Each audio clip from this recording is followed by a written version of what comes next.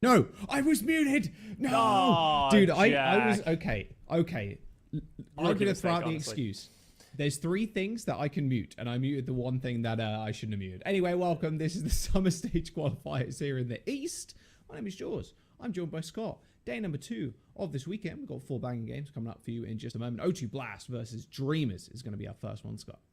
Yeah, and it's going to be an interesting day of matches. Obviously, some fun stuff happening in the West. The Atlanta Reign are toppling from their throne, so everything's up for grabs for all of these teams. But as you said, Jack, we're starting with O2 Blast versus Dreamers, and this is a series that both of these teams are sort of coming off of success against the Seoul Dynasty. Unfortunately for Dreamers, they did just fall short, but O2 Blast, on the other hand, did just take a match win in the previous weekend against Seoul Dynasty, so maybe we could have a close series on this one. Yeah, you feel pretty good, but then you got to remember O2 Blast really only plays one thing, right? And that's the Ram, when Winston is just so meta, like hard meta almost on most maps. Although I say that, hard meta. Yeah. We've seen a lot of Ryan recently. Florida Mayhem, London Spitfire. That's true. Maybe Protect wants to back up onto the Reinhardt, maybe, potentially.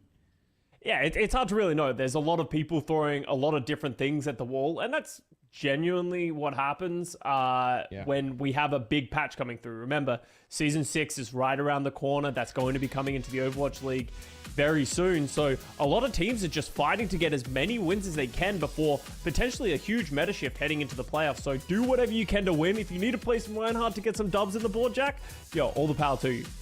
Hey, that's fine. Hey, it's not cheating, so it's all good. All good. There's the standings, by the way. As of week 3 day number 1, obviously we're week 3 day number 2 now. Just feel, still 5-0, Seoul Infernal 4-1, but O2 Blast, which is a bit of a strange position for them to be in, honestly. Just historically, they have been the most dominant contenders team in Korea, and sitting at 1-3, not great. Even with veterans on their roster too, in people like Who Are You, who's been around since like Apex, right? Prophet from Seoul Dynasty, or Prophet, however you want to call him. Him moving over to the roster, like he's had some time in a tier 1 team, played alongside one of the GOATs of Overwatch, but the team just can't find success, and maybe that is because Protect can't really play that Winston. Maybe it's just not the meta for them, but man, that meta is going to be sticking throughout this whole year. I got a good feeling. Playoffs is going to be a different patch, but Winston's probably still going to be strong. Good thing in mind. Got a good thought about that. But here's today's matchups, by the way. O2 Blast, Dreamers, and Charge, Fuel, Infernal, Panthera, Spark, and Dragons to round out the day. Yeah, many great matches. Obviously, Dallas Fuel looking to be the hot team in the East. Guangzhou Charge with a massive retooling. They're a fully Chinese roster now. We'll see how both of these teams stand up against each other. And then Hangzhou Spark versus Shanghai Dragons. This is a classic match in my eyes, Jack. I don't know if you're getting that tingling feeling, but it's like Hangzhou Spark should win this easily. So it's probably going to map 5. Like, let's be honest. That's how I always see it in the tea leaves with both of these rosters. Hey, they like to keep it interesting, man. They like to keep it interesting. That's okay. That's this second game as well. Charge Fuel. We'll talk about it, obviously, when we lead up to that game. But, man, that might just be a one-sided blast. Speaking of blast, though. Oh, nice. That was, you see that segue? That was crazy. Yeah, that's what you get. You put us on APAC, you get the best segues known to man. I'm just saying. Yesterday you were great, mate. I actually saw a comment that someone said Jaws was running on battery saver mode, and I thought that was brilliant. Let me stick up for myself for the second time this stream already. I had been up for 24 hours. It was my birthday. I hadn't been drinking anything. I don't really drink that much, but look, I've been up 24 hours. But today, rested, revitalized, ready to go. Coffee in the system, ready to go. I'm ready. Here's O2 Blast, of course, on your screens. The lineup for today. There's no changes. They haven't got a big roster. Only the 5-man roster, but they're going to come in pretty strong. And you'd hope at least getting an extra couple of wins here, man. They're tied with Panthera and Charge currently in terms of scoreline, but map score, yeah, they're way down the bottom. So O2 Blast, they need dubs. Historically, they've been a team. They've been the feeder team for the Overwatch League to teams like the San Francisco Shock. But this time around, nah, it's not happening with them. And I wanted to hit on that, Jack, because, you know, you said O2 Blast have historically been one of the best teams in the Eastern region, but they have been a feeder team almost to a detriment to their own team this season. They lost so many great players, Knife, Top Dragon, Attack, Irony, Opener, like all of these guys have played on that roster so far throughout the season, but now they have a different roster and they're going to have to fill it out. Dreamers, another team that has sort of had the same issue of just sort of losing players, bits and pieces, but as I said yesterday, they just narrowly fell short to the Seoul Dynasty. They're looking quite good, and, you know, especially leading from the front, Sad and Top Dragon have really been impressing me of late. Yeah, I mean, Top Dragon, people have been calling for him to go to the league, like ASAP. Yeah, so absolutely. You expect big things out of Dreamers. And speaking of like Dreamers or Dreamer, like it's crazy to see Dreamer. By the way, like I don't think we've casted Dreamer this year. I don't think we have, but no, not so far this year. It is crazy to think that he was in the league for a short while. He was in the LA Valiant for a year and a bit, and then he was on the Houston Outlaws too. Not the longest stint on the Houston Outlaws, but I'm glad to see him kind of grinding away. Went to coach for a little bit for Ground Zero Gaming, and then back to being a player. And it's good to see him back in the league, or back in contenders, and I guess technically in the league in a way, right? You're in the qualifiers. Yeah, here's some head-to-head stats that for Diva. We're protecting Liga, but Liga, another kind of Chad in the tank role that's been around for a while. Yeah, and both of these guys, I think this stat card perfectly encapsulates both of these teams. They're willing to go to their own team's strengths, even if it is unconventional. You understand that you're not always going to be able to play the Winston. If you can't play it to that level, play something different. And so far on Diva in the Summer Qualifiers, Liga has definitely gotten the better end of the stick. Look at those numbers. They were just off the charts. I don't expect to see Diva, though, on the first map of Busan, unless they really are feeling desperate. What would you think of a Diva meta? Happy or sad? I'd love it. I feel like I would enjoy it. I think there's a lot of great Diva players who have just sort of been waiting for their moment since Overwatch 2 came into the limelight, because, you know, it's been very Winston-centric, and especially all these new heroes like Junker Queen and Ramatra now coming out. A lot of great Diva players haven't really been able to flex those muscles. So it'd be cool to see. But, you know, we're even seeing flexing from both of these teams, right? Like, O2 Blast in particular, Protect, he does like to play Diva on maps where he should play Winston, and that's why we have seen so much from it. But even then, they're also willing to play Ramatra on maps that no other team is playing it on. I mean, Diva just doesn't control the space quite like Winston does, sadly. I mean, you got the Matrix, sure, but it's no Bubble. Like, Bubble, one of the most important abilities in the current meta. And you can't die. Yeah, that's the problem, right? Like, you can't go really far with the Diva. Like, you're all going as quickly as your thrusters can take you, but you don't have that leap like a Winston, which really enables the dive so much. Diva's such a defensive-orientated hero. All right, round number one. Round number one, Busan, O2 Blast, and Dreamers gonna roll out the gate. And yeah, I mean, I expect O2 Blast to stick with something like this throughout the entire season. Not season, sorry, but Titan series even. But the Ramatra on this stage, man, I don't know about going Ram on Shrine. Like, you are just gonna get hard flanked. Like, as long as you stick away from the Ram and stop him getting crazy and crazy Nemesis forms off, it's pretty easy. Like, you just kind of shoot him. Like, he's not that tough of a target to actually shoot. Hitbox is pretty big, plus the shield isn't constant like it is on Rhine. Protect's gonna have a rough time here. Yeah, I would almost expect him just to sit on the point, anchor down on there, and make others come to him, because he doesn't have a Lucio either. Search is playing the Brig, so he's not going to be able to have that movement speed. But Prophet, being able on that Ashe, already taking down Sad, that should be a first point capture here for O2 Blast. Ooh, nice little coach gun there. Stop Dreamer rolling into him twice. Could have been thrice there, but it wasn't too careful. Looks like Dreamer's going to have to back all the way up. First cap, though. Yeah, like you said, Scott, goes the way of O2 Blast, and hunkering down's the name of the game. It's up to Dreamer and Sad and, I mean, Top Dragon to kind of roll in and isolate their target. It should be pretty easy with the amount of dive and the Discord orb, too. It's something we don't always see is the Zen, and that's why Prophet takes his head off. Yeah, and this is the issue if you're the Dreamers. The onus is on you. You're the ones who are needing to execute a high-quality dive, get onto the Ana, get onto the Ashe, and punish them for it. But the problem that they're having is every time they're trying to set up, Prophet's picking a player, and then from there the dive just falls apart. So O2 Blast playing this clinically, but Dreamers need to find a way to get into a fight because Sad on the Sombra, we're 41% on the capture point already. Sad's barely even keeping up the capture point. Yeah, no, that's not great, Jack. All good. Looks cool, though. Right, there's the engage from Dreamer. Boom, double slam, a little sleep. But look at no follow-up. Prophet. Well, he just sits there and he's like, fine, that's cool. I'm just going to stay with my Ana and myself a Bob. Oh, nice clip there by Top Dragon. They do end up trading. Nano Boost was thrown out onto Prophet and Dreamer. Yeah, there's absolutely no way. And Bob's now just going to play Minesweeper. A little bit of ASMR for you in the twilight hours. Bob do something, but that was not what they expected Bob to do.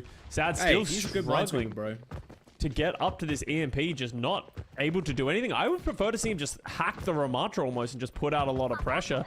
But he's looking for the hack on Nakaru. Can the follow-up be there from the rest of the team? Because last time Dreamer hit the slam, but no one was there to follow it up, so they didn't have enough damage to close it out. That's a lot better. Karu falls. There's the kill. All right, Karu dead. Rally pop 2. Top Dragon going pretty low. But once again, this thing does end up going down. And, well, it's just who are you cleaning up now. Backline gone for the Dreamers. And it's going to look like a 99-0. As Bolt's one hand of who are you. Karu's coming back on the Moira to get back ASAP. There's the EMP. Does end up killing the Ashe. But, I mean, who are you just kind of locking this point down with a lot of damage. Missing now for O2 Blast. Like, they don't have the Ashe, so therefore Dreamers might be able to juggle this point effectively. There's the pulse. Dreamer dead. Slow bleed out now. Top Dragon. I think he's got a recall. Low HP. Gets healed up with the Transcendence. Top Dragon still doing a lot of damage. And there's the window actually deployed. With the lamp too. Annihilation's going to do a fair bit, but through that window, Dada actually takes him out. But who are you still alive somehow? How is he just stayed alive for so long and does give Dreamers enough time to actually cap? And there you go. Okay, Missin's on the board, baby. He's got that one final blow on the Zen. Feeling pretty good. That goes exactly back to what I was saying. As soon as they lost that Ashe, all of a sudden that like big punching power damage that O2 Blast needed to have on the point wasn't there. So when Missin's Transcendence came out, they had no way to really clear off the point. So Dreamers do manage to start getting some percentage back on the board, but it costs them everything. They don't have the Amplification Matrix, no Transcendence. So they're trying to apply as much pressure as they can. Not the greatest ball mechanics I've seen from Dreamer. That was the slowest roll of all time. Looks like me bowling, bro. I used the little ramp to push the ball down. Oh yeah, and you got the bumpers on the side as well? I've got the bumpers on the side, man. That's what Dreamer's doing right now. He's got the bumpers lined up. Yeah, and ain't nothing happening. Oh my god, what a flick. Okay, well, that was short-lived. Mines available for Dreamers. There's the EMP. There's a rally on the point. 99% for O2 Blast. Not sure Dreamer's going to be able to touch. No. And there you go. Scott, Prophet stays alive. It's a bit of an easier game than Dreamers kind of want it to be. Yeah, Prophet was able to stay alive quite effectively on this Ashe, and if you give Prophet room to shoot, he's going to get picks, and that's exactly what he did. It didn't feel like Dreamers really were able to do anything in that round, just barely even holding on to get that first capture point. And who are you as a player that we haven't really spoken much about in this map, but he was known in the league primarily as a Genji player. He collected a ring with the Shanghai Dragons back in the day. I don't remember how much playtime he got, but it wasn't a lot. But I think it was really 2 maps or something like that. It was very low. Couldn't have done it without him, Jack. That's all you need to remember. That's so true. You're so real for that, actually. You're so real. But Huayu's been making a name for himself on other heroes than just the Genji since he's gone back to contenders. We know he had some other flex heroes in his wheelhouse, but now Tracer, that's such a huge pick. If he can add that to his repertoire, that's enormous. And for O2 Blast, it's automatically paying it off. Yep, there you go. All right, Protect's back on the ram. Aim of the game, protect Prophet. That's it. A little bit of protection. No protection, in fact. Supports. Hello? Karu? Thoughts on that? Thoughts on me dying on high ground when you were looking at me? Well, Search fell on the Brig, and then it just all started to crumble for them. And you can see how if Prophet doesn't have that room to shoot and Dream is able to get in his face, it's very difficult to do anything as Ashe. Like, if you're O2 Blast now, how do you enter into this fight? And you can actually see a switch here from Protect. Switches over to the Diva so that he can pressure Dreamer, give that space to Prophet. Super rough. Losing that first fight is pretty bad for the team with the Ashe, that's for sure. Oh, Prophet gets antied. Follow up. No, Dreamer doesn't want to go too deep, but Top Dragon at least doing a fair bit of damage on the high ground too. 65% on the duplicate already. Another good nade. My god. All right, Dream is now locking it down. This is the thing with Protect. Like you said before, Scott, in the bit of the pre-show there. Ooh, nice E. It's really hard to make space with a D.Va. Like, you can push people for high ground, sure, but you can't just dive in like you can on Winter. Lay down a bubble, cut off the healing. It's very tough on D.Va. How do you stop Missing from just sitting here on the Ana, just healing anyone up who's, you know, holding all angles? He's healing everyone. He can go in with the nano boost, and now Dreamer has freedom to do whatever he wants. He's on the back of Karu. Search isn't there, but that's an important sleep. Karu's 1 HP, good sticky bombs from Top Dragon. Yeah, you can't matrix that laser either. There's a free duplicate available. There's no shot. He just There's no way he used dupe on the baby D.Va. He just duplicated a baby D.Va and turned into an enormous mech. Like, make that make sense, Echo.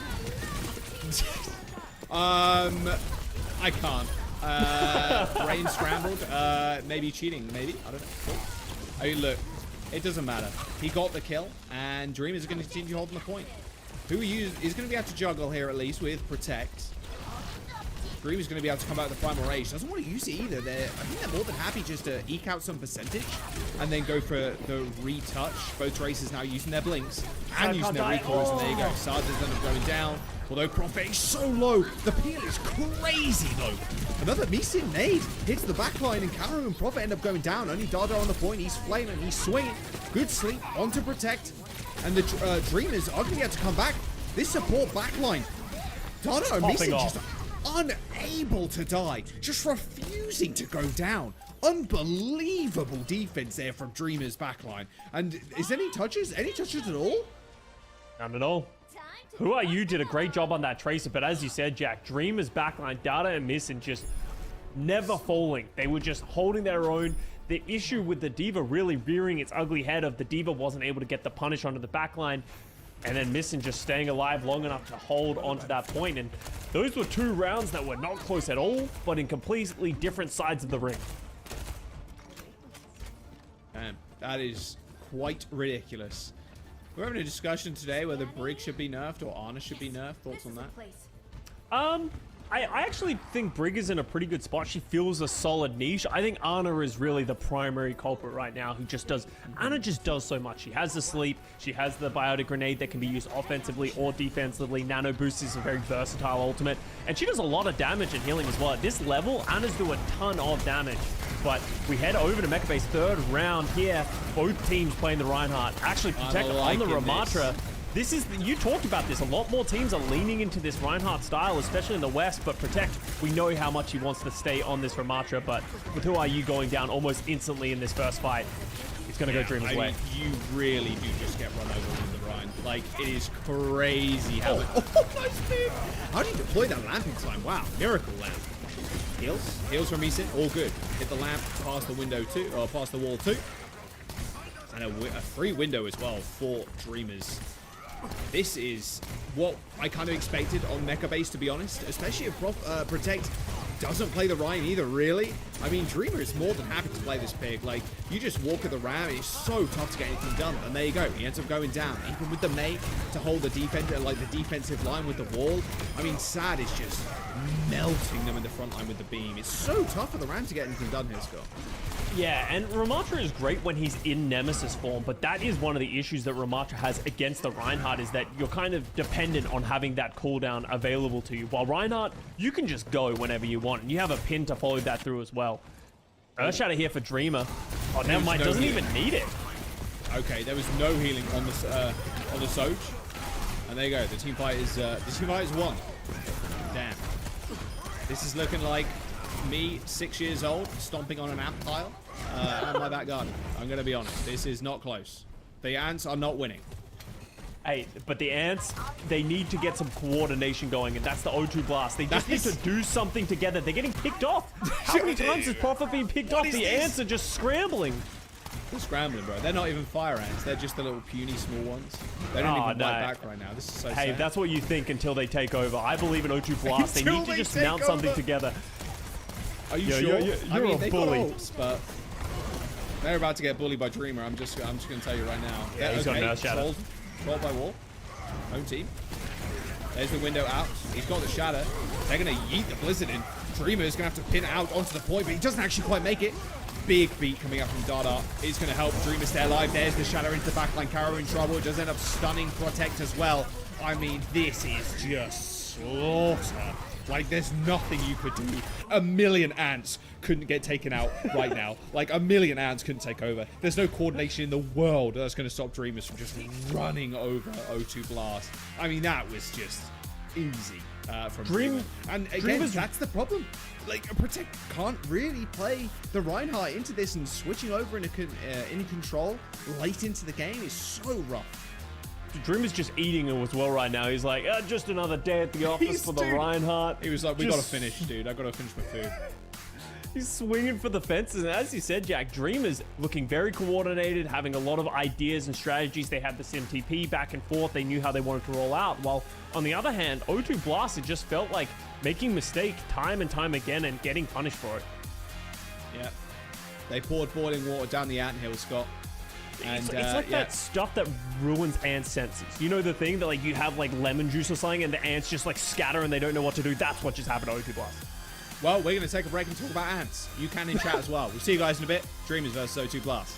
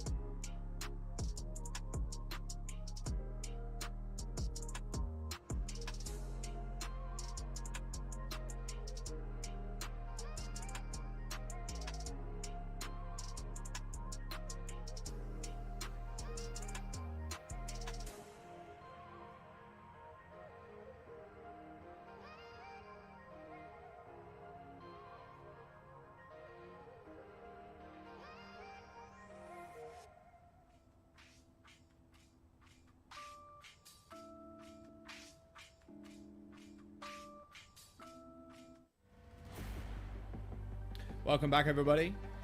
I heard you guys were talking about your favorite ants in the chat, and I thought I'd throw my hat in the ring. I quite like the pyramid ants, Scott. They're quite cool. They create like volcano-shaped mounds, apparently. They're most common in the southern regions of the US as well, apparently. And they won't bite unless provoked. They're pretty chill dudes. So yeah, unless someone's like you who's just kicking these pyramids to the ground because you're a big bully, you know, they're not going to attack. That wasn't me. That was Dreamers, but sure. Okay, yeah, I that's fair. didn't kick the anthill. But O2 Blast, they need to get their ant game together. They need to get their coordination because right now, Dreamer, Korean Hardy, is running all over them on the Reinhardt. We saw when they were able to play the Ramatra and put Prophet on the Ashe, and Dreamers tried to counter it with the ball. It didn't work to any degree. But as soon as Dreamers felt more comfortable, they were able to play the Winston, they were able to play the Reinhardt, they looked drastically better than O2 Blast. Yeah. Well, Nambani. Uh-oh. Protect. I gotta level you with Chief. Ramatra here, probably not great. It's probably going to be a little bit more D.Va play here, but again, the weakness of D.Va, it's holding the high ground is so tough. So tough as D.Va. It can be done. It can be done, but very, very difficult. And to be fair, Scott, we've also seen a lot of Rhine here. So if they want to, if Dreamers continue rolling out on the Rhine, they very well could do that. It's probably going to be more of a Winston angle, but they could just throw to Blast a curveball if they really wanted. Yeah, teams have played the Reinhardt. The first one that comes to mind is Florida Mayhem. Someone played the Reinhardt on first point defense, and what he did is he essentially just stood on the high ground waiting for the opposition to step up, and then he would just jump down and pin for the fences. And that can work if you coordinate it well with the rest of your team. Obviously, Dreamers, they've shown their effectiveness at it, but if you're O2 Blast, you have to see this coming in some way. But I don't think O2 Blast has the ability to react to what Dreamers want to play because they kind of have to play their own style. You know Prophet wants to play Hitscan. You know Protect wants to play like a D.Va or a Ramatra. So trying to play to your own strengths might be the best way forward. Oh, there we go. O2 Blast. They're going to be jumping on the D.Va. D.Va defense for Nambani. I've always been curious about the Nambani's map design, where like the devs initially intended for people to hold, because around this first section of the map, near the attacker spawn, like this whole bit out the doors here, yeah, who is ever, apart from Sombra players, who has ever gone in any of these buildings? Seriously. Unless you're on, was like, a lot of hybrid RP maps, you know. servers. RP server. Hey, you know, the RP goes crazy. You're at the airport, you know, you're trying to travel over to Dorado, so we are going to see a Reinhardt come out from Dreamers. They're just taking this high ground with Sard on this Cassidy. Very different look. I don't think we've seen Reinhardt on offense very much at all, but Prophet gets first pick. Yeah, look, that's hard. Map right click onto the trace. Feeling pretty good for your top drag. Now you can just jump on the point. Who's really going to contest you now and juggle? Well, Protect's going to get rolled because you can't eat the left click of the May, unfortunately. And it's just waiting for you to come to us, pretty much. And there you go. There's the D-Mech. Karu's the only one left. He's on high ground, and Karu is dead. There's the first point. Going over to Dream. And you can see Misson, he's having a great time. He's having a good time. They're so confident. I actually really like this Reinhardt look, knowing that O2 Blast, they can't play the dive, they don't want to match you. And if you know that you can win this Reinhardt versus Ramatra matchup that we just saw in the last map, then you want to force O2 Blast to make this exact swap that Protect just made over to the Ramatra. Yeah, I mean, a lot of it over a stage, that is for sure. But it's still really tough as the Ram. Yeah, I mean, you can guess that you could throw the Vortex down to stop Dreamer getting on the back line, or like stop Dreamer from walking up to you, but with the Lucio speed boost, and where you don't actually have one, it's so tough to do much. Nice little sticky bomb launch there from the Who Are You. There's the Vortex, like I was saying, Dreamer's getting rolled in the front line, but the Window's going to be able to keep it up nice and healthy. A lot of additional healing, a lot of additional damage. Even throws out the lamp to make sure Dreamer doesn't end up going down. And while Dreamers are going to just continue rolling on forward. Got to go for a little flank, in fact, and there you go. Karu's in trouble. Gets walled off. Can still see the rest of his team as Dreamer goes low again, but has earned himself a shatter. Who are you somehow staying hidden behind the payload? Never seen that before. He ends up popping up, earning himself an ultimate, as well as a kill onto Dreamer after receiving that nano boost. Maybe even two if Top Dragon's not careful. He's going to get chased away. And yeah, now it is just going for a big reset if you're Dreamers, but you've earned a few ults in this fight at least. Yeah, that was just great damage from Who Are You. He didn't even need to use the duplicate with that dive. He just absolutely pumped damage out with the tri-shot. And then the sticky bombs was also able to take one out, and that's an important hold right there. And you can see Dreamers, they have such limited options that they can do things with. They don't have the Symmetra to TP themselves around, so they're at the mercy of the high ground players of O2 Blast just sitting. And now O2 Blast, they have a lot of ultimates in their bank as well. Protect has the Annihilation, Prophet can force positioning with the Dragon Strike. This is where it gets difficult. How are the Dreamers going to maneuver so that O2 Blast aren't going to be ready for them? Dragon Strike to try and stop them from taking the stairs, but they're just going to wait it out. Yeah, they're going to wait it out. Maybe it kind of assumed that they instantly take it rather than waiting for a little second, a little moment. Oh, sticky bombs. That anti and the stickies. Forces a sound barrier, but Top Dragon's already dead. Say that, Cairo ends up going down as shortest duplication in history. Protect ends up finding 2 kills on the backliners of Dreamers with, I think it was 2 kills, 1 punch there. But wow, yeah. Who used duplicate? Yeah, it went and gone in a big finale. Yeah, and those sticky bombs are just so impactful when Dreamers are all stacked up like that. How much damage? I think that set of sticky bombs did like 300, 400 damage with just that one cooldown. Every sticky bomb landed like connected with yeah. And if you're Dreamer, you need to be catching that stuff. Same thing with the Biotic Grenade that they got hit by Hikaru. You need to be catching those kind of cooldowns because otherwise your team will die.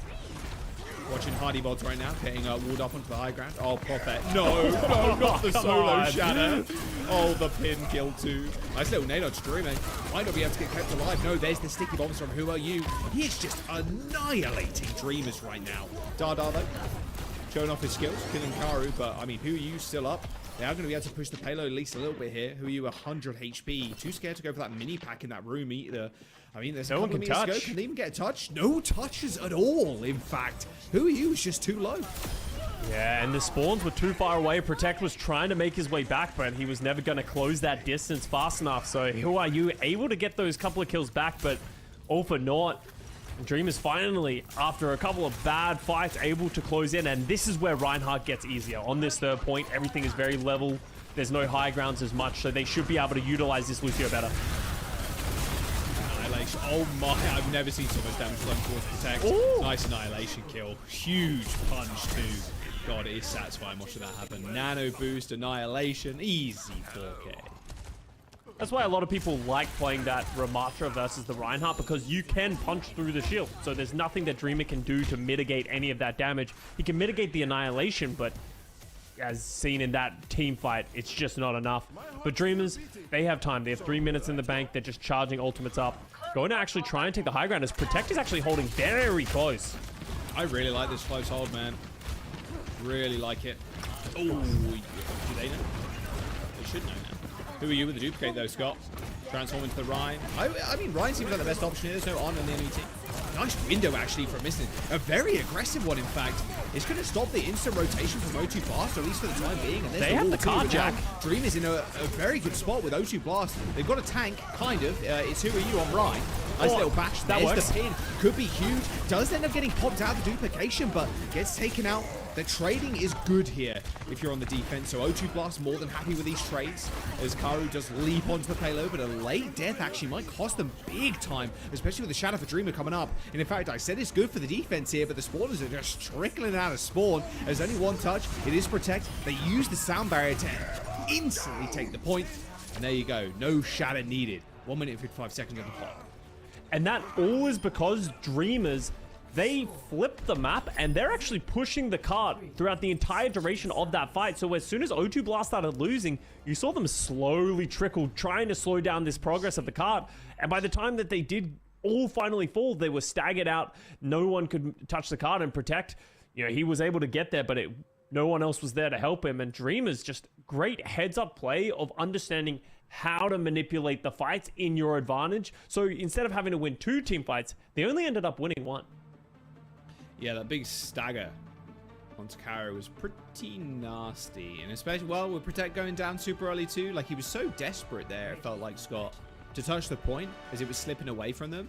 They didn't want to just rotate round because I feel like they could have very easily, even without the Lucio speed, just ran high ground, you know? But they committed so much here. That pin did end up landing. Maybe Who Are You gets the shatter after another swing there from the duplicate on the Echo, but man, these late kills really cost O2 Blast big time. And that just trickled down effect. I like the idea that O2 Blast went for, where they wanted to hold the close high ground, not give that to the Dreamers, but you need to recognize when you need to react and adjust, because they can't have a fight like that. And that's how you end up losing a map like Nabani with 2 minutes remaining. That's very difficult to come past. And now O2 Blast looking like they've got something interesting up their sleeve. We're going back to the Who Are You Genji. Yeah, I mean, one of the best Genji players of all time. That is for sure. Yeah. Since the beginning of time. He's been doing this since like 2016 when he was like 12. When's the game released? I want to know what the first hero he ever picked. You know, like when you boot up the game for the first time, was it Genji? I think he was a Genji one-trick. Like, I think when he first started playing, like, especially even coming into competitive, he was a Genji one-trick, but that was fine back in those days. You could get away with just being that Genji guy. He's, as I said earlier, he has been slowly building out his hero pool. O2 Blast actually walking out, realizing what Dreamers are playing, Reinhardt on defense as well, and go, okay, let's not play Genji. Man. They go to the Hanzo, they go to the Echo. They want to go those high damage output heroes that are going to be able to break Dreamer's shield and find picks. The last couple of weeks have been crazy. I'm just saying. The amount of time we're seeing now is just, it's so fun, man. Like, we've seen a lot of Winston. Love seeing Winston dive, don't get me wrong.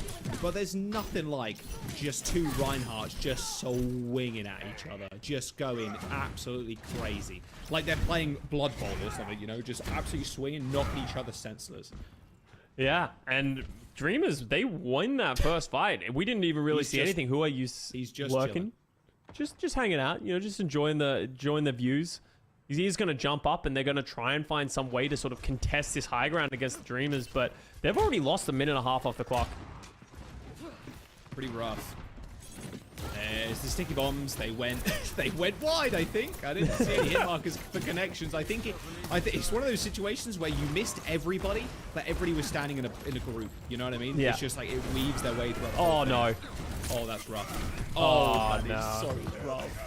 Oh, Dreamers and Dreamer. Wow, oh, this is not being close. And you can see Missin and Sad are just sitting on the opposite high ground, just almost playing the game for free. Anytime someone tries to pick their head out, Search switches over to the Lucio, hopefully trying to give them a little bit more tempo, just play a little bit faster, because right now it feels like they're slowly walking into the open embrace of Dreamers. Jump shatter. Oh, no avail.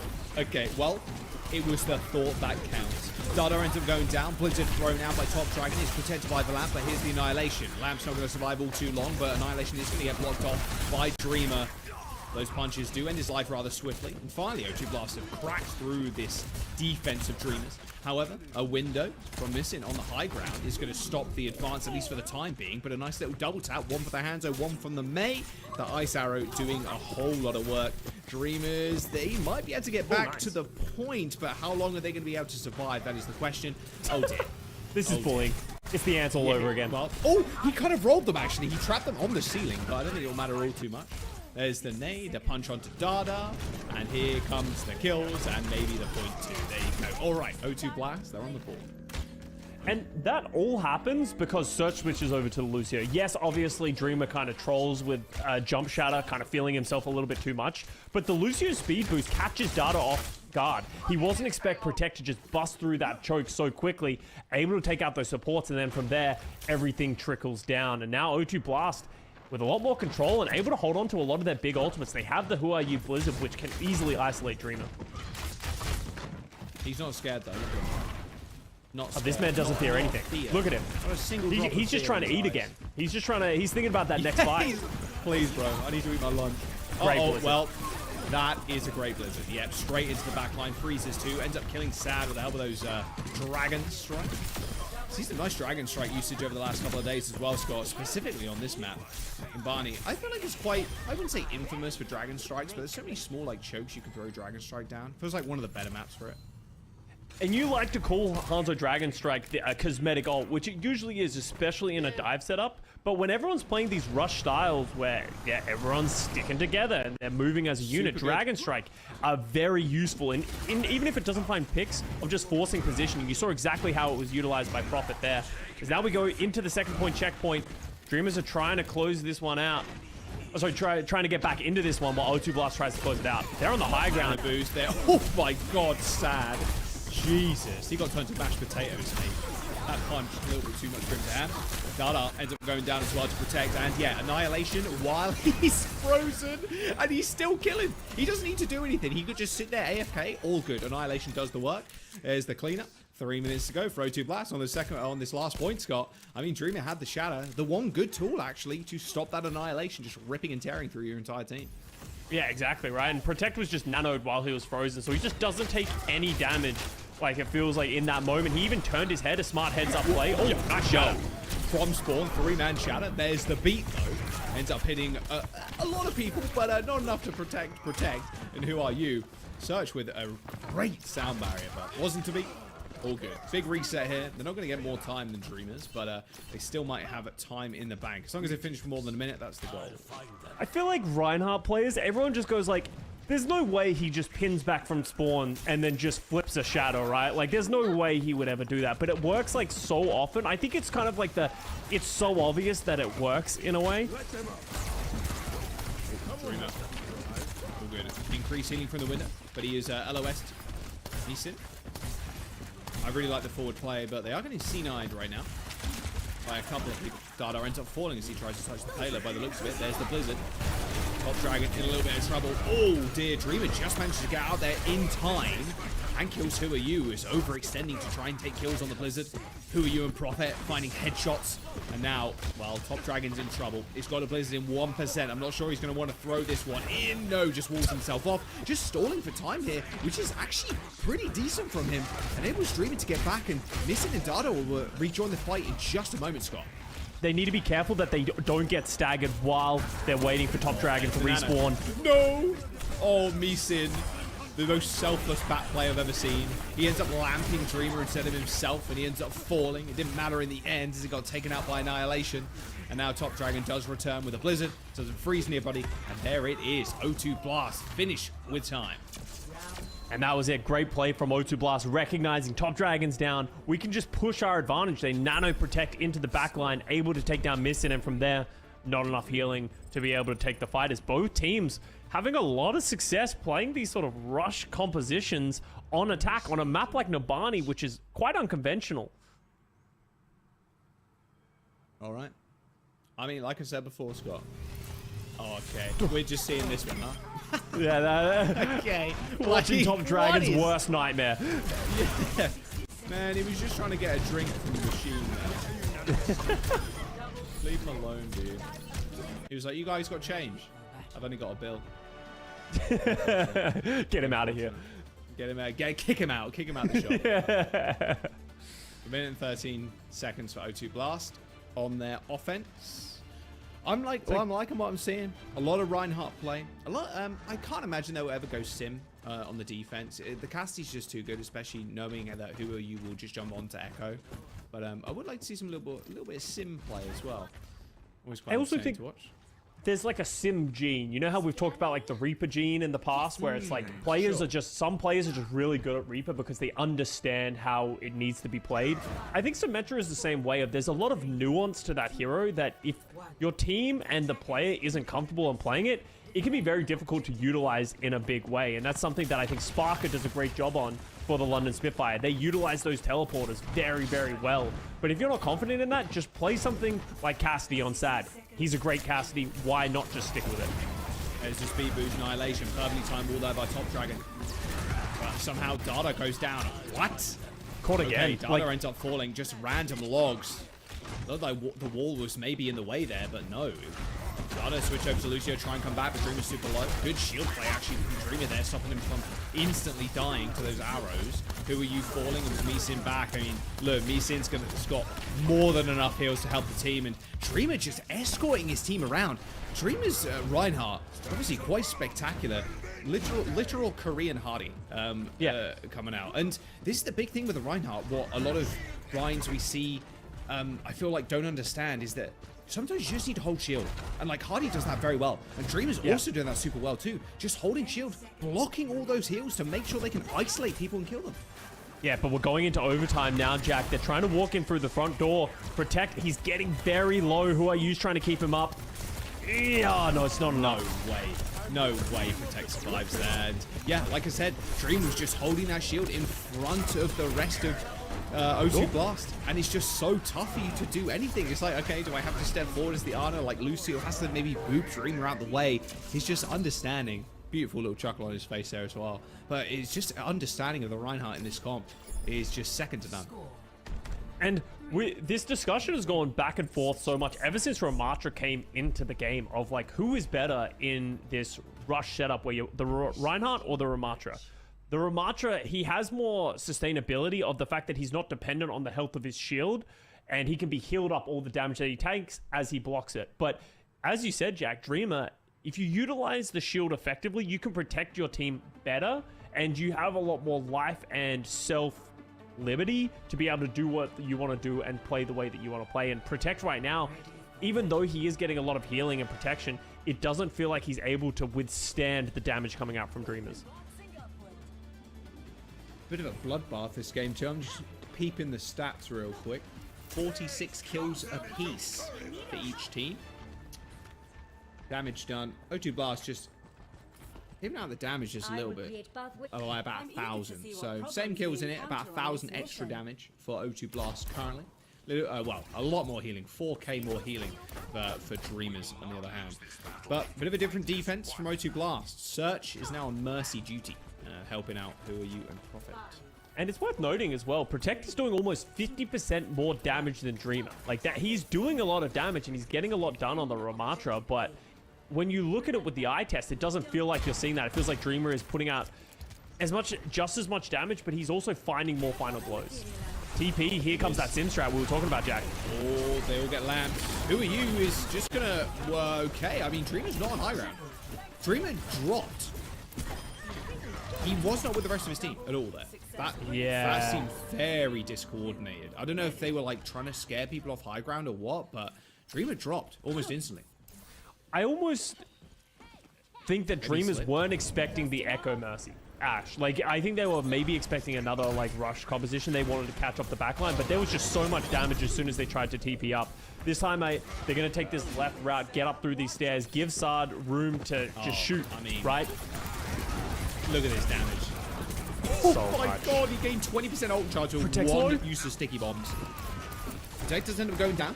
We're going to protect the res. Oh, Search in trouble. Yeah, they're just going to run down the Mercy now. Oh, the Magnate. Again, going a little bit wide. And it will be a little duplication of a Lucio. Good luck getting Sound Barrier, and they should do infinite damage. Meeson doesn't end up taking a fair bit. Oh, C9. Okay, well, C9. Anyway, Dreamers end up taking that map. Who are you? Like, anybody going to touch? I'm on Lucio. Very unfortunate state of affairs as O2 Blast unable to touch Nambani Point, and Dreamers, they're looking in very good standing right now, Scott. Feeling pretty happy with themselves. As, yeah, I mean, look, we said it before. Dreamer was snacking on some lunch earlier, maybe just wants to finish it.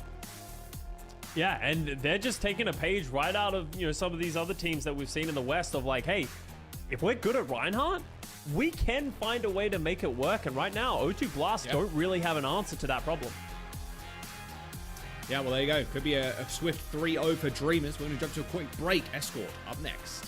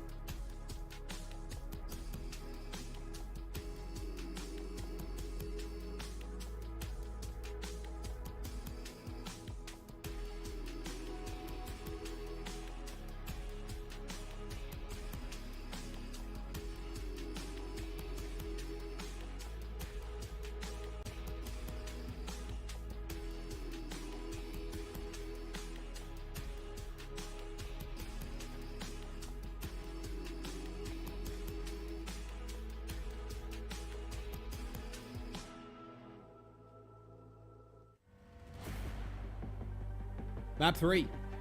It's Dorado. O2 Blast and Dreamers right now. Who's got their head in the clouds? Well, it's Dreamers. They just want to get out of here. Maybe get some lunch. O2 Blast, on the other hand, well, unfortunately, Scott, the fuse has not been lit. No explosive gameplay at all. Yeah, I spent the whole break thinking of those lines, and they were pretty bad.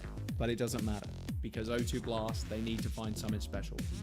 They need to blast off into the sky so that they can keep up with the Dreamers right now, because they are getting left in the dust because the fuse hasn't been lit. And we're gonna stop doing this analogy because it's just not very good. It's just not very good. Let's just be honest with it. But right now, O2 Blast, they are heavily struggling, unable to deal with anything that the Dreamers have been throwing at them, especially when they're on the Reinhardt. The thing about Dorado is it's not really a Reinhardt map, but on the other hand, anything is a Reinhardt map if you try hard enough. So I'm curious to see if Dreamers are going to try and go back to that one or play the Winston, because Dreamers have the ability to play the Winston and they can play it at quite a high level. I mean, how do you deal with the Ryan? It's been a bit of an evolution. At the helm is the London Spitfire, as always. Their mid-season blow-up. When they do pull out the rush, they do pull out the Rhine. It seems to go super well for them, but it always does take I feel like at least a couple of weeks for teams to go, okay, so this is how we play around this stuff. So right now, Dream is kind of taking advantage of that in some way and saying, well, I mean, the Rhine's pretty good here. We've maybe seen other teams run it. Maybe we've played it ourselves a few times here, but O2 Blast, they can't really come up with much either, because Protect, his best heroes, D.Va and Ram. But you really just can't play those into the Winston comp or even into the Rhine comp. So it honestly looks like Dreamers are just going to roll over them on Dorado. A lot less Rhine-centric, I guess. But honestly, at this point, you just run it again, because O2 Blast don't have an answer. Yeah, you run something until the opposition team proves that they have a way to deal with it, right? Regardless of the map, I'm sure the Dreamers can find a way to maneuver around and sort of find the targets. And it's not just, in my opinion, the Protect Ramatra, which is struggling because of the Mei and just getting isolated by the Reinhardt. But on top of that, they really want to put Prophet over onto these like hit scan, like the Ashe or the Hanzo. And it feels like Dreamer is just constantly putting up his shield, mitigating that damage while they close the distance. So it doesn't feel like you're able to find that value out of Prophet. So maybe just a compositional matchup issue here for O2 Blast, but they need to come up with some solutions here on Dorado. Colosseo might be a little bit better of a map for them. Running the ramp. But yeah, Dorado seems like a tall order. I mean, Dreamer can also just hop onto the Winston again. Also, it's worth noting. Yeah, go on. This Dorado music is a bop. I'm glad Dorado's just in the pool, just so that we can hear this music again. It goes crazy. Sorry, you can continue your point. I just thought the viewers need to start paying attention. Nah, it wasn't important. Speaking of music, though, on Dorado, you know, Futurama is one of my favorite shows. Okay, this is the direction we're going. Yeah, this is the direction we're going. I still can't play the Futurama theme on the bells. Really? Yeah. Can other people do it? Is it that you're musically inept, or it's impossible? No, it's not impossible, because I've heard people do it. I'm just very musically inept. Did you do music classes at school? My parents really tried to teach me how to do instruments. I think I started learning the violin, the guitar, the piano, all of these different instruments. I'm also musically inept as well. I'm just useless at them, so. Yeah, I did the whole thing with the guitar when I was a teenager, and yeah, same kind of thing. It was fun, but it wasn't something I was clearly super interested in. I wasn't very good at it. Yeah, and there you go. That's why I played video games. Now here we are. On the water though. Oh, nice. Maybe you can play. Can you play that on the bells? Because I feel like you on the probably play that on the bells. Yeah, absolutely. Yeah, Smoke on the Water, like the intro riff is pretty easy. Yeah. All right, let's have a look what they got going on. Lil Winston, and yeah, of course, Protect is on the D.Va. Prophet, who are you? We're going to have to go nuclear here, it feels like. Not sad, failed the jump switch. Yeah, it's... reset, lag. Reset the map. Oh, Top Dragon's getting rolled by who are you? Wow. So we are going to see Dreamer and Dreamers playing this dive with the Tracer and the Echo. So O2 Blast, they have a pretty good setup for this, but it is going to be dependent on Prophet hitting some shots, because Protect, he's not going to be able to play aggressively and put that pressure on. So Prophet, he's going to have to utilize that space that Protect is giving him. Man, the Widow is such a risky pick here as well. You need it to pop off. Good headshot, but I mean, these flanks are going to be pretty deadly from Top Dragon. However, Who Are You is there to help Prophet out and stay alive. And getting Misi onto this high ground too with Dada is going to be pretty important. I mean, the D.Va, you just cannot dislodge them at all if you're D.Va. You just get whip-shotted. You just get rolled. Plus, like, your head hitbox is so large too. Although it doesn't matter for the Brig and the Ana because they can't headshot, but still. It's a really tall order, and you're looking at who are you making a dive with Protect, but even then, the shield's good enough on the Brig to absorb those stickies. Yeah, absolutely. And you can see, Missin's just more than happy to move around because he doesn't have that threat. As long as he doesn't get headshot by the Widowmaker, he should be able to stay alive. He does get naded though. Oh, never mind. Okay, cast the curse. Who are you able to follow up on that biotic grenade? Yeah, big biotic grenade. Feeling pretty good about that one. You do end up finding the mech though of Protect, so they are very much still in this one. There's low healing though here for Dreamers. Losing Missin, they're not going to be able to play as aggressively as they would like, but they're going anyway. Good sleep. Yeah, they're going to try and get top Dragon finds who. There's the Nano. It's on the Brig. Maybe not the best target that you wanted, but at least there's some extra healing there. A nice anti once again. Missin's kind of going crazy on the Ana. These Bionades permanently making sure Surge and Karu have to play safe. And there you go. There's point A unlocked. And that's usually because Missin, he has the freedom to use these bio grenades. A lot of Anas, when you're playing against the Winston Dive and the Tracer and the Sombra, all those types of tools, you want to save that biotic grenade to heal yourself. But because he doesn't have that level of threat, he's able to just throw them aggressively as much as he wants. And if he finds an important target and Dreamer is able to follow up, that's such a big win condition for them. And I spoke about it heading into this map. Prophet needs to find value on this Widowmaker to justify the pick. He's currently still sitting at 0 eliminations, 0 final blows, and that doesn't help. No nade. Oh, he didn't have nade. He didn't have the nade, yeah. Oh, that's so rough. Well, there's the sights. Who are you? Can just dive bomb whenever he chooses. Oh, God, imagine if Echo could copy Echo. What would they turn into? Would they turn into themselves? Well, no, you turn into the enemy Echo, right? But do you keep getting Echo copies? Oh, the remake on the side. Oh, no. Huge what sleep a as well. Sleep from Missing again. Yeah. Man, what an unbelievable sleep. Ends up tagging the Echo mid-air. I want to see a replay on Sag and remake kill, though. Tracer getting remake kill. You don't see one of those every day.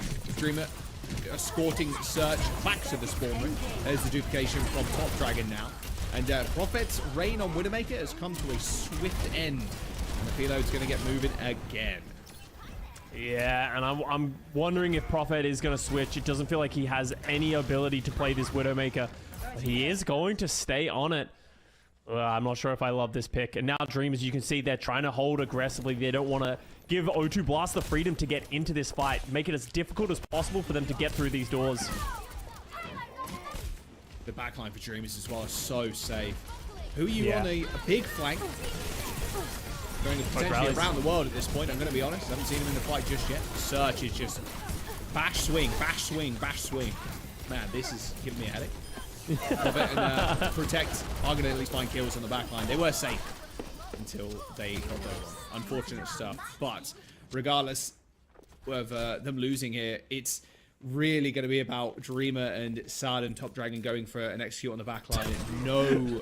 Oh my, okay, you just chilling? I mean, come on now. Come on, He's just the world's slowest wide peak as he slowly peeks out to see the Dreamer head hitbox. But hey, he's always got up to another wall. As I said, Prophet needs to come up big.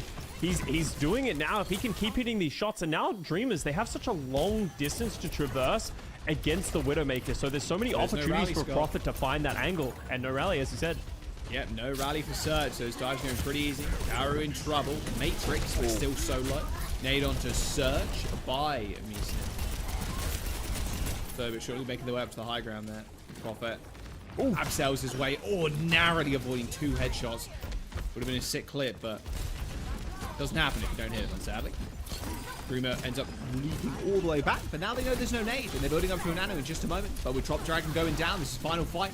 Sad ends up falling to a headshot. You've got to escort yourself back now, Dreamers. You've got to run.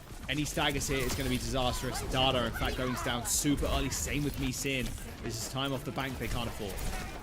Yeah, we haven't really spoke to it, but Sad has switched over to this Sombra as well, so he's trying to put more pressure onto Prophet, maybe hack, give themselves a little bit of space that way, but not only that, they have the big EMP tool. They have this ability to sort of dive as a collective unit, and they're coming up to a lot of ultimates. They got 3 online right now, but Dada and Sad will come up to these ultimates quite quickly. So 5 ultimate fight for the final fight for Dreamer's attack. Thank you for the assistance. Dupes available for both sides too. Can make it a double tank dive. Good nade. Oh. Good sleep though. Another by one. again. Nano boost onto Who Are You is going to get completely denied pretty much. There's the duplication straight into the Ana. So double Ana on the field versus a copy Diva. There's so many people on the field right now. I'm going to be honest with you, Scott. But protecting Search end up coming up clutch. Search just dives into the backline after that nade came in. And a free nano boost from Who Are You with the rally on top. Oh my. O2 Blast with what seemed like an almost impossible defense after Dreamers taking that first point. And Dreamers, hey, guess what? They got double support ult, but you can't use them if you were dead. Unlucky for Dreamers, they can't end up getting those support ults online, as Who Are You, regardless of the sleep, ended up coming up big. A free nano boost onto Search, who just dropped down on that anti-nade. A lot of expertly placed nades this whole round so far, Scott. These Anas honestly just carrying from the backline. And that was the crux of that teamfight win for Who Are You. That duplicate onto the Ana to keep himself alive and then hit the huge biotic grenade onto the backline that was then followed up. That really just made it impossible for the Dreamers to be able to do anything and utilize the ultimates that they had. They even finished that round after losing with a couple of ultimates in their back pocket as well. Who Are You? We can see the Echo Def. Oh, nice sticky bombs into Beam, and we see that time and time again, and that's such a huge pick because you can see Dreamers really wanted to like use that positioning.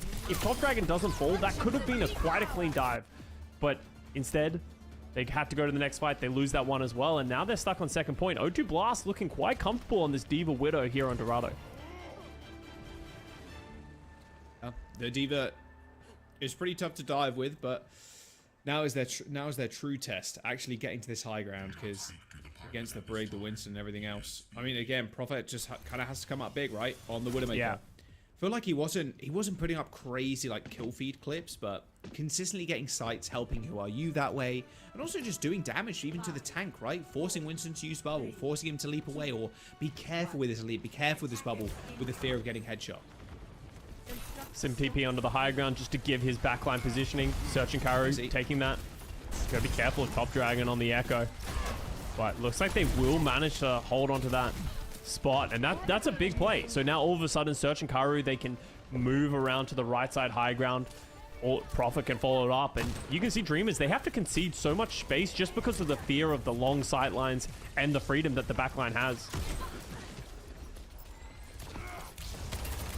Engagement. Dreamer ends up getting slept and teeth, but no, that beam through the Matrix. Another big problem with the Diva there. You cannot stop that Matrix damage from Top Dragon. You can't Matrix the damage from Top Dragon, rather.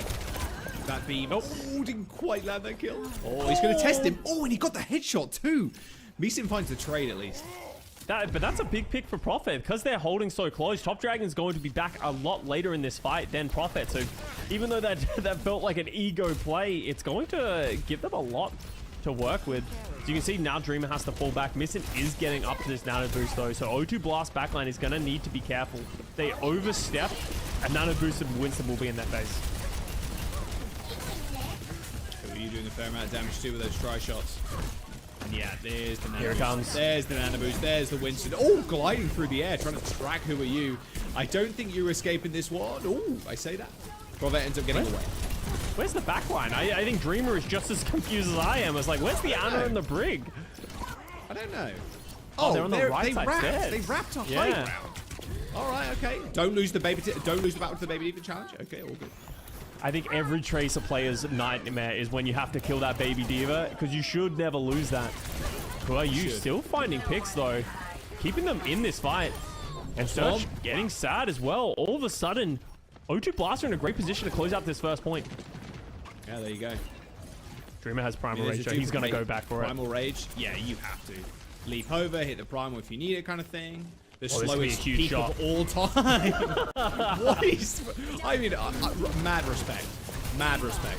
Prophet's going to get chased down by the Duke. Looks like I have the high ground. Well, you will soon. That is for sure if you want to use it. Nicely. Onto the copy Tracer. Onto the copy debrief. Speaking of copies, there's the Tracer. There's two of them now.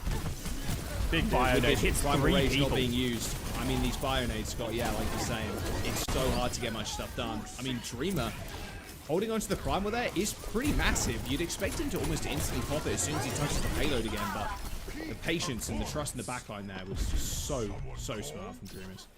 Yeah, it's hard to know if that was another great play there from Missing or if it was Top Dragon. No, it wasn't Top Dragon duplicated because he switched over to the D.Va. So another big play there from Missing on the Ana. Hitting that biotic grenade really turned the tide of that fight. Now all of a sudden, O2 Blast with only a minute. They have a D.Va Bomb, but D.Va Bomb doesn't really offer much other than a second chance at life for the D.Va. Now watch this. Now watch this, yo. Go for the Reddit clip, yo. Throw it into the backline. Go for the 5K. The Reddit clip is throwing it directly up in the sky and somehow it's getting 5 people. And a boost next back. Look at the damage coming out from Dreamer. He still has Primal Rage, mind you. Oh no, the self-destruct! I told you. Oh, he hit the Primal. Oh my god, Dreamer. How do you survive that? He's going back in. He took 300 damage and he's going back in. Oh, now Karu regretting taunting the Winston. Protector almost goes down too. They're going to chase him. There's the D-Mech. Pulse bomb thrown out by Sad. He still finds a kill. It didn't even land. A D-Mech and a kill with a pulse bomb. Good anti-nade from Karu. And the flare will get him. Yes, they can. Who are you going to be able to execute Dada? And a good whip shot too. Clean that Missing. Somehow, some way, O2 Blast are going to be able to clutch this one out. I mean, Sad's there, but who are you in the gang? My word. O2 Blast just have this weird clutch factor, Scott. And that was this series hanging in the balance. If they lost that fight, all of a sudden that's 3-0 to Dreamers and we go on to the next series. So that's great plays. As you said, just coming in clutch. Who are you on this Echo? But not only that, Search, that was such a big rally. So much value in that small room, doing a lot of damage, keeping everyone alive. And now they have 2 minutes to close out. Once again, backs against the wall. Karu is so low. He's anti-heat. Couldn't be lower. 1 HP. But he's alive. And that was a duplicate there from Top Dragon as well. Seeing the two Anas just on insane flanks is so funny to me. Well, there's the Nano. It was on the Brig, I believe. And yeah, as soon as that dude fades away, so does the Nano. Speaking of Nanos, who are you on the high ground? Doesn't end up getting a kill. However, he's going to be able to re-engage. Good shielding. There's the beam. A good whip shot again from Dada. But no, here comes the third attempt engagement. He copies the Brig, ends up falling down to low ground, and Karu ends up paying for it. That was a lot invested by Who Are You to try and get kills there, but Dada and Misi just staying alive that entire time. Dada eventually dies to micro missiles, but Rovet's going to get chased all the way to spawn, but saved just in time by Karu. And that was a huge duplicate from Who Are You once again. Who Are You has been absolutely phenomenal on this Echo so far this map. Not just as Echo, but in the duplicates as well. Switches over to the Brig, gets the rally, and that's just too much sustain for the rest of the Dreamers to deal with. And now all of a sudden, they're one fight away from closing out Dorado. If Prophet can find a pick, this would be huge. They've got sights coming up. Oh. Don't test this guy. They've got Rally as well, Scott. But they've got to be careful. Nano, Primal Rage for Dreamers. Yeah, Dreamer has the tools to be able to do whatever he wants. I mean, who? Sad. No, Sad ends up going down. Big kill. Dreamer on the payload, trying to stop it getting sunk in. And hey, you've got a Rally to deal with now, so he's not even going to try and damage the Brig, because that guy is a tank. Top Dragon's just a pest. I mean, he's a pest, but yes, Nano. Big waste of resource there, if I do say so myself. Doesn't even end up finding a kill, but with Surge dead, only one healer left. The pest turning into a little bit more than that now. They weren't able to land in the glue trap. 5 seconds to go even. Nice try shot in the air, and here's the Reddit clip, Scott. Boom, ends up killing Dreamer. But it's all good. GG's. Dreamer says, I don't know. Everybody laughing, and GG's all around. Dreamers with a swift 3-0, Scott. Looked pretty close to the end there. O2 Blast maybe ended up coming up with a win, but wasn't quite to be. At the end of the day, on the defense on that second point, the defense just have such a monumental advantage. It's such a short distance to run back, and it just helped him seal the deal at the very end. And the limitations of the D.Va really showing themselves, where on the defense, where you can play on the high ground, you can sort of defend anyone from being able to assail you, that it works great. But as soon as you're the one who needs to be taking that space away, you can just take too much damage. The Echo Beam just does too much. And Dreamers just definitely looking like the better team in this series. They have more flexibility within this meta, but also that trump card, putting Dreamer on that Reinhardt and just running people down, catching them off guard. Yeah. It was really tough for O2 Blast to come up with any kind of strategy to counteract that. Let's have a look at the player of the match, though. It's going to be Dreamer for Dreamers. And I think this is Dreamer was a great player, but honestly, you need to give credit to the entire squad. It feels like as a collective, they're playing so well around Dreamer that enables him to be that sort of aggressive player, be able to play the wild way that you need to on Reinhardt. So Dreamer absolutely deserves this player of the match, but credit needs to go across the board for the team as well. Yeah, just fantastic team play, like you said. It's really nice to see teams swapping over to the Reinhardt every now and then, and it really does put a big strain on the team. It's a lot of individual heroes in Dive that make up the success, but when it comes to Reinhardt and the Rein comps, the Rush comps, you have to all be on the same page, at the same time, knowing what you're doing, knowing what the plan is, who you're targeting, how we approaching these jokes, how we're using cooldowns, and I think Dreamers have that in spades, honestly. Dreamer at the helm, showing the Rein, showing the flexibility for the whole team. This is what you need in this meta. Anything that's kind of thrown at you, you know a new patch is coming, come playoffs time. But right here, right now, it is Winston, it is Diva, and it's all Dreamer. Yeah, and not just his offensive capability, the thing that, pumps the stats and, keeps people alive. You highlighted it so well here on this Nabani Jack. The way that he utilizes his shield to protect the rest of his team to play aggressively as well cannot be understated how valuable that is, and something that Reinhardt does a lot better than Ramatra. So Dreamer, cutting off the healing right there as well. Doing it time and time again, utilizing the shield more than just to protect yourselves. And boop. Yeah, nice play. I mean, you can see why this guy was in the league, and it does feel like a long time since he was in the league. Like, we're talking 2021. Valiant, and then he used Outlaws for a little bit. Like, his individual mechanics are really good, but yeah, game sense just off the charts. Yeah, he's one of those players that he was never a weak player within the league, but especially when we went to Overwatch 2 and 5v5, oh my god, who woke him up? That was so... No, it was the delayed... It was the sleep timers on the tanks. Okay. Sounds like we're going to have an interview. So, yeah, we'll have to listen to what's going on. We'll go from there.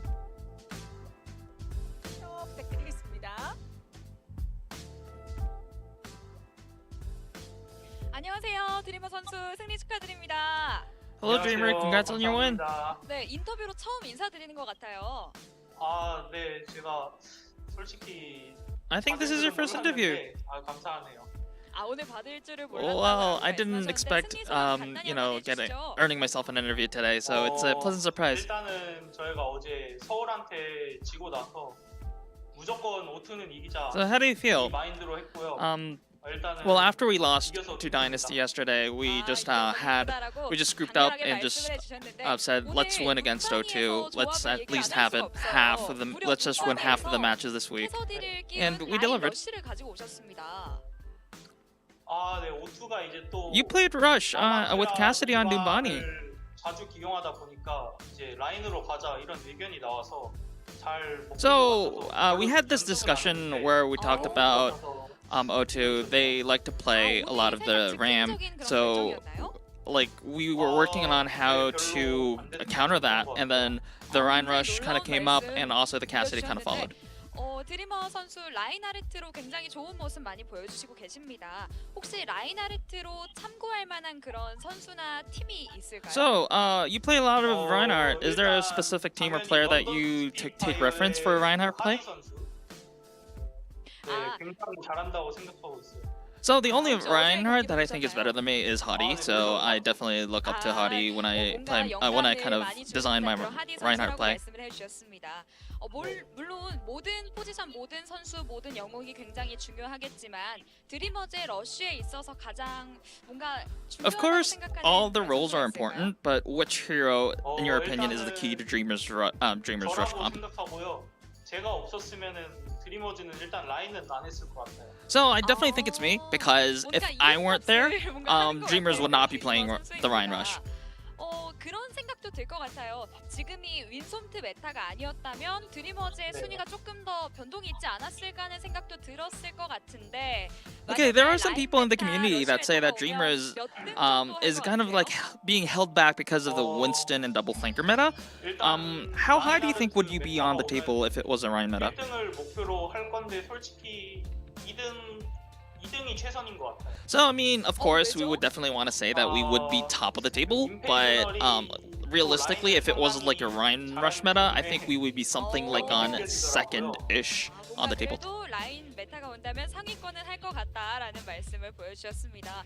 그만큼 뭔가 지금 메타에 맞지 않는데도 잘 기용을 해주신다는 말을 해주신 것 같은데 오늘 윈스턴 플레이도 하셨고 라인 플레이도 하셨잖아요. 네. 혹시 이것 말고 대중에게 So you also played the Winston and Dorado here. You also played a few other heroes as well. Like, do you have any other in the bank that you're willing to show? 라인 윈스가 주로 하는 것 같고 그다음에 다른 영웅이라기보다는 메인 테이긴 한데 에임이 좋은 편인 것 같아서 서탱도 괜찮게 할 것 같아요. So usually my main specialty is Ryan and maybe Winston, but I think amongst the like main tanks I have good aim, so I usually I think I can play a little bit of the off tanks as well. 일단은 저희가 그 전부터 준비를 많이 했고 이제 맞춘 지 그렇게 오래되지도 않아서 성적이 막 So coming into your next matchup, so what's your resolve coming into those matches?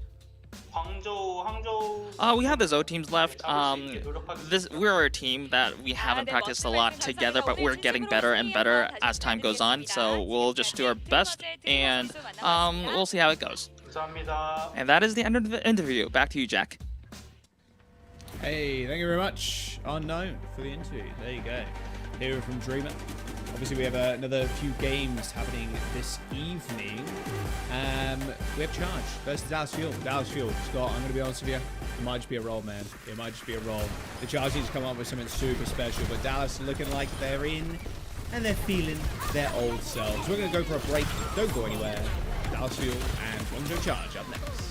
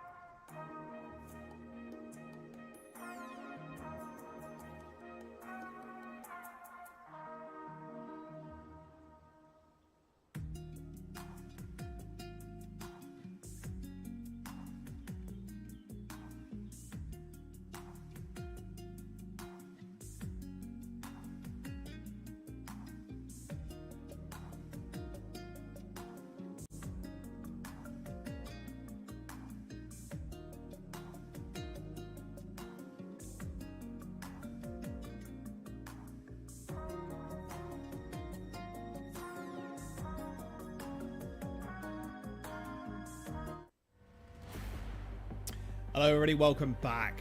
Charge versus the Fuel. Up next. It's going to be a tough battle. Scott, I'm going to be real with you. 100% real. Never been more real in my life. The Dallas Fuel looking like their former selves, the former championship winning selves, the latter half of this season. And the Guangzhou Charge, yeah, they're not looking pretty right now. They've had some big roster changes, in fact, over the last couple of days. Yeah, and you can almost take off the mask of this team and get flashes of the Chengdu Hunters that found a way back into this league as Jinmu has returned to the Guangzhou Charge. Jimmy's here. Of course, Jimmy's here. And this can't be understated. I need the Guangzhou Charge to win this series because then we get to interview Jimmy. I would be able to talk to Jimmy directly. So, Charge, I know that you care about your season, but I care more about this. Look, guys. Well, actually, no. You're both fighting for the right. You're both fighting the right fight, aren't you? You want Charge to win because you want to interview Jimmy, and Charge need to win. So, I mean, that's fine. That's fine. And you can say that. And the big question that we have now, going to a more serious note, is that how does this team function with Jinmu now in this lineup, right? In the past, the Guangzhou Charge have been heavily leaning on Jimmy playing the Hunter because that's really his comfort pick. But Jinmu is also a player who's known for a lot of playing his own comfort picks. We know him for his Pharah, we know him for those kind of like wacky Genji plays as well. But neither of them are known to be a great Tracer player. And how are they going to play in potentially a Tracer Sombra meta? Or are they just going to throw that out of the window and go Chengdu zone on us and just play lots of different looks as well? I wouldn't mind that, I'm going to be honest with you. Play some Pharah. A lot of, we've seen, Pharah, Hanzo, Wrecking Ball we've seen today already. Gaga's ball is good. Yeah, exactly. Why not? Why not? Just give us all you've got. Yeah, Choice of One and Piggy obviously not on the roster anymore. Just Farway, Xerneas, Jimmy, Gaga, and Jinmu. There you go. Dallas Fuel, reigning champions. And they have been on the up and up, Scott. They really have, despite the roster changes. And I think we've got a brief intro video as well, the Dallas Fuel, so let's take a look.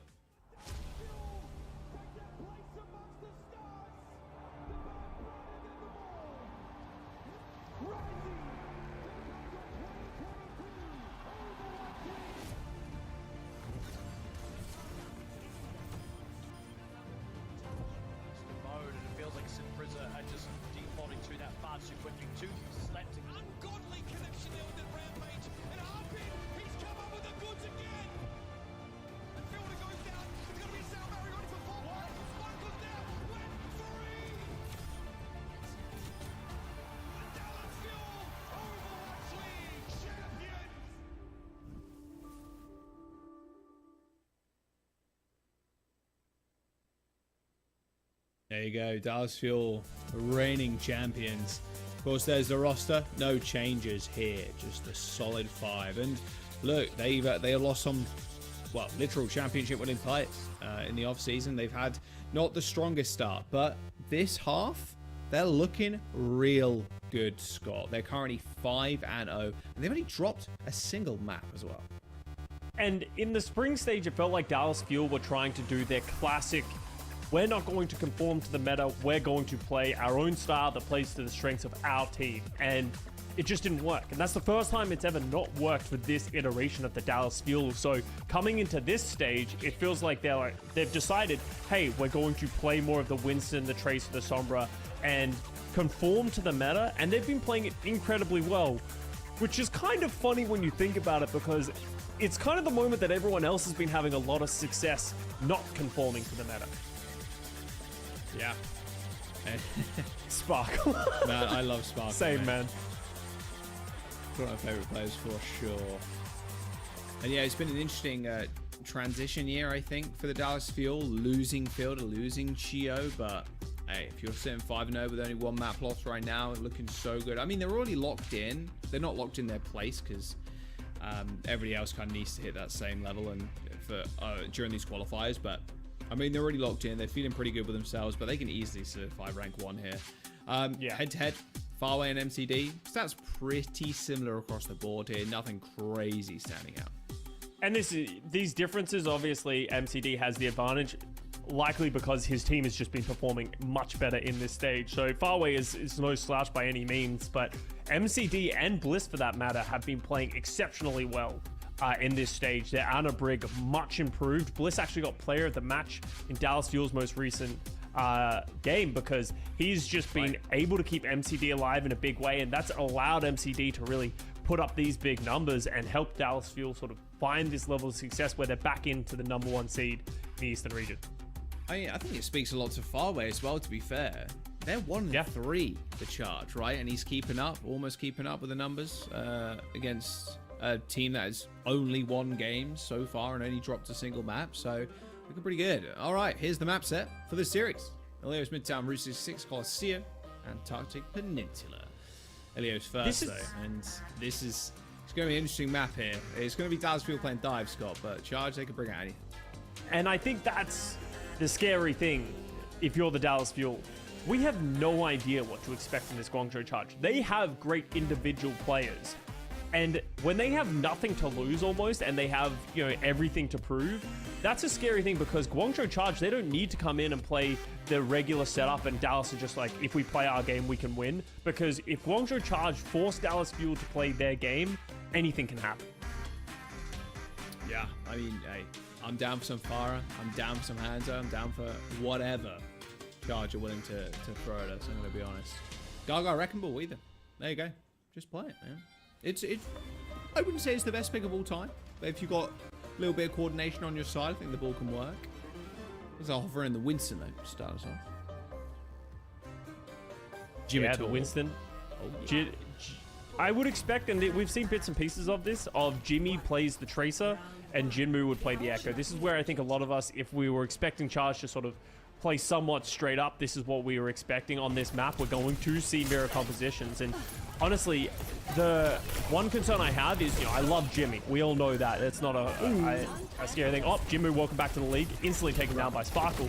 But to my previous point, Jimmy's Tracer has been struggling at the quality of players on Tracer in this league. Fortunately, on the other side, Edison, who also isn't known exactly for his Tracer, as they enable both the other players to play Echo. But Sparkle getting the better end of that stick. It's so rough. Like you said, I think that's a really good point. Every Tracer player, they're just nutcases. Like Tracer as a character, as a hero, has evolved so much throughout the years. But I feel like this year especially, it's probably because we're seeing more Tracers, to be fair, but it feels like they've hit another peak, you know? Yeah, and it's, you know, Edison and Jimmy are both good Tracer players, don't get me wrong. But good doesn't cut it anymore in this Overwatch League when you have world-class Tracers on almost every single roster. So let's see how both of these players do end up standing up. Dallas Fuel, they are getting percentage up. Jinmu's going to fall first once again. Nano boost onto Harnbit, and that should just be it. I mean, this is a bit of a stomp so far. 0 kills for the Charge at this very moment in time. This Fuel, they're currently on 97 match wins currently. In 4th place overall in the Overwatch League. Excelsior at 99, Dragons at 99, Dynasty at 99. So one of those teams is going to find their 100th win soon. Dallas Fuel 3 match wins behind the Golden 100, which is kind of wild, actually. Yeah, which is really goes to speak to Dallas Fuel and how good they've been over the recent years, because Dallas Fuel sucked when the league first started, and I can say that because I was there. I was on that team, and we were just not very good. But lately, they've just been on an absolute tear. Ever since Rush has come to this Dallas Fuel, he's completely transformed, and they won a championship last season, and they're looking to get back into form so they can win another one this year. Yeah, only 3 teams right now have got 100+ wins. That's the Shock at 139, Infernal. That includes Fusion, of course, at 112, and Glad's at 108. So someone wants to lock in that 4th place at 100 wins. See who it will be. Right now, though, this match is going on. Good timing. But I'm not sure how much of this match is going on, I'm going to be honest. Charge have 0 kills still, sadly. It could be a 0 kill round. Hey, they got some percentage though. That's great for them. Which is crazy. I'll give you that. A zero kill game for the Charge so far, and they still have 7%. And there is round. Okay. Wow. No kills at all, and that's That was one of the things that I was wondering for the Charge when they came in with this retooling of this roster ever since the loss of Piggy and Choice One of, are they going to try and play straight up? Because if you try and play straight up against a team like Dallas Fuel in this Winston Echo setup, that's a hard ask here for the Charge, and one that they absolutely did not live up to.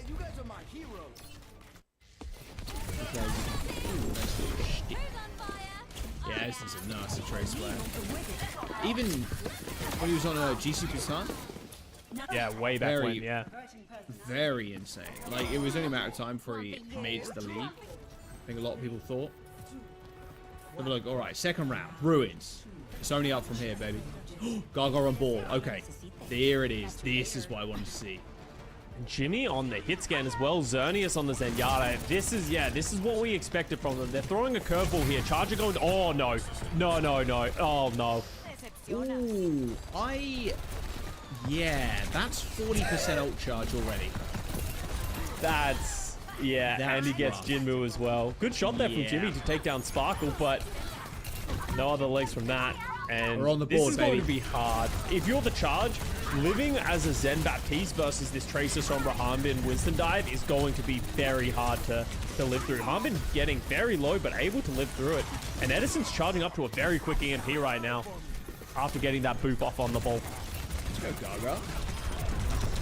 Zenny's dead though, and like you said, yeah, tough ass survivors to Zen, man. And then, yeah, you just get rolled by the Sombra pick. Sombra's just so good against that comp. There's the EMP. Nice lamp, though, by far away. Ducked out of the way to that EMP so he could use that instantly. Point almost taken. Sparkle hit the recall. Jumps back onto the high ground. And, yeah, no cap for the Charge. Although Bliss does end up dying. Yeah, the Dallas Fuel are holding on, though, which is a really big deal. Sparkle falls. Okay, it looks like finally Charge are going to close out this fight, get that cap flip coming through, but Dallas Fuel held on to that one for a really long time. And Gaga's ball, other than the first misstep where he got pushed off to the edge, he's actually been performing really well. The backline hasn't really been able to deal with his ball at all, and this is a pick that we haven't seen from Gaga as much in the league, but he's very good at it. Yeah, he's exceptional at wrecking the ball. He's got the mines too. This room's going to be pretty deadly. Whoa, there we go. There are the mines. Ah, that looks a little bit too obvious there. Good sleep onto Literal minesweeper. Oh, never mind, Sparkle. In fact, Sparkle ends up going down to the mines. Probably got rolled into them, I had to imagine. Gaga's health. Oh my. Yep, just slaloms his way out. That is he just going to wait for the hack to just go down on that mega health back? The long con. Wait, he actually did. He sat and waited for the health. Oh, he's dead. Okay. And punished for it. Jinmu EMP. Oh, thought he was going to go for that one. Jinmu Sombra is something that we've seen in the past as well. Quite solid at it, but he's going to wait as long as he can to drop this EMP. Finally That does. is a lot of ults. Window, Bob, EMP on the point. And Dallas Fuel are still capping because Jinmu is not there. Armin's just going to walk on for Transcendence Force. Xerneas uses Double his down. ult, so no ults for Charge. As Dallas Fuel find the reflip with an EMP and a rally. I mean, you could just solo EMP Xerneas here. Oh no, don't need a solo EMP because you can hit 3. And that's just clean.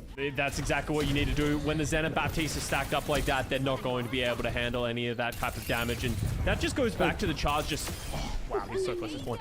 Having to use so many ultimates to try and follow up the value of that EMP from Jinmu. They were one down with Gaga. They decided to drop all of their ultimates and didn't find any value. They tried to isolate Harbin, but MCD with a great timing nano onto Harbin keeps him alive just long enough for the Primal Rage to come out. And now Dallas Fuel back in the driver's seat, 72% and counting.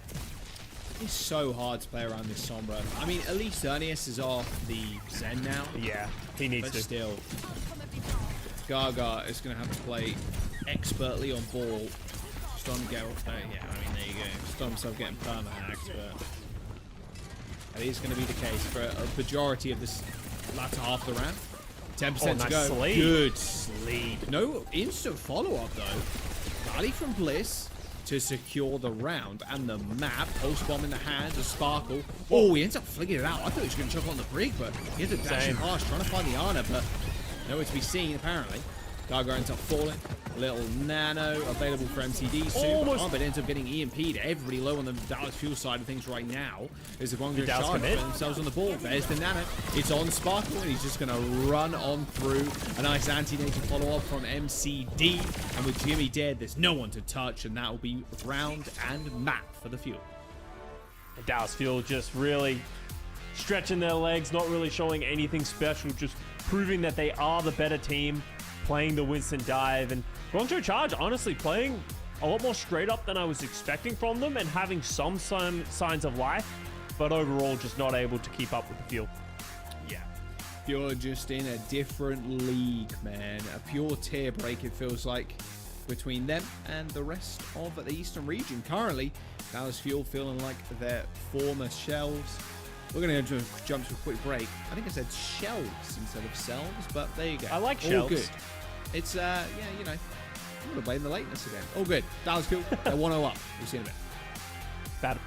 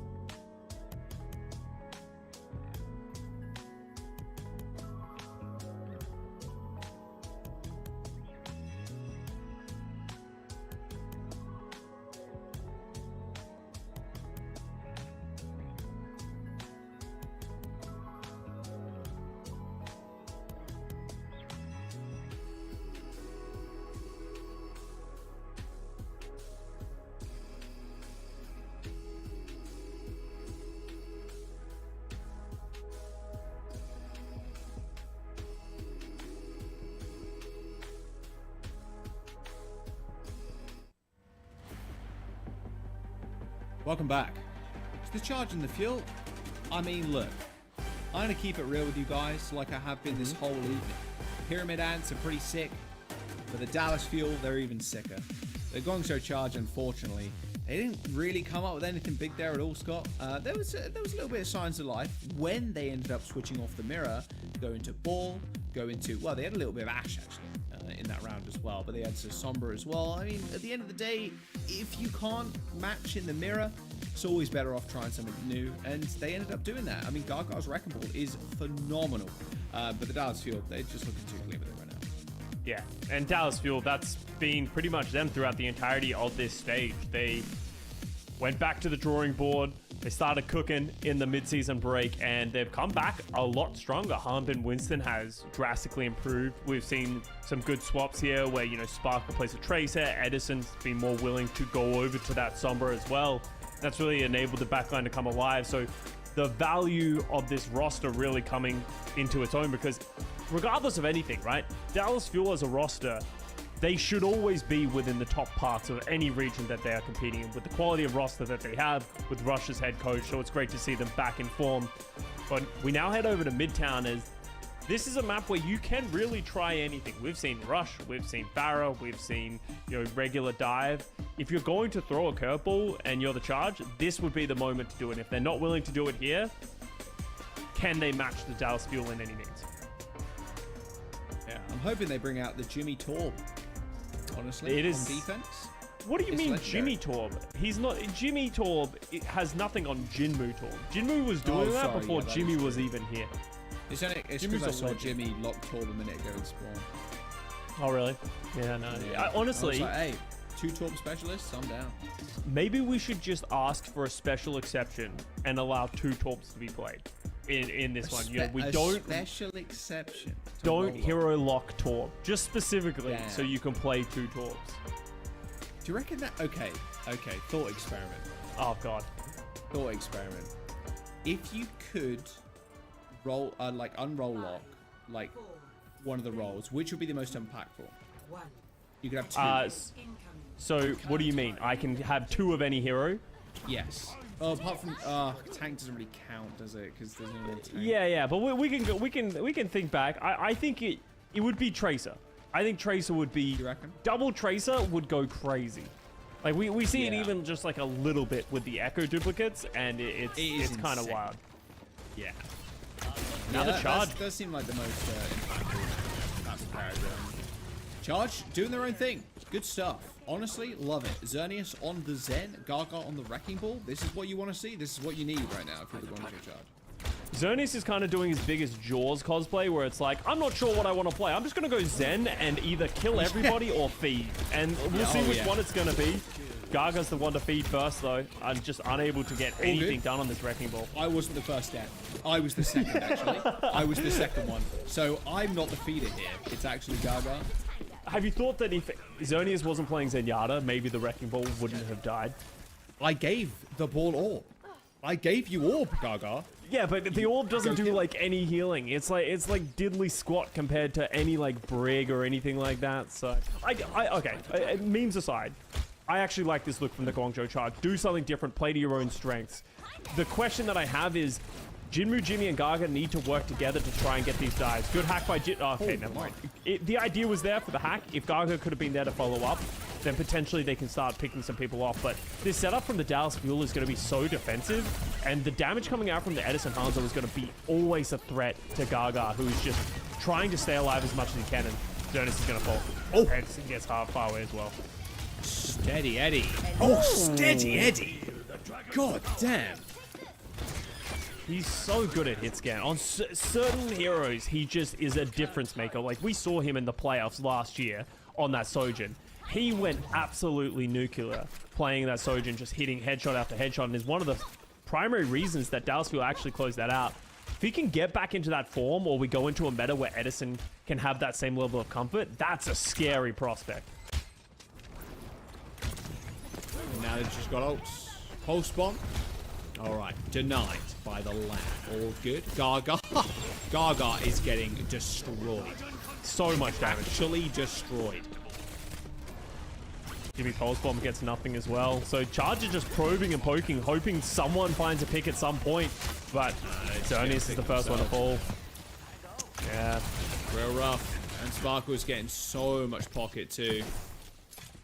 Oh, there's just not enough pressure going out onto MCD and Bliss, so it just feels like wherever the Charge are trying to poke and prod, the healing is there for the Dallas Fuel. And Xerneas and Farway just so exploitable, from Hanzo arrows to Sparkle going on them on the Tracer. Yeah. Just hasn't been very close so far, and only a minute remaining. 1 minute to go. Double support ult. You have Annihilation. You don't have a Jinmu. Yeah. This is just looking a little over. Unless something crazy happens. I mean, even the mines have been used. I mean, as well with Charge, like, speaking of the support, Scott, when do you use ult? You know what I mean? Like, Window and Transcendence, like, when do you use ult? Like who are you transcending so for? hard. Like, probably just when Harbin rips this Annihilation, he's just going to use the Transcendence. Sure. But I don't think Dallas Fuel are going to force anything. Oh no, What a recall! The Sparkle hitting the recall. No hacks to be found off of the one big ultimate that you've had. A cosmetic ultimate normally. Yeah, it comes out with kills regardless. If Edison's using it, it's coming out with kills. There's the rally. Transcendence for Xerneas. Thoughts on that? Here comes that there it is, Transcendence baby. we talked about. There it Saga is. touches, There's the touch. Forces overtime. I don't know if it's Annihilation going to be available, enough, though.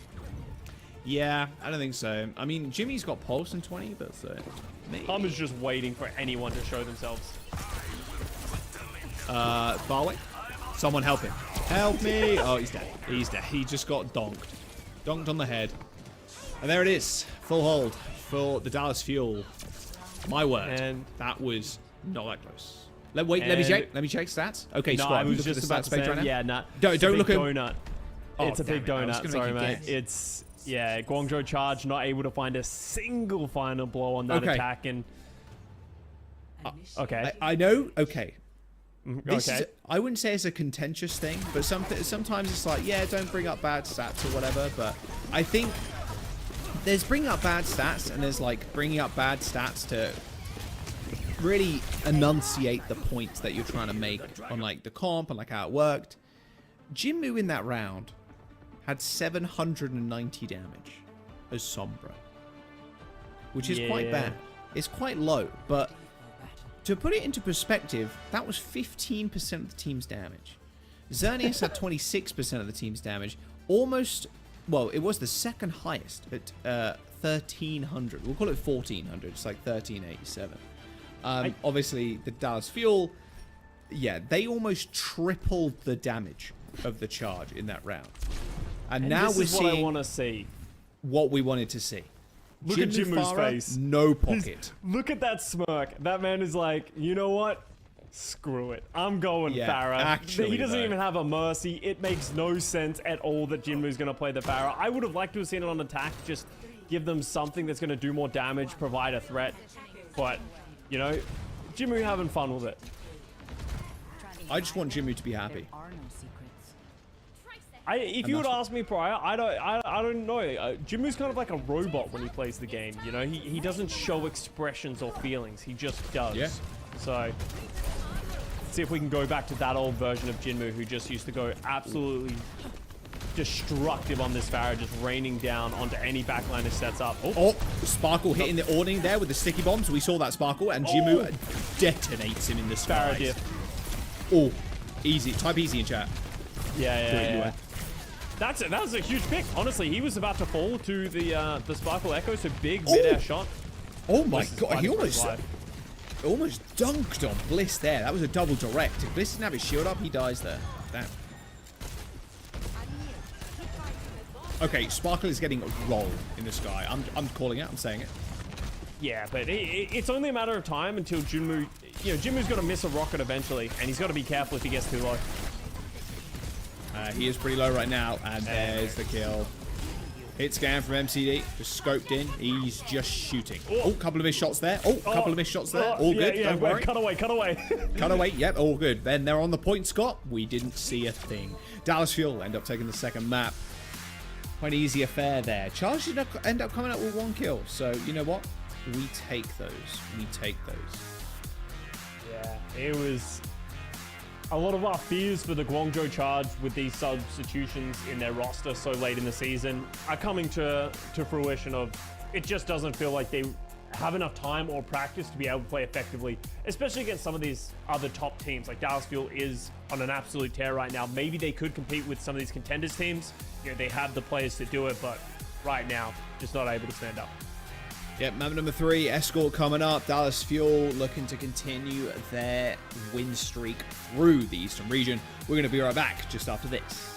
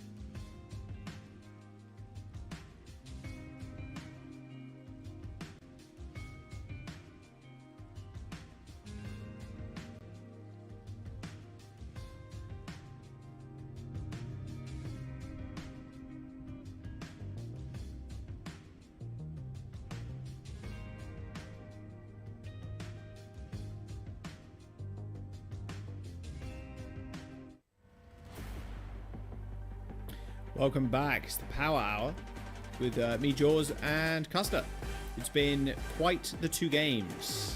Guangzhou Charge and the Dallas Fuel looking to end this one like our first series of the day, Scott, with a 3-0 Charge just, they're just not finding much here, Scott. I'm gonna keep it real.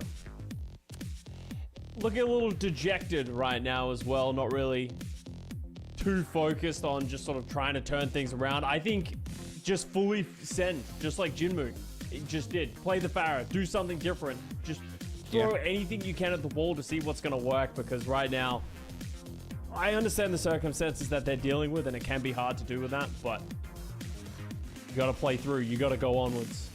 We are moving on to Escort, as you said, Jack, and anything's possible. Maybe they play some Torp. I like the idea of Torp that you're bringing up. Yeah, we've seen crazier things, is all I'm saying. We've seen crazier things. And there's the Dallas Fuel. Will Sparkle as happy as ever. Just ready to rock and roll, honestly. Just a quick and clean 3-0. I'm curious how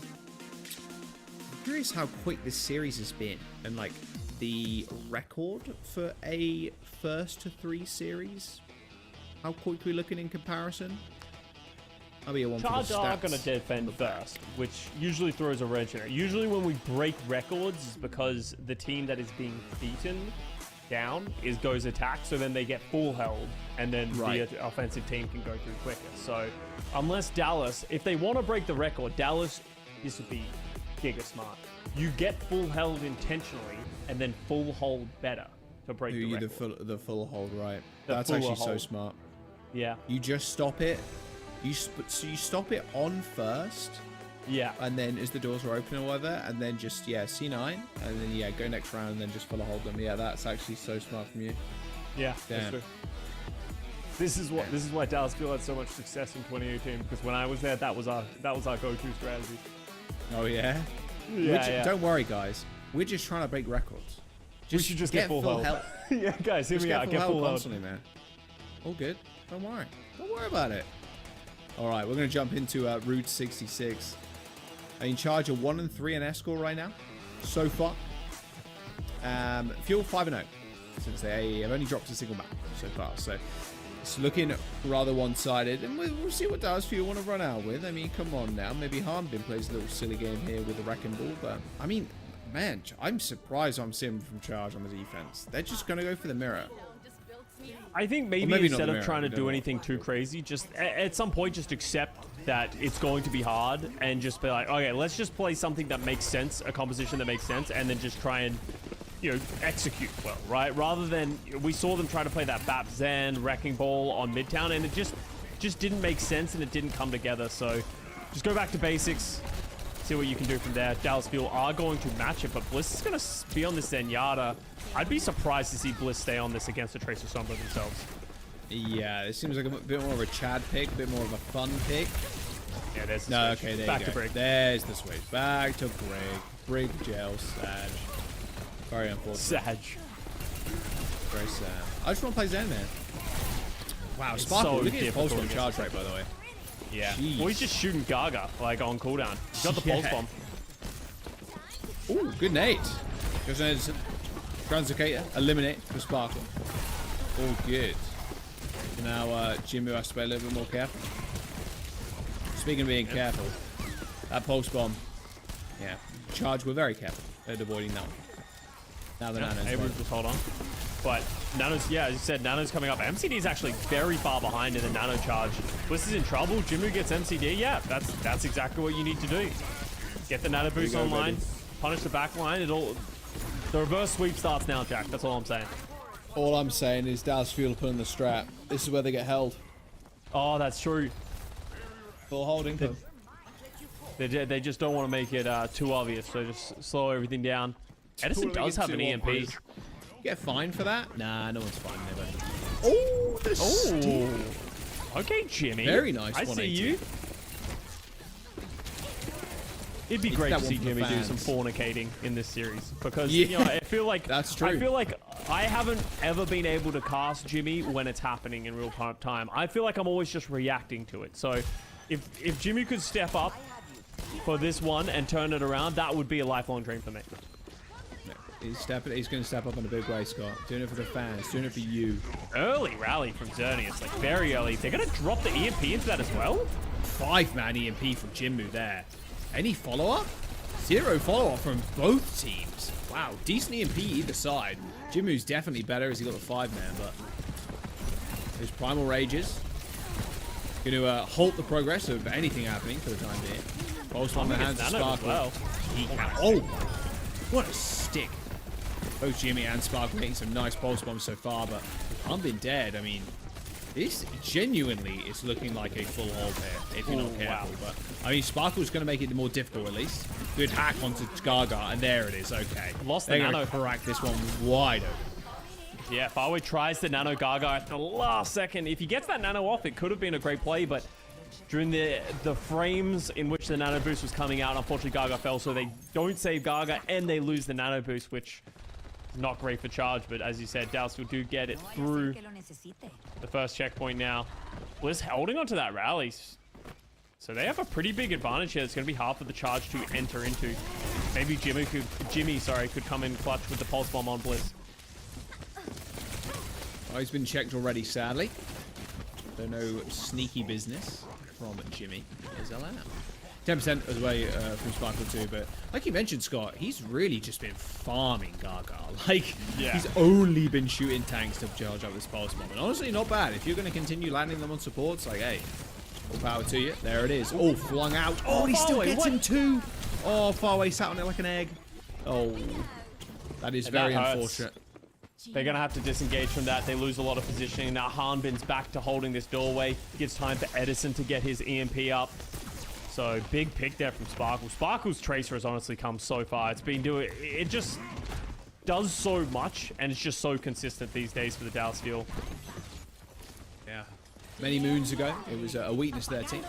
There's the counter EMP, hit 4. They trade Sparkle for Gaga, but I mean, they've still got a Nano, and they're still in this small corridor, and now Zernius and Farway are very much isolated away from each other. Farway tried to peek, but no, MCD, and nade straight to the dome.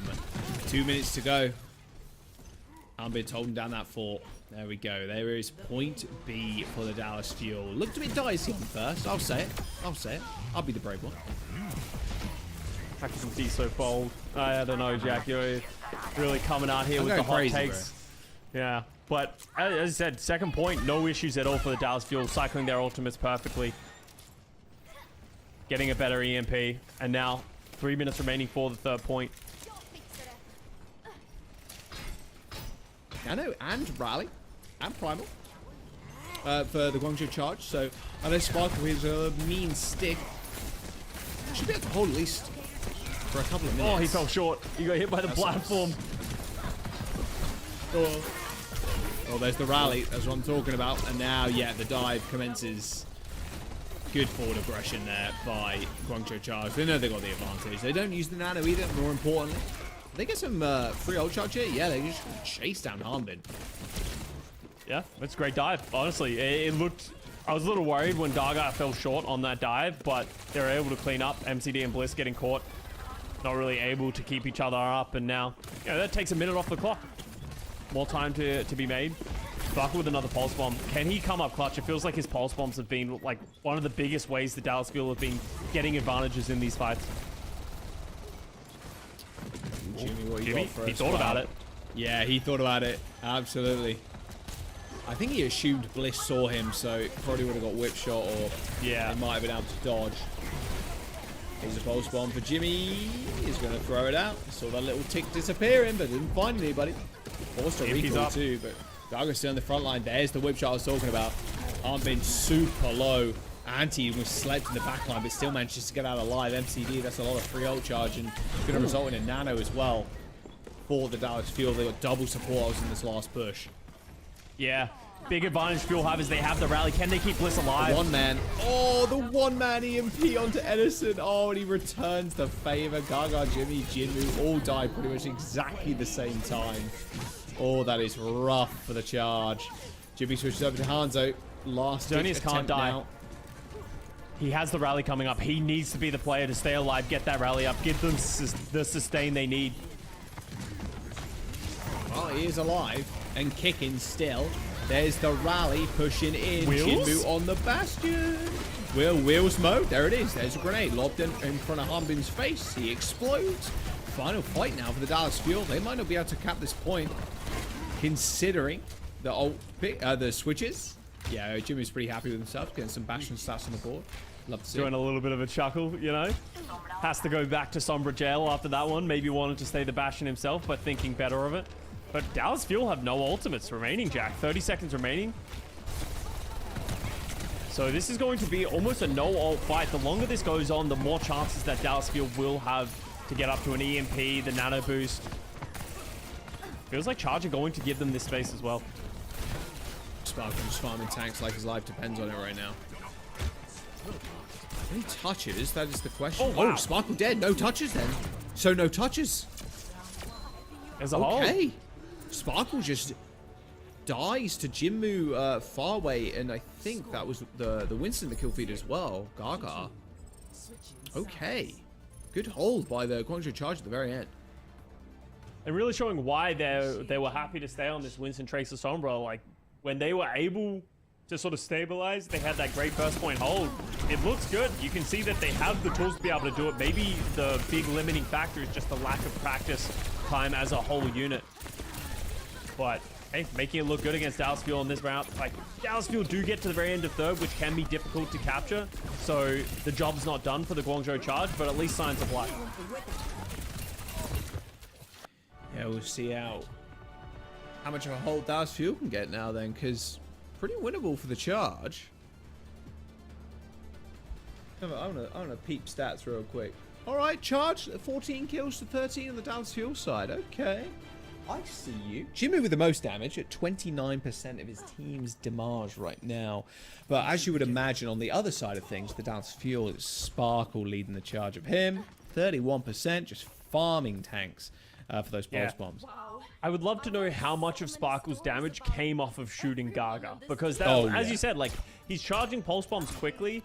It's not just charging pulse bombs, it's also applying constant pressure to Gaga that makes it difficult for Gaga to do anything and play aggressive.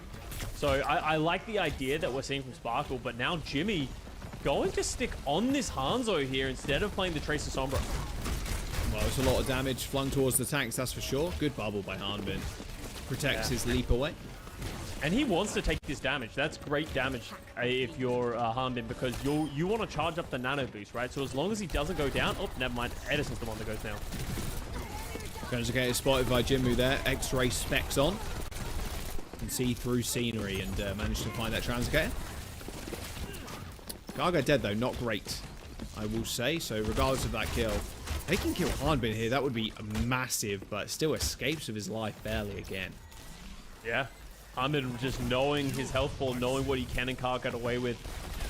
Playing it masterfully. And Hanbin, you know, he wasn't a Winston player ever in the past. Even when we went to Overwatch 2, he always had Fearless in the wings. So why would he ever play the Winston? But he has improved at this hero a lot in the last year, ever since losing Fearless as his partner. Yeah, you gotta just fill those shoes, and what big shoes they were to fill. All right, Jimmy, what you got? What you got for a son? Guy's got pulse. There's the nano from MCD, but it actually went on to Hanbin as he died, so he lost it. Yeah, completely. A lost nano from MCD, a little bit of a rare one.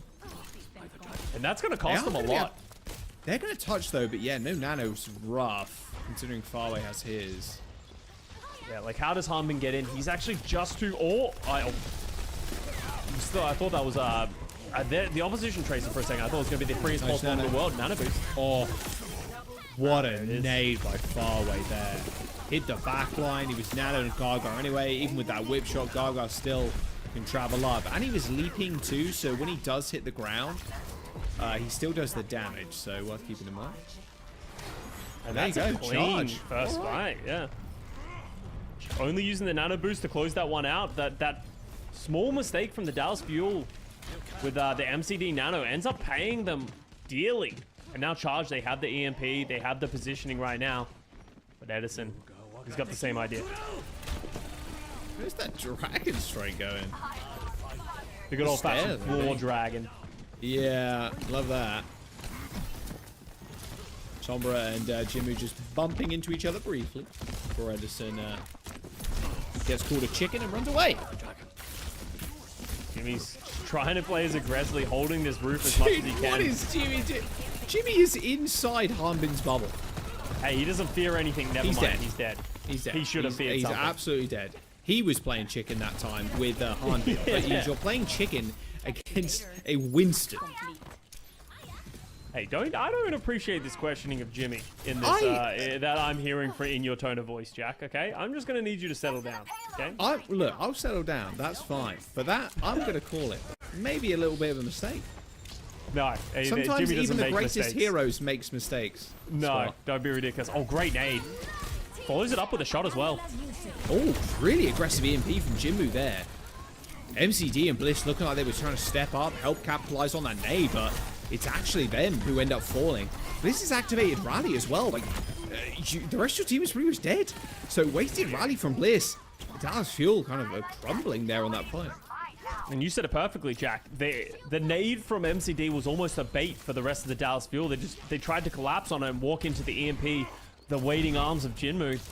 And now they're the ones with positioning, going to hold down the door. And Gaga still has this Primal Rage, so he has the freedom to play aggressively, play around with his health pool, because he knows he has that get out of jail free card with the Primal Rage. Nano boost as well to re-engage for the Dallas Fuel. I saw Sparkle zip out of the small room. And now you're going to have to deal with the Primal Rage and the Winston, which means you're probably not going to be able to heal Hanbin either. You can see his health bar is not ticking up one bit. He's forced to pop the Primal Rage to find Summit. Jimmy with a pulse bomb, perfectly placed. MCD dead. Bliss was nanoed, yes, but isolated by Gaga's bubble. It was also nanoed. Very winnable for the charge. Hanbin falls and second point is claimed. The Charge are just making plays. No other way to say it. Like, people are hitting pulse bombs, they're working together, they're isolating players. Pulse bomb goes on to Bliss there. MCD nanos Bliss to keep Bliss alive because Bliss was stuck, but then Bliss kills MCD, and then Bliss goes on to follow because they don't have follow-up healing. And now 3 minutes remaining for the Charge. This is really where the test begins, though, because this is a hard point to assail. Edison drops the EMP, instantly punishes Gaga. So even off the bat, the Dallas Fuel are going to slow things down. Oh, nice sleep. Good sleep. Okay. All right, far away. He's in danger. Is he actually going to get out of here? There's no way far away lives to tell this tale. Yeah, Wow. he does. Wow, he just walked away. He literally just walked. Couldn't have been more calm about it either. There's the EMP onto the backline again. Wow, Jinmu's EMPs. Woo. You know, He's 16 enemies EMP'd right now. EMP efficiency at 3.2, which means he's getting average of 3 EMP targets per ult, which is crazy.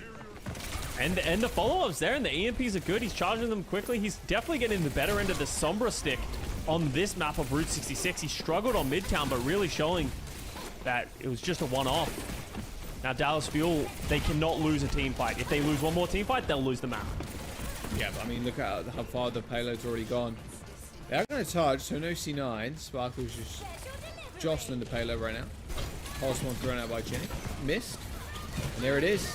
There's the rally from Bliss and Xerneas. Got to be careful. Sparkle's got a pulse bomb still, but he's permanently having to touch the payload, so Xerneas is super safe. Good sleep onto Gaga. Instantly woken up, however. Primal Rage available. Hanbin dying. This is a winnable situation now for the Charge. I mean, Hanbin gets back maybe, but he was so close to that Primal Rage. He just needs to survive, and there we go. That's going to be it. The Guangzhou Charge are going to take the map. And in quite a dominant fashion too. Giant smile on the face of Xerneas, feeling super good about that. Yeah, completely different to the team that we saw in the first 2 maps. Just willing to play the Winston Tracer Sombra dive, proving that they can go toe-to-toe with the team like Dallas Fuel and making it look easy. This is great play from all these different players. Jinmu Sombra came absolutely alive. We just spoke about that, but Jimmy Pulse Bombs finding big value, and Gaga with that Primal Rage at the very end, even though it doesn't find the pick on the backline, just distracts the backline, pushes them into a corner, gives space for the rest of his team to close it out, and the Guangzhou Charge coming back in a big way. Coming back in a huge way. You saw their, I wouldn't say look of surprise, just look of elation on their faces as they do end that round. And hey, that doubles the map losses of the Dallas Fuel. Now at 2 map losses in this qualifiers. All right. There are weaknesses there, and the Guangzhou Charge might be exploiting them. We're going to jump to a quick break. Push up next.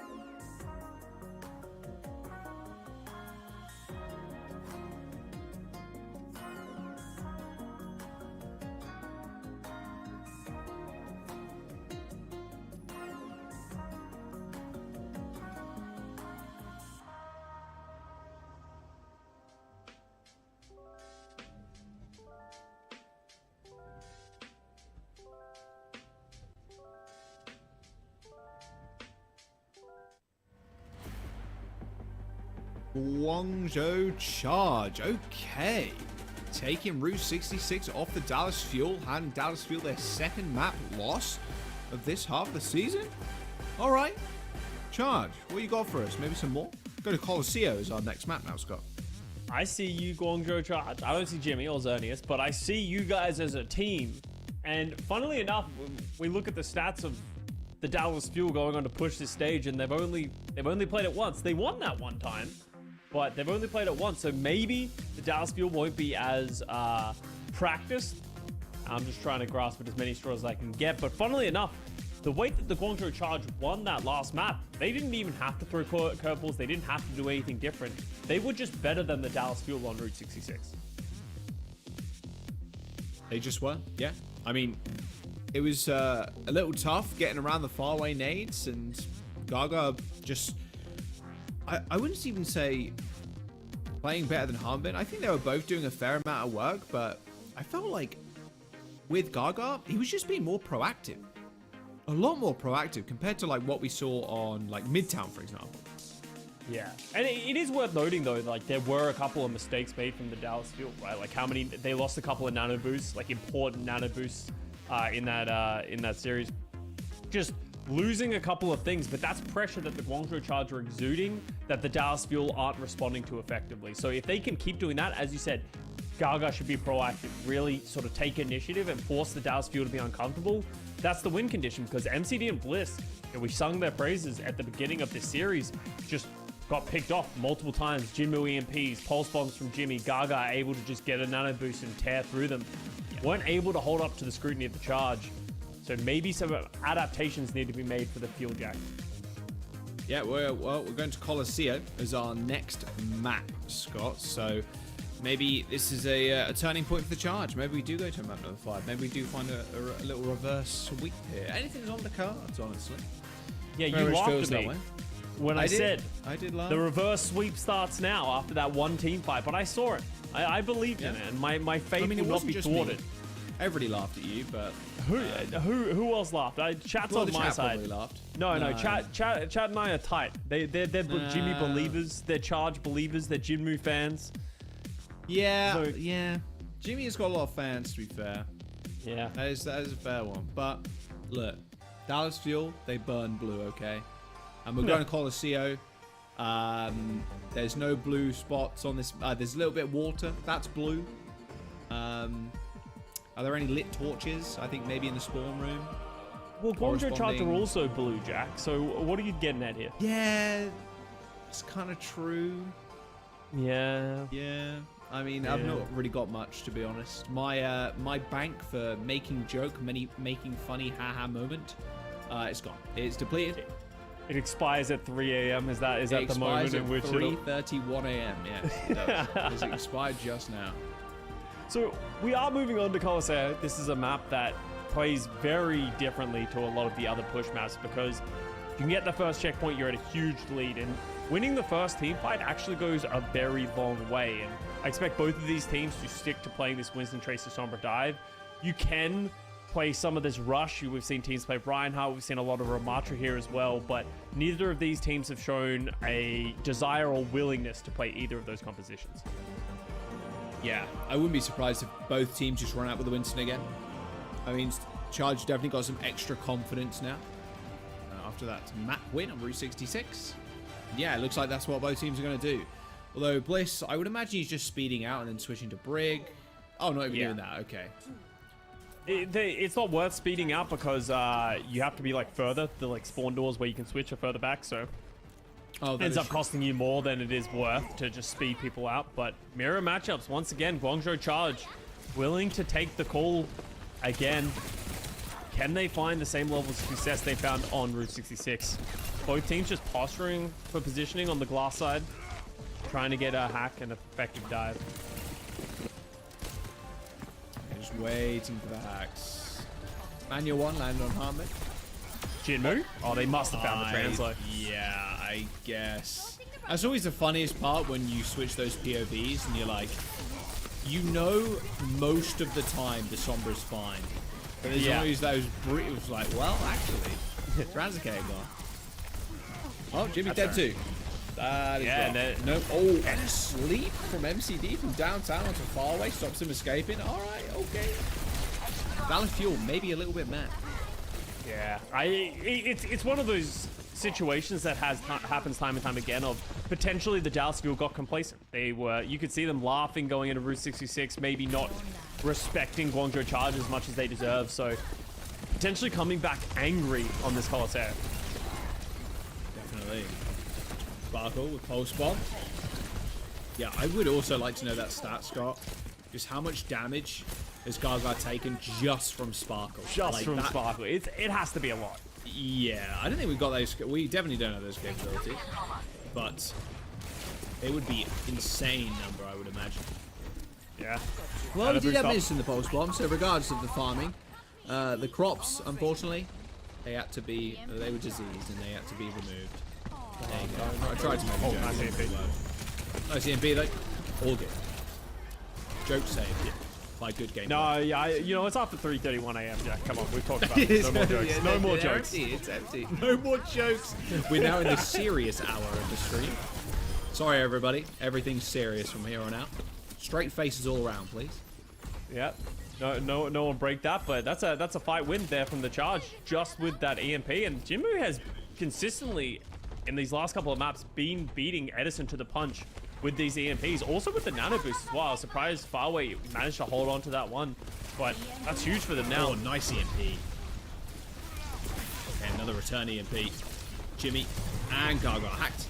Jimmy goes down. Gaga pops the primal though. Ooh, wow. Any focus? No, he actually just kind of gets rolled. His support line as well were kind of distracted dealing with Armbin, who also has a primal rage of his own. You got to be careful that not getting staggered here. You can see Xerneas just trying to dissuade the Dallas Fuel from pushing forward. Does that, just that. Sparkle wasn't able to drop the pulse bomb. Harmon goes very deep, has to pop the primal rage. Xerneas is going to respond with the rally. Oh my god, wait, he flew from one side of the map to the other. He got whip shot and then slept mid-air, so his body just gracefully floated across the map. That was ridiculous. Just take things. Just take things. This is the life of the tank. Well, there's the nano. Nanoed. Sleep. Well, there's the nade. Rally. Not available anymore. And no overhealth means no chance for survival. What has been stolen, though? Jimmy doing a little bit of theft. He also hit a pulse bomb onto Bliss. Bliss pops the rally, gets instantly stuck by a pulse bomb. A huge play from Jimmy, and it looks like the Guangzhou Charge might end up winning this fight as well. So that's a massive play. Oh, never mind. Jimmy gets caught. Jimmy does steal the bot a little bit further, but no. Yeah, I think Edison killed a couple too many there in that fight, sadly, for the Charge. All right, EMP versus EMP again. What we got going on, huh? And is Jimmy going to be more proactive and go earlier? Last time when Harbin jumped in to take space, Jimmy dropped the EMP on him. Harbin playing a little bit safer this time, expecting that maybe will come out once again if he goes too deep. I was very confused where Edison was then, but that's new spawn. Yeah. That's, I was like, where is that on the map? You don't normally see it from that angle. MCD manual hacked. Like Jimmy was trying to get inside the painting there. There's the EMP. All right, Jimmy instantly dead. That's this is like Atlanta Rain level stuff here, where they're just EMPing the Tracer. Yeah. And Sparkle does go down, but he trades his life for Gaga. And with Hanbin on the back line, is he going to be able to get either of these guys? Both of the Dallas Fuel DPS are dead, so they don't have extra follow-up. Hanbin's zapping him down. A ring around the Rosie. Oh, doesn't pop it. After hearing the rally, though, to be fair, do you want to pop it? Yeah, also that. So. Yeah, but I think you're right. I think he's probably glad he doesn't pop that primal rage, because with the rally running, even if he didn't get stunned, it's unlikely he's going to find any value. While Gaga, he wants to force this objective, get another stagger here onto Bliss. With the bot pushing, we might see Guangzhou Charge take the lead in this map. Yes, we might. 33 meters counting. There is the golden line. A little finish line. Anybody gonna touch? No. No one really close. Edison was, but doesn't want to really translocate out. Can always get the bot further. There's the dive, nades. Yeah, no packs. But they do trade it. Jimmy hits a pulse on the MCD. And now Hanbin's in trouble. Same with Gaga. Both tanks' health bars just depleting. Fortunately for Hanbin, though, had primal, pops it, instant 1050 HP. wonder if they're ever going to change that back to just straight 1,000. So I think that extra 50 is from when they changed his armor. Yeah. I don't know. Like, I think Wisdom players would Probably want to not, keep it, but I think you're probably right. It is weird seeing 1,050. That's such a And strange 50, right? number. It's not just me. Yeah. I'm not crazy. No, you I'm are like- crazy, but it, Oh, is, okay, well, it is weird. Great for that. No worries, happy to help. Edison EMP, Nice EMP. no follow-up. Harbin got hacked, but he doesn't even need the follow-up. Oh, never mind, Harbin was there. Takes down Farway, takes down Xerneas, does pay for his life, but that's absolutely worth it. Oh, there's the lead, though. They were pushing the bot the whole time. The lead, and look at how unwilling the Charge are to fight right now. But it's all good. Don't worry, because you can contest from high ground here. Our So favorite Gaga sits on strategy. the edge. Good They try. don't have Harbin either, so they're just sort of waiting for him. Big EMP. Good EMP. No follow-up. Hit Sparkle on the recall too. But yeah, no follow-up there. Tried to execute the same thing Dallas Fuel did a couple of fights ago. Manual hack onto Gaga. Rally comes in. Gaga getting absolutely rolled. Oh, no shield though. Available for MCD as that Tesla Cannon was just going straight through it. MCD and Bliss now dead to Jimmy. 59 Jimmy's meters though kind for of going Dallas Fuel. crazy on this Tracer right now. He's everywhere. His pulse bombs have found value. I don't know what his stick attach rate, because that didn't come as a stick, but I believe that's 4 pulse bomb kills, yeah, in this round, compared to Sparkle's 1. Like, Yeah. and these have been high impact pulse bomb kills as well. He's been catching the backline consistently, and it's so big for the Guangzhou Charge. Spot does start coming back in their direction. Xerneas has the advantage of the rally. So if Edison does get up to this EMP, they will have the tools to deal with it. There's that primal rage from Gaga. EMP coming for Eddie. Pretty easy spot here. You either one or the other. It looks like it's going to be far away maybe. Or even just out in the middle. Yeah, just catch 2 people. Gaga and Xerneas. Xerneas able to get the rally off, but not before Gaga ends up going down.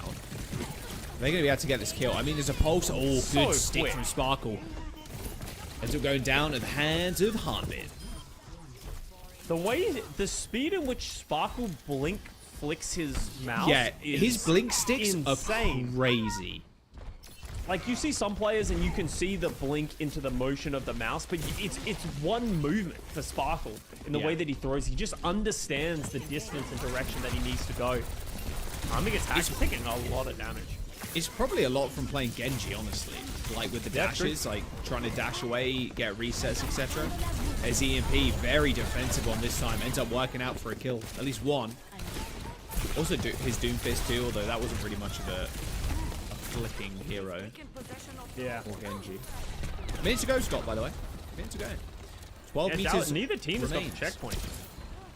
Hanbin has just been having a bad day, and that's all on Jinmu. Jinmu's just EMPing him. Every time Hanbin tries to go aggressively, he's getting hacked, he's getting EMP'd, he's just getting so much pressure on him that he can't even get the Primal Rage out.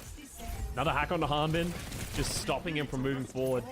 If you're Dallas Fuel, you don't feel like you need to take the initiative here. You don't want to go too far, but Edison taking out far away, now they can take that initiative. It's a big kill, 4 ults, almost 5. I mean, you're looking at 5 to finish this off. This ultimate economy, it just looks too strong. It just looks way too strong. Yeah. If you're the Fuel, you're more than willing to like play reactively, God, activate. guys. With these staggers, No, and the they're going to get the checkpoint as well here, Jack, without even having to utilize any of these ultimates. So now it gets hard for the Charge. If it was difficult before, this is like Mount Everest of comebacks that they need to do. Yeah, even with just like a single 0.01 meters apart from that, away from that checkpoint, I mean, the comeback potential now is just astronomically low. And I'm going to give it a percent. It's 0%. And there's the game. I called it. Dallas Fuel ended up taking that one 3-1, but not before, you know. The Charge had a little bit of showing there, a little bit of life on Route 66, handing to Dallas Fuel their second map loss. Which is insane. It's insane to say, but like it's insane that it's like that's what happened, you know. And they were kind of talking about it, but ended up coming up big on Route 66, but unable to close out the rest of the series. Dallas Fuel still undefeated this half of the season. If you just take Midtown out of your brain, let's all forget about it. As a collective, Sure. we're going to forget about Midtown. It didn't happen. This was a 2-1 win for Dallas Fuel. Don't ask questions. But it was a pretty close series. There was at least some back and forth, especially on Colosseo, some on Ilios Ruins, but there's signs of life there for the Guangzhou Charge. Things to look forward to if you are a fan, but talking about fans, Dallas Fuel, you guys are in a good position. That's 6-0, I believe now. I think it's 6-0 with this win. Dallas Fuel are looking back in form in a big way, and that's great to see because these players should be able to live up to that expectation. And what are they going to be able to accomplish in the rest of the season? Oh, it looks like Steady Eddie is going to be our player of the match for this one. 6-0, and yeah, Midtown plays. You don't want to forget it. Eddie's not going to forget that one. I don't think Dallas Fuel fans will either. A lot of good Hanzo play from us in this series, and just great player overall. Honestly, it was pretty hard to talk about player of the match for this series, even after Route 66, just because it wasn't on every map that wasn't Route. Like, it wasn't really that. Well, actually, no, Colosseo. I tell a lie. First two maps weren't that close. Second two were a lot closer, but Edison, he's just cool, calm, collected, and consistent. Yeah, he just did exactly what was required of him. And him being able to switch over to this Tracer to enable Sparkle to play the Echo has been such a big pickup. Like, a lot of us were questioning, can Edison still play Tracer? We knew how great of a Tracer he was back in 2020, all the way back in GC Busan, as he said, but that was 3 years ago, and Tracer players have hit a ridiculously new peak. And Edison, though, from just the eye test that we saw here on Ilios, it looked pretty good. So if they can keep utilizing that and he can keep playing the Sombra to this degree and just ruining Gaga like that, then that's a big thing. Yeah. Woo. Sick EMPs too. Steady Eddie. Doing pretty good. Dallas Fuel, I mean, they are a force to be reckoned with. And regardless of them losing the championship winning backline, I mean, MCD and Bliss not looking too shabby themselves. And it really does feel like this team can contend. Well, they can contend with anybody in the Eastern region right now, but I mean, put them up against some of the Western teams, I think they would do a fair crack as well. The one thing that I am still holding my reservations about Dallas Fuel, which might not even matter as we go into the new patch, is that we don't really see Dallas Fuel, at least in this stage, having to play anything else. We haven't seen them play the Ramatra Rush. We haven't seen how they deal with those kinds of threats. Right now, they're just sort of beating everyone by playing the Winston dive composition. So that's not an issue right now, but a question that needs to be answered in the future. Yeah, definitely. And I think that patch will really kind of cement them one way or the other. If it ends up a Reaper meta and they win again, bro, I don't know what's going on. Edison's just licking his lips. Like, oh yeah, let's go back. Please. Sounds like there's going to be an interview though, so we're going to hand it over to Unknown and he can give us the breakdown.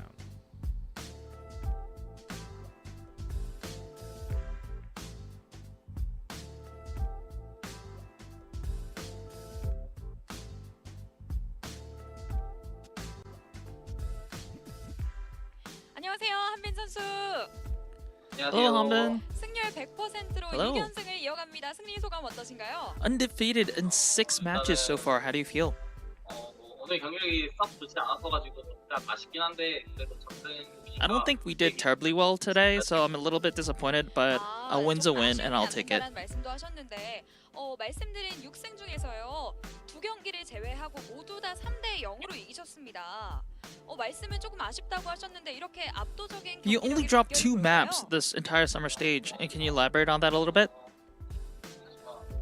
그냥 다 같이 뭔가 좀 열심히 해서 그냥 스트림할 때도 열심히 하고 뭐 피드백도 열심히. I think everyone on the team is really working hard. Of course, spring was a little of a big disappointment. And then we're working hard in scrims, we're working hard on matches, we're also doing a lot of feedback. I think that's showing now. 그때 혹시 어떤 피드백이 오갔을까요? So how are the comms like after dropping Route 66? 자신 있게 좀 하자, 자신 있게 그냥 할 거 하면서 더 세게 하자. I think it was more of us playing bad rather than them playing good. So we just were like, hey, let's just do what we do best, like what we do well. Let's focus on our strengths and we can close it out. 서로 동요하는 그런 모습이었군요. 네네. 아, 그렇습니다. 굉장히 서머 시즌 순항하는 모습을 보이고 있는 댈러스 퓨얼입니다. 이러면은 댈러스 퓨얼 팬들 입장에서는 이러다가 정말 그랜드 파이널 So you're on a 진출까지 하는 게 really 아닌가라는 기대를 할 수가 long 있을 것 winning 같은데 streak here. 어떠신가요? Can we expect Fuel to make it all the way to the grand finals? 전 시즌에 그랜드 파이널 했으니까 그거에 또 걸맞게 또 I mean, don't forget, we are the defending champions, so the expectation is definitely for us to be at least showing up at the grand finals.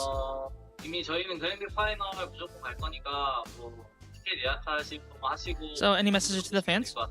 I mean, we are going to the grand finals, so book your ticket, fans. 감사합니다. And that's the end of the interview. Back to you, Jack. 인터뷰 나눠봤습니다. Thank you very much, Unknown, and yeah, there you go. Feeling pretty good, and you would be too. You're still undefeated, so I mean, you're just hoping this meta doesn't change all too much coming in this next patch. But hey, Scott, gonna be honest with you, it's probably gonna be a big one, especially with the new hero coming out soon. But that's gonna be it for us this evening. Gonna hand it off after this break to Harry and Avril to round out the day. Another couple of matches coming up after this. So yeah, we'll see you later. Have a good time, and yeah, peace out. Bye.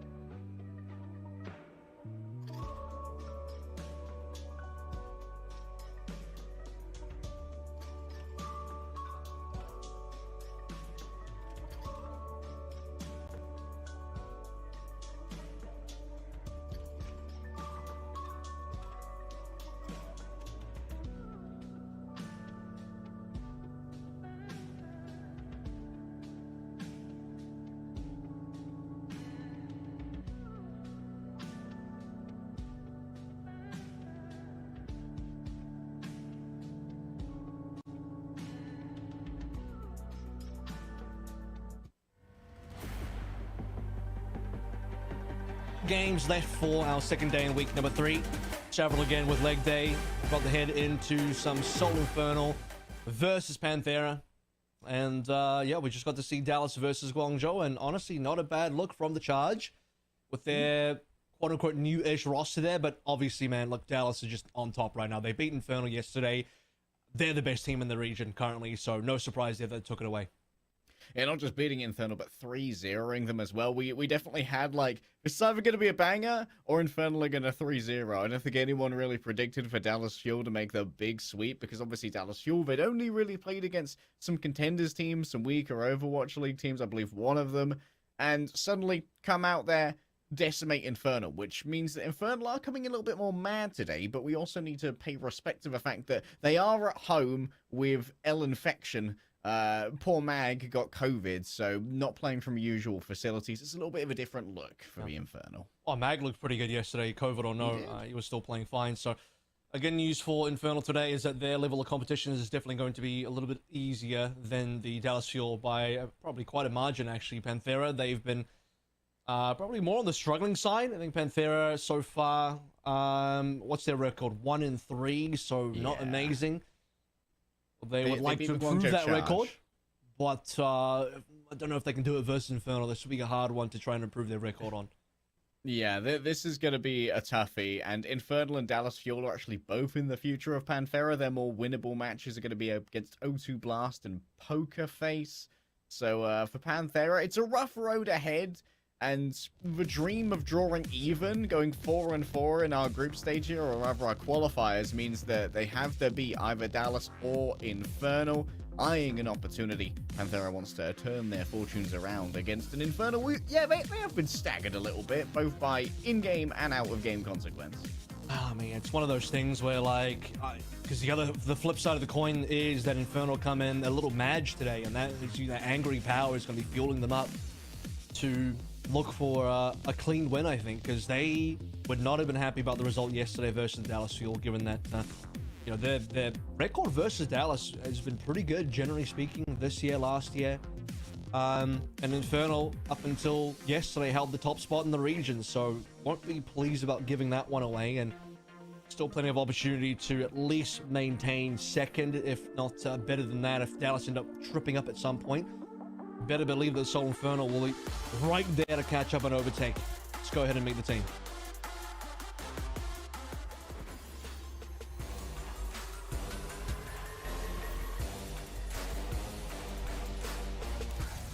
Once again, Pop is fairly reasonable. Mag on the map. Big plays. There he goes.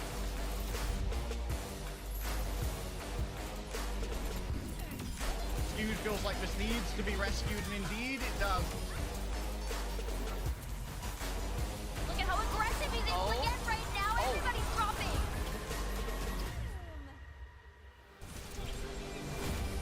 And it is just a field day for Zest. Oh my god.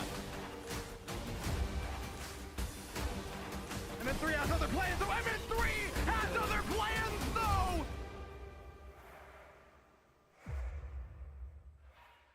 Certified banger. Absolute banger, Rabble. Here's a look at the faces. Mag recovering, but didn't really need to recover from too much yesterday. Playing pretty well against the Dallas Fuel, and this has been a big breakout year for Mag. Coming off of Runaway, we expected a lot from him. Didn't perform as well on the Washington Justice. Soul Infernal really feels like the roster where Mag's been set up to succeed, and a big part of that is Skewed behind him, who's also coming out of a shadow, playing understudy for Shu for so long on the LA Gladiators, having to play the Brig. We didn't get to see just how good Skewed is at these flex supports, and this is the year when people are finding out, and they are finding out quickly. I feel like yesterday was the first time that we really felt that Soul Infernal was staggered a little bit, and now, deeper into the year, see how they will bounce back if they do at all. You're starting a lineup for Panthera themselves, sitting at a 1-3. Their only game win so far, match victory, has been versus the Guangzhou Charge. That was in a 3-2, and if I'm not mistaken, that would have been the last time that we saw, both Piggy and Choice in one on the team as well. And funnily enough, that was also, developers on this roster, and he played up against his old team. So there's that to consider. Now, Yeah, develop still on the support position today. I mean, hey, if you're good at the scoped heroes, the science says you should be good at Ana too, right? And Develop's most been playing the Ana, of course, a bunch of standard comps from these teams. We don't really expect too much shenanigans, too many messes around when it comes to the compositions from these guys. And Develop certainly want to keep an eye on both a member of the Guangzhou Charge previously and a member of the Shanghai Dragons during their championship run, but never really got much playtime. Moon believed in the scout for this hit scan, and here's a quick look at the Tracer input thus far. A lot of raw damage from Becky, which might indicate that Panthera want to play a little bit more to try and pressure those Winstons because the eliminations are a little lower to go with that damage.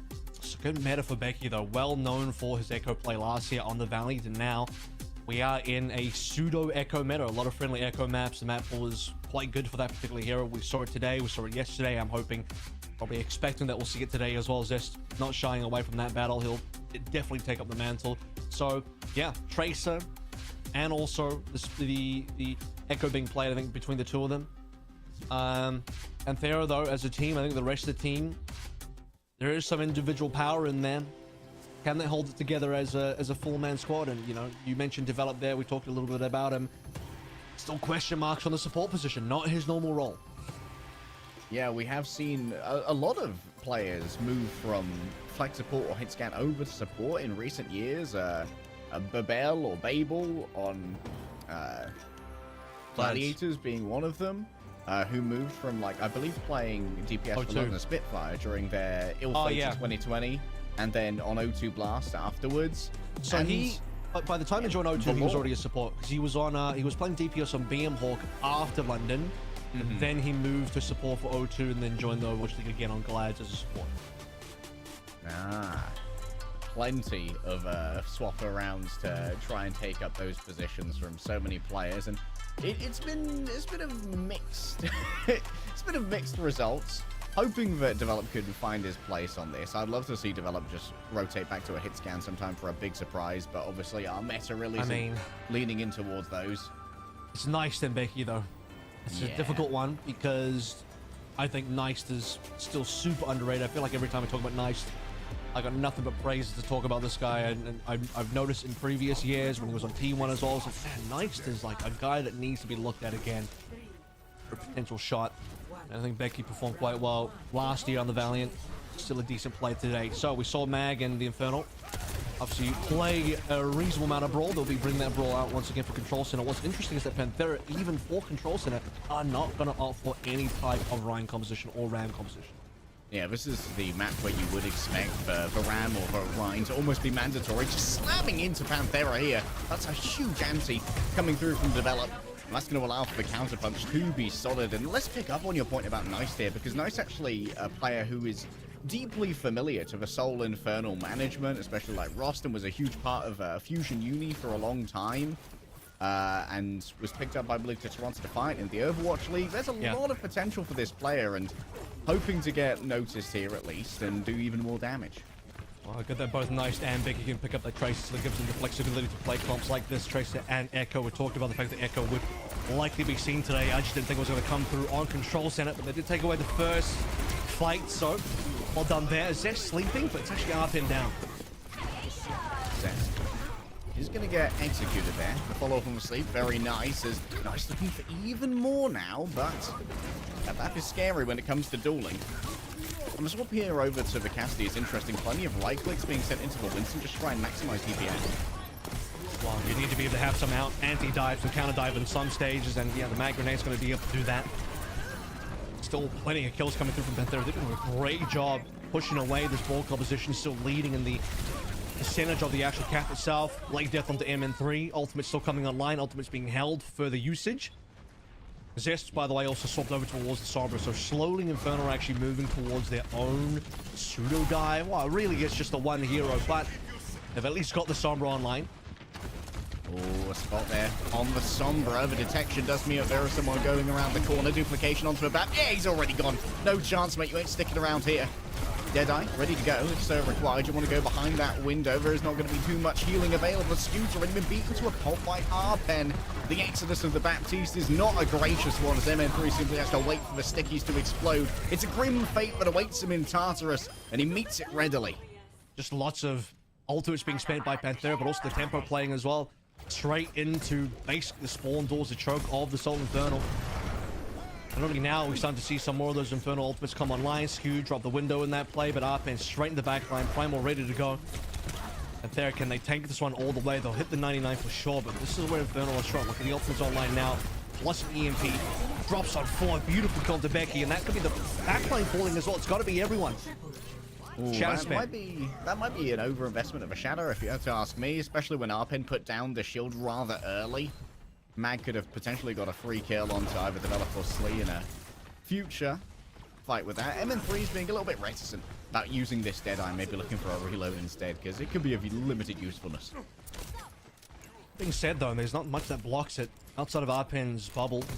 It's free pickings for MN3, so even as a zoning tool, I know we joke about that, but legitimately good zoning tool. See if you can connect with the mag grenade, because it's pretty good at taking down every single flanker online for Panther, dropping Becky down to the ground as well. Grab him and drop him. Arpen for now. Working forward as Skew trying to play in a more reserved position, just making himself a touch harder to dive. But look at this, Panthera slowly working those margins, evaporating the space, forcing a response, yes. MN3 going to be the secondary target here after forcing out Skew, so the healing's not there. And Nice is going to be able to find the back on the back anyway. A swap over to a Reinhardt, and I'll take a double main tank versus one any day. Panthera with control of the point is going to maintain contestation courtesy of Zest. There's no one else here to try and keep it going. Panthera coming out swinging. Yeah, nothing else there. Soul Infernal, they lose players early. MN3 just gets taken down by Becky. Arpen receives a nano. Soul Infernal, maybe I think you were probably right about the Earth Shadow usage there from Matt. He could have had an extra Earth Shadow for that particular fight, which could have turned things around. Wouldn't have saved MN3 though. Outside of Skewed, having that lamp ready to go, MN3 just got popped by Becky. We'll see if that's what happened here in the replay. I think this is how Becky got the kill. Oh my god, it's just a long-range sticky lob. He didn't even have to really commit. Yeah, ridiculous. That's the lamp now. Look how late the lamp was. It didn't end up saving anyone because everyone's out of the AoE or the lamp at the final hour. I mean, by the end of that play. So, wow. Shocking loss for Soul Infernal in round 1, considering Control Center is meant to be super favorable for Brawl. And they're going to bring out the Brawl again, but this time on Gardens, which is, I don't know, a lot less favorable. Like, this is even Nightmare. Of the 3, this is probably the least favorable of the rounds for a Brawl comp. Let's talk, like, Panthera as well. These guys have never won an opening map, an opening control. 0-4 across all of their matches thus far. Soul Infernal a little bit more tasty, 60% wins there. This was supposed to be an easy come out and punch to begin with. He's taking a good amount of poke here. That's a risky fly to take, but MN3 having to reload is a saving grace for the airborne Omnic. I think a lot more open sightlines for MN3, so ironically for the Soul Infernal, although I don't really like the Brawl for this particular map, I think for MN3 personally, he should be able to find more success, at least in the damage, and we'll see if he stays alive though, because he has been a target for Becky so far. Speaking of targets, it's going to be Arpen, drilled down by Skewed, and that's the opening advantage that Infernal's been waiting for, to be Panthera having to let go. Check out Mag just holding up that shield as well on the other side, just making sure the Develop could not deliver any heals to Arpen, bisecting Panthera and making sure it would be an unsupported dive. That's going to be Skewed on first ultimate. He actually had first ultimate for Control Center as well, but I don't know that he was able to get too much done there. And online here, which is likely for Arpen. Becky's got his second life ready to go. Just about. Once again, blocking off the heals. Mag knows exactly what his job is here. The window means plenty of damage coming through. And Becky tries his luck getting close there. You're going to need to wake up earlier in the morning than that if you're going to try and get through a Reinhardt shield fixer on the chase. And Arpen is simply forced to watch. Let the Winston watch. Respect the fact that Mag just holds up shielded there as well and allows MN3 to shoot. He wasn't interested in swinging. He would have allowed way too much damage and, as you mentioned, potentially healing to come on through. So, just let your DPS do the work, and well, DPS have the ultimates online. Really good timing for the Blizzard. If the fight gets dragged over towards a point, which, by the way, the Panthera's moving, they've gone White Room. It does seem that way, and MN3, what a headshot. Start things off. Big thing coming through. Still going to be a Primal Rage. Just instantly evaporated. He's been absolutely scragged by the Soul Infernal. Couldn't last a second as Nice still doesn't see an opening to use this Phosphor. He's looking out for the Immortality Field, looking out for the Ice Block, but they're not easy to force without a big commit. Well, that was just the opposite of what we saw in Control Center, right? Where MN3 gets sticky long range by Becky this time. It's a headshot from M3 to take Becky out of the fight. He's not been able to use the duplicate just yet. He's held on to this one for a rings for a while. This is one of the earlier ultimates. Copy the May gives the opportunity for a Blizzard, but speaking of which, Zest will drop the Blizzard first. That's going to cause some major issues for Panthera. Slay slower, I think, on the rally, and no nano available for development. This is the last fight as well. You need the support ultimate to develop. It's still waiting. Follow-up ain't going nowhere. Becky is going to relieve the pressure just a touch. Touches the valve. This is going to give a little bit more opening. Do you need to use the nano? Or you may never know. The Doomfist has arrived. We talked ill of it before, but Arpen might be able to change our minds about this one. Boosted up by the wall. Multiple players hit by the punch. And it forces out the immortality field here as Panthera have managed to flip the point around. Still Soul feeling nice. Patient in this fight. Got to worry about getting knocked off that bridge. So it's always going to be in the back of their mind. Arpen forced down to the ground. The counter charge is easy. All the assists in the world to kill the Doomfist, but there's no assistance for MN3. Still, none needed. It's going to be the cleanup from Zest, which should be ending this round here. Yeah, lots of frags coming from Zest, and looks like an attempted boop off the map as well. One of the few players surviving is going to be Becky on minimal HP. Gets away, but for how long? As Zest will still take the scalp no matter. Cap hasn't come on in though. Panthera hold the cap currently. That's going to give some time, enough time for Nice to try and delay. But after the cap comes in, we're instant OT up and no time to swap. Straight back on the Doomfist, and while the kills don't stop, Zest has gotten, I think he's got a delayed 8. It feels like he's got about 5 kills in the span of that last fight. Crazy stuff from Soul Infernal to bring themselves back into this. Panthera. Avril, do you have any words about the Doomfist? How does it fit into all of this? Well, like, he had to go over Doom to quickly come back in, so you know it's one of those square pegs that was sledgehammered straight into the round hole because, well, Panthera, you got to touch, you got to commit for the OT. Winston probably too slow. Doom faster character. It is what it is, really. I think the real missing piece was the slower rally to come on through and develop. Missing the nano. The nano was 5%, 10% off for timing. So those things would have been very important for what was essentially the last fight. I mean, that final fight, quote unquote, lasted for a very long time. Because Panthera actually did get the cap, they basically, I wouldn't say they back-capped it, but they took it out from Soul Infernal's noses. Soul Infernal in charge, so they had all the damage and they had all the frags. Zest, again, I think he got about 5 kills in that last engagement. Super difficult to generate that rally when you are faced with the Reinhardt. He's holding up his shield to try and mitigate incoming whip shots, even though that's not the primary thing he's doing. He's mostly holding off develops healing, but also Slay can't hit a whip shot through the barrier, so it means that getting that Inspire proc even harder. The Inspire uptime right now for Slay is only 35%. Going up against this Brawl comp is such a dangerous proposition as a Brigitte, and it has that knock-on effect where you're taking 2 minutes to build a rally in this map. Well, that's the price you pay if you want some reliable long-range healing for both your Tracer and your Echo. You also want something that can do a good job of protecting develop. I mean, I think we've seen teams swap the Brig over to a Kiriko in these types of matchups as well, where you are playing dive versus a Brawl. Yeah, being able to play those off angles with relative safety, pretty important. Yeah, and you're much harder to kill, I think. And the Suzu has great counter ability to save your team from shatters, from blizzards, even from Deadeye timings, from magnades as well. So a lot of great applications for the Suzu.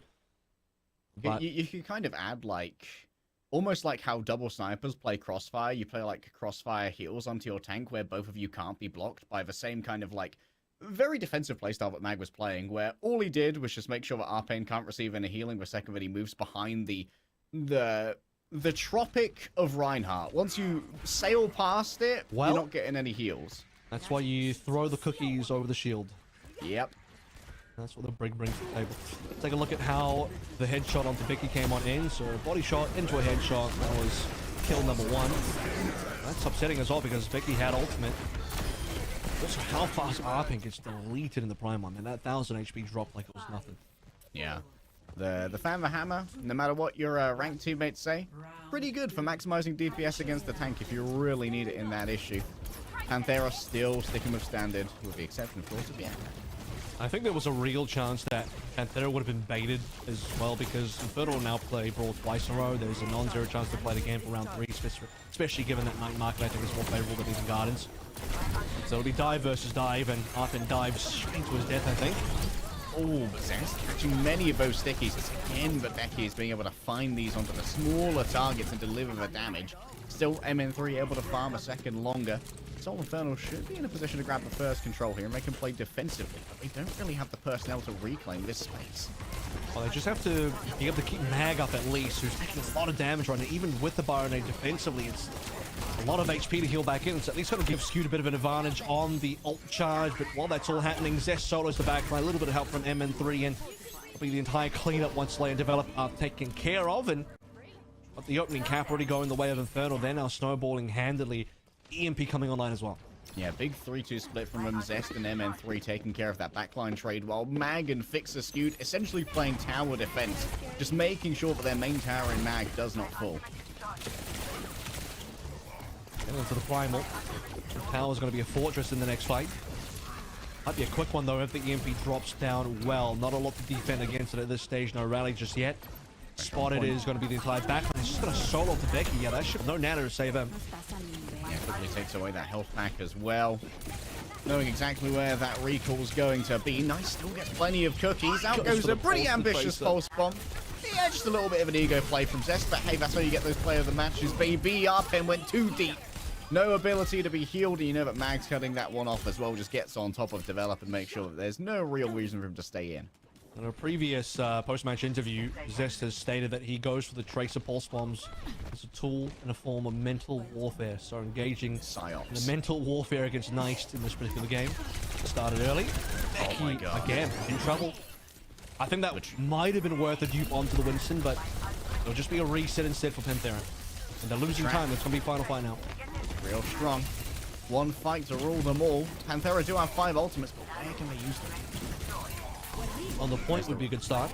Yeah, that would be a great start. Banana Winston. Oh, look at how they're positioning away from a point. They're trying to drag people away to make sure that there's going to be an undermanned fight.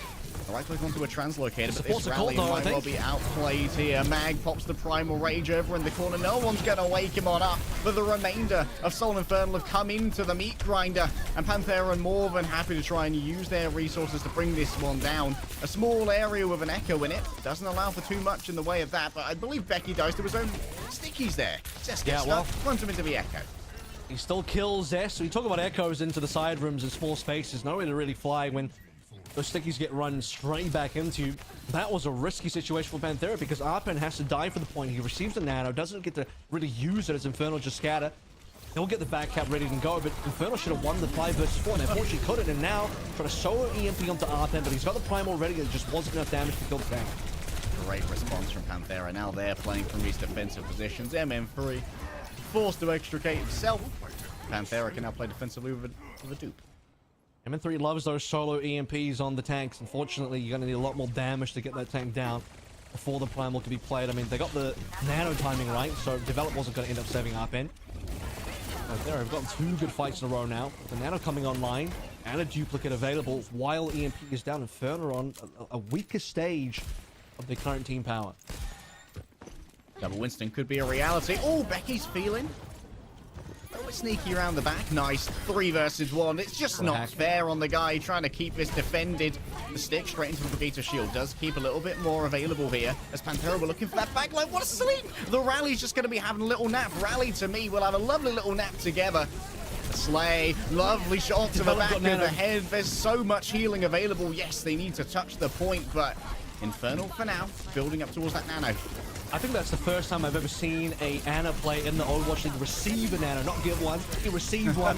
And now Panthera look like they'll receive the win as well. Backline for Infernal dead. Mag still looking for the Primal. Do they have the firepower? It doesn't really look like it. You need EMP. You need the Primal, and Mag is 1% away. And he's not going to get it.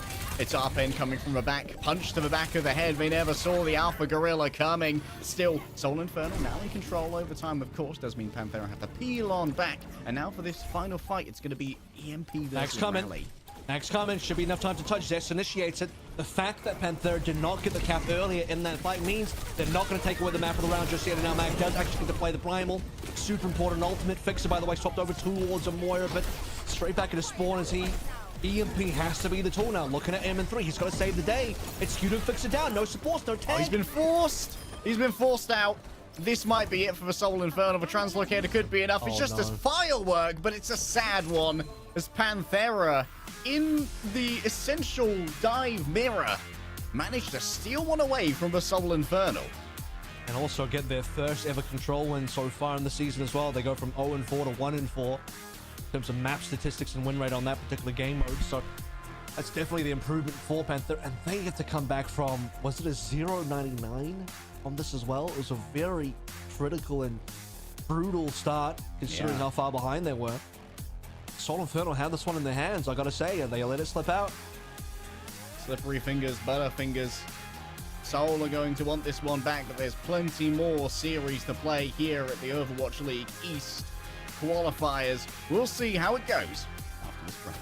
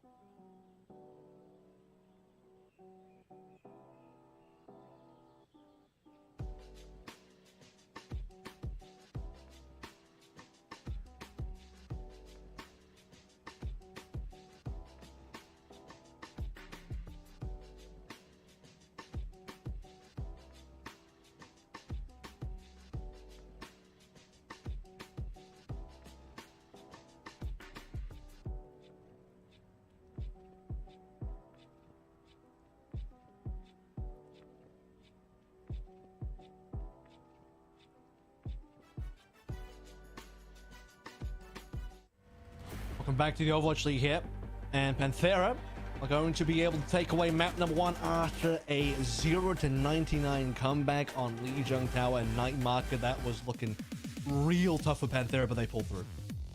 Yeah, it was a huge pull through from Panthera. We saw the clutch kill onto Mag come through from Arpen, but you've likely heard recently that heroes can. The question is, can Soul Infernal? In what are some tough circumstances, but still, we think that this is a match where their power level should almost comically outstrip Panthera, and yet here we are, 1-0 down with Soul Infernal. It's not been a great week for them. The load bearing almost in that sentence that I heard. Almost. Oh. There will be some more Echo play on this map. That should be assured. And Barney, I think, is one of the key Echo maps that we have in the pool. So Becky is likely to lock that in.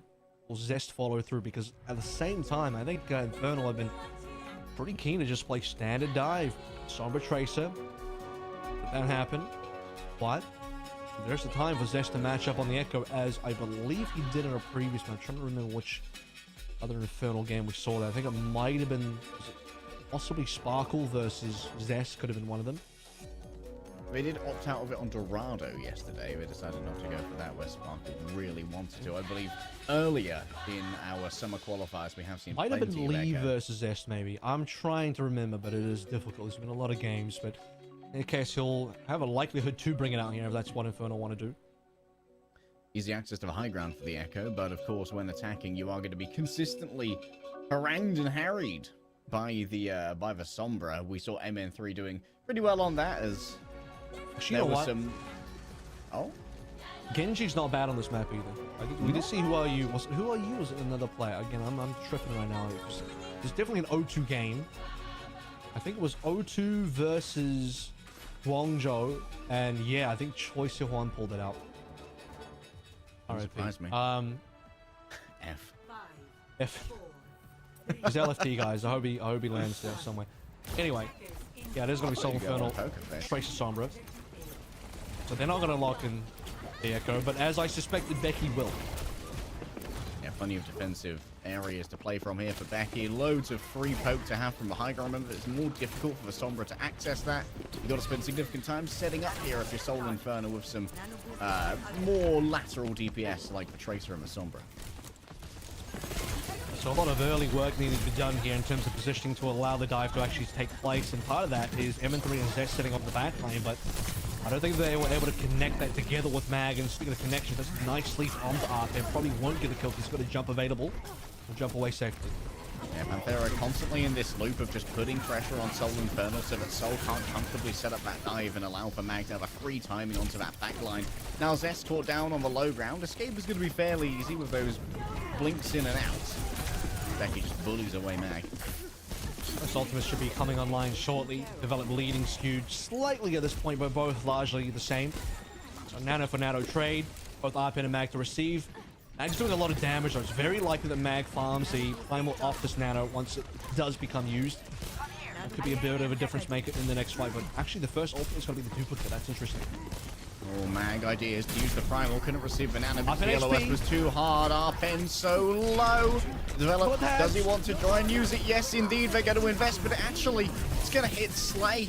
Or rather, it's going to hit Arpen. Slay has to use the rally to stay in this fight. Not much help to try and work with, but those constant procs on the Inspire are going to slowly build it back up. Nice. Zest goes for a stick. Decimates some of Arpen's health, but not enough to remove him from this. A lovely pickup of the mini pack, and Arpen's good to go again. It's nice in the backline now. Looking to try and turn this around. It's been a huge investment for Soul Infernal. 4 ultimates already used. Only MN3 remains. You ain't going nowhere, son. Arpen says, I don't have your exit clause in a contract, mate. You're locked in for life. Well, he did have to spend a Primal for that one, but he made it look good. A little bit of Primal juggling on the opposing main tank. That'll be something Mag will remember for the next fight. EMP now going to be the tool for the subsequent fight, and MN3 already positioned for that. He likely is not going to reveal himself. They actually got 2 ticks in this situation as well. I think he might have just been spotted there. In either case, with translocating away, he loses his positioning on the backline, which is a bit of a sore point for him. MN3 will have to set that one up again for Soul Infernal to actually get this dive. 69% thus far for Soul Infernal. It's been a nice attempt, but nice ain't enough. Damn. Oh my god, the scouts are just so strong, and it just kills the Soul Infernal momentum. They're doing so much to try and get Zest up on this high ground. And they've got the UAV. They got 3 kills in a row. They do. They've got the drones, man. Maybe an EMP here. Oh, he just walked past Develop. Yeah, just moves on by.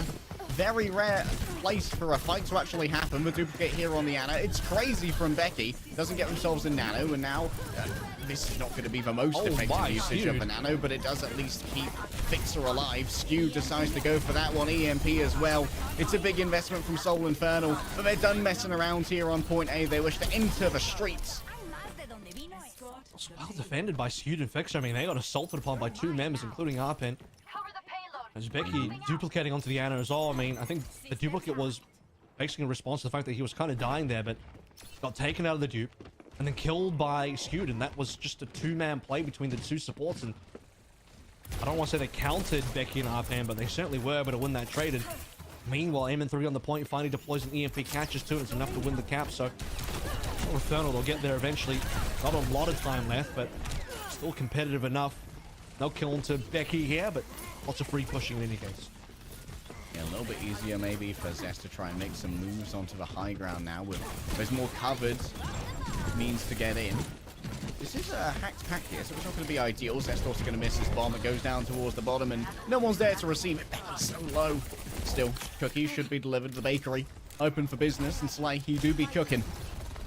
I believe cookies are made at the bakery. Actually, they're created there. Yeah. Delivered to the... On the cookie tree. Yes, you picked off the tree. That's correct. Freshly grown. I should stay alive here. Both Primal and Nano available from Panthera. Well, they could also just back out. Depends how much space they want to lose, and that is going to end up being the call. They'll back away, allow the payload to push freely. This also, by the way, allows MN3 to walk up and put himself in position for an EMP. And for Rally. Now it's Slay who has to go down and try and fight on the point. The Rally is going to soon expire, and getting onto his point is going to be real difficult. It's Arpin from the back, but they can't touch the point in time. Oh, Panthera. Big dreams, but in the end, little gained. It was Arpin as well. He was, well, I mean, no one touched, but Arpin at the Primal, he was trying to go for it. He was maybe off by half a second, and sometimes that's all it takes. They have the ability to stay further in. I mean, the Primal was basically running out, sure, but Nano and Duplication were available. At minimum, I think you forced EMP. But allow you to defend C point with a lot more ease. Which now MN3 can basically deploy on the backline here. He's got a tasty couple of targets and go for either of the supports, maybe both. The problem is he won't be able to link up with Zest because it's too deep in. He'll just go for the... No, Zest arrives anyway, wow. But they're not going to kill. Strong positioning from Develop, just plays that corner, tucks in, thinks thin, and Soul Infernal can't claim their mana. They don't want to stick around to try and fight Slay either. Becky, Duplicate, still here. Arpen might not have much in the way of escape. The body block too strong as Mag just boops him back in. And now all you've got to do is get rid of Nice. The Psyop won't work, man. He's a psychological warrior. Nice, but I'm afraid you're going to need... you're going to need more of an intimidation to get past Nice in the morning, my guy. That actually was the purest psychological warfare I've ever seen. Don't worry, Scooter's got the shot. He can kill a Tracer from long range, that's for sure. Now the Nano's up, and they're in a bit of a bothersome spot here, but Arpin can still get the plan. He needs to live. Arpin desperately needs to live, but he can't. And Becky, he's duped over towards the... No, they don't even touch, never mind. Oh, you got the translocator on the cart. You could see it just there. Unfortunately, simply no time to take it. I think they lose anyway. Yes. But it does hurt a little bit more to not touch. I think they were going to lose anyway, but it still hurts. Actually, they would have lost. They would have lost anyway, but they probably would have dragged the timer down slightly more. Skewed right now, 12.1k healing per 10. Man's going crazy compared to Develop. This is the 2v2 we saw earlier. Damage on Becky. So they just get rid of the duplicate and just boom, shoot Becky in the face. Demon. A real demon when it comes to the quick scopes. I mean, the Anus is so important when it comes to just containing the offensive potential of the Echo, because that damage is substantial. 75 per hit. I think in most normal cases, Skewed and Fixer should have died there. At minimum, it's a 1-for-1 trade. They both lived. And then they both ended up assisting in the actual fight that gets them the cap. That situation should have been Soul Infernal trying to cap. Their supports are locked out. Panthera, they essentially kill both supports. They start losing the point, but they maybe can still go back and touch in time and do all of those things and grind the fight out into victory because Soul Infernal have no supports. I mean, Arpin and Becky made good moves, but they just somehow lost the 2v2 to 2 supports. That's really well played by Scooter Fixer. Zest, deathless so far, by the way.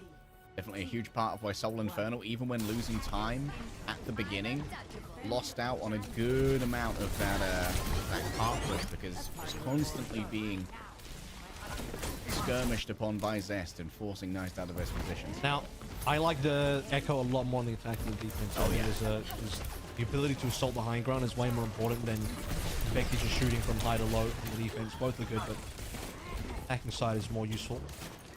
Yeah, and if and he's you playing can... defensive Sombra as well, so he's going to need to... I mean, it's very difficult for him to really get into the back. I don't think Inferno are going to make any aggressive dives here. They're going to wait to play the hack defensively, wait for Arpen to jump in, then get hack after. Now, Arpen just tries to instead get a little bit of progress on the point, drag back maybe someone else to try and deal with this. Skew keeps his cool, hits a nade on the ground as Mag is just going to make sure there's a little more skirmishing for high ground, keep that attention for a touch longer. Nice definitely needs a heal. I think it's a cookie that's going to be received. And yeah, there's Zest getting his first death thus far. Quick escape from Mags. It's but a flesh wound, so Skew should be able to heal it on up, but re-engagement here definitely on the cards for Soul Inferno. No, we're gonna call this one. I think if Mag was a little bit healthier, a little bit earlier, they would have probably needed MN3 or Zest to be able to go for the touch first, and then Mag to follow through. But it's a lot of plays to be alive for Infernal to unfortunately give the point away, and that's a huge time lag as well. Remember that Infernal only had about 3 minutes going to be. But they're over 5, so it's a gigantic gap in terms of how quickly we cap A. Look at generation on the EMP. He noted on the exit, but you know that develops on top of things there. Just playing such a safe position. Mag, no need to get the healing. Didn't have LOS for Nano to be delivered. Soul Infernal. Now without a tank, they're going to be losing huge amounts of space in droves. Hello. EMP. So no Nano, unfortunately. Develop might not have had the LOS, and that is one of the times that they'll be able to catch Arpen, no Primal. It should have been a risky play from MN3 considering the existence of the Nano, but no idea what Develop was in that play. In any case, Infernal trying to hold this one back a little. Intimidating Becky so much. He's so scared, and there's every reason why you should be. Oh, Becky that is an MVP well. candidate right there. Yeah, he wanted the duplicate, but hey, Zest has got the schmoves. Yeah, Keeps out of the LOS. So again, it's another kill coming through from Soul Infernal. Just pushing Panthera back, just reducing the time. It's important because noted the basically 2-minute gap that Panthera have in terms of advantage. There's still a lot of ultimates. So Primal's gone, Pulse gone, EMP gone. Now Panthera's still on 4. Starting to get some distance again. I can see them really camping on this push. And a slow game for Nanos. Meticulous, looking for maximum value, or at least the ability to potentially save your Winston. There it is, straight up into the back. It's Becky who actually receives it. What a sleep! There's no way Skewed is a magician! This guy's a wizard! It's Skewed the Grey, but he's got all the powers of post-Balrog battle. Becky wants revenge onto Zestia. You stuck me before, you didn't let the duplicate happen. I'll try and chase you out here. It's even more sleeps, but no touches coming through as Panthera get enough space, even while they catch Becky napping. Well, that's the thing, even with Becky down for a wee while and Skewed hitting a really nice sleep dart, the rest of Panthera just have such a high amount of ultimates to play in. Doesn't really make too much of a difference. Double support ult has been thrown in there. Arpen diving in deep with Becky, taking space, and the payload was already facing at the end there, so a difficult defense for the Infernal to be able to muster against. They would have needed to get some frags, but I don't think they got a single one. Develop under a little bit of pressure here, looking to die. Yep, certainly, and the other support as well to follow. If you want to die, I know someone who can help you out. Zest, brutal when it comes to those. One. Yeah, managed to pick up the Mega just about. And let's have a quick look at this time, like 4 minutes for Panthera, but they are going to get kind of stuck in the weeds now. It's going to be difficult to try and dislodge Zest from his high ground move. We go for a 1v2 with both Becky and Nice. Well, you got to get past some of these good defensive ultimates in the EMP and the Nano, so Pulse is gone, but that was the free ultimate that you'll get. I think he managed to still fly away slightly as he gets hacked in there. All of this is still slow down though, so the fact that MN3 just holds the EMP over Panthera without committing just yet, forcing Panthera back with just manual hack, it's lost time. No payload push. They want Arpen, and they get him. Didn't even need to hit the ante there. It's more than enough to just get that Sombra damage through, and now the cleanup. It's demanded, and Mag is ready to answer. Develop. Oh, that is a nice sleep. In the corner, beautiful sleep. I'm afraid you're going off the map though, bud. Wait, hold up. Grippy toes on the side, but they're not enough. Mag is trying to take his anger on to Develop, the same anger he had for MCD in his previous match. for 3 minutes now. So it's definitely getting more difficult for Panther. At the same time, though, they're once again building up a huge bank of ultimates that they can get to the end with. The only issue now is that their distance is not as good as it was on B at the same position when they had the ultimates. It's 5 ults, so something has to happen. They have to have a big fight now. But even if they win this, I think there's another fight ahead just based on the positional payload. Critical mass of energy here for Panthera. But can they find their Oppenheimer moment? Skewed for now, playing defensively, caught on both sides, but makes a vertical exit instead. It's well considered Mags here just to try and plug up the gaps. It's going to get isolated now by the Primal Rage, but still there's LOS for the Nano. Plenty of resistance to the damage. Vixer decimated even through the rally. Rally to me, yeah, don't mind if we all do. We'll be very happy to. 3-on-1 Panthera. They have the cleanliness with their dives. They're calling the targets well, but Mag's got plenty of HP on the other side, and Zest can come back in with a pulse bomb. Onto Sleer, onto Develop would be ideal, but now just has to concern himself with touching the car instead. There's only a meter to go. What a stick coming through from Nice, but he's already dead at the hands of other stickies. So much adhesive, so much explosive, but in the end, there's no gorilla to be seen. MN3 uses the EMP, and while he does die during it, might well be enough for Zest to try and find himself some magic. Fixer stuck to the car with glue, a Brit stick, all the adhesive. What a crazy fight. Fixer was nearly dead as well, just had the shield up in time to be able to block out the damage from the focusing beam, and if it wasn't for that, would have been drilled down by Becky. The EMP coming in to save them. It's R-Pen down. Panthera, oh, that should have been the cap, but now they might not cap at all. Time is really bad for them now. Taylor is slipping backwards. They don't really have anything coming online. I mean, yeah, okay, the Nano is about to be there. That'll probably happen. Hopefully in the next 30 seconds. Inferno's delayed tools. They got the Primal again, so Mag can just sit on payload, not at risk of dying. This is definitely going the OT. As Mag catches this poke, we can go up towards the Nano as well. Just playing it slowly. No need to overextend into Panthera, get themselves slept. MN3 noted, but has already fallen. That's going to make contesting this car a little bit harder. As you said, it's Mag's responsibility now with the Primal Rage. R-Pen just forcing Fixer out of this zone, hiding away inside. It's going to be easy to stay alive. I'm going to slay down as well. Duplicate. This one's done. I mean, the whole map might be done now. It's 20 seconds. It's Nice alive. He's going to have to be. He'll have to go for the touch. No one else can really do it. And Panthera, they were really looking for the win. They were hunting for it. And guess what? Someone fell on 4 ultimates plus possibility of maybe even find the Nano. If can they get Becky, he'll die before the dupe again. No, he'll finally get the dupe on a Sombra. Again, they need to go for this touch, and it has to come down and Nice. He'll get it with the stick as well. Ooh, that's not bad. Oh, Fixer just about survives though. The rally gives him the HP that he needs. R-Pen pops the Primal Rage, and yes, he's got access to his backline, but also has to moderate that with touching the cart. The EMP comes through from Becky finally at the end of the duplicate, but MN3's got one of his own. Assists are aplenty and kills even more. Soul Infernal hold for 4.5 minutes on point C of Numbani. Yeah, I mean, the 5 ultimate push from Panthera was probably the opportunity there. And what a save from MN3. 2-man EMP. Leading into Fixer getting a 3k in that scenario as well, because by the way, MN3 died upon using the EMP. He died instantly. Yeah. It came down to the rest of the team. I think Zest and Fixer between them got about 4 kills, and then someone respawned and got the 5th. So Panthera nearly had it on that push, but just barely had it slip through their fingers. What a play from MN3, but Zest and Fixer, what a map from them. Fixer's just gone crazy, just surviving so long on the Brigitte, including surviving that stick with a quick pop at the rally. Presence of mind is strong, and Soul Infernal, they may have taken a while to enter Nippon, but now they have finally achieved their demon mode. Can they sustain the ritual? We'll find out after this break.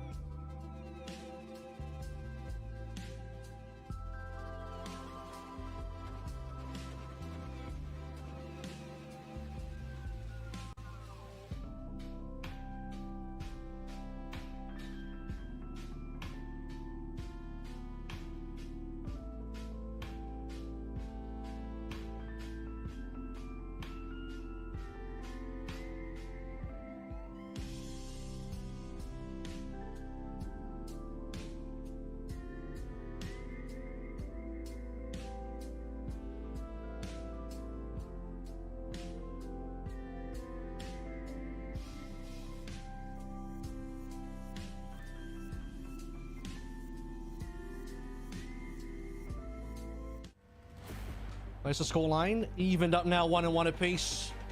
And a Numbani defense successful. That lasted a while. What did you say? 4:30? 4 minutes something defense on C for Infernal.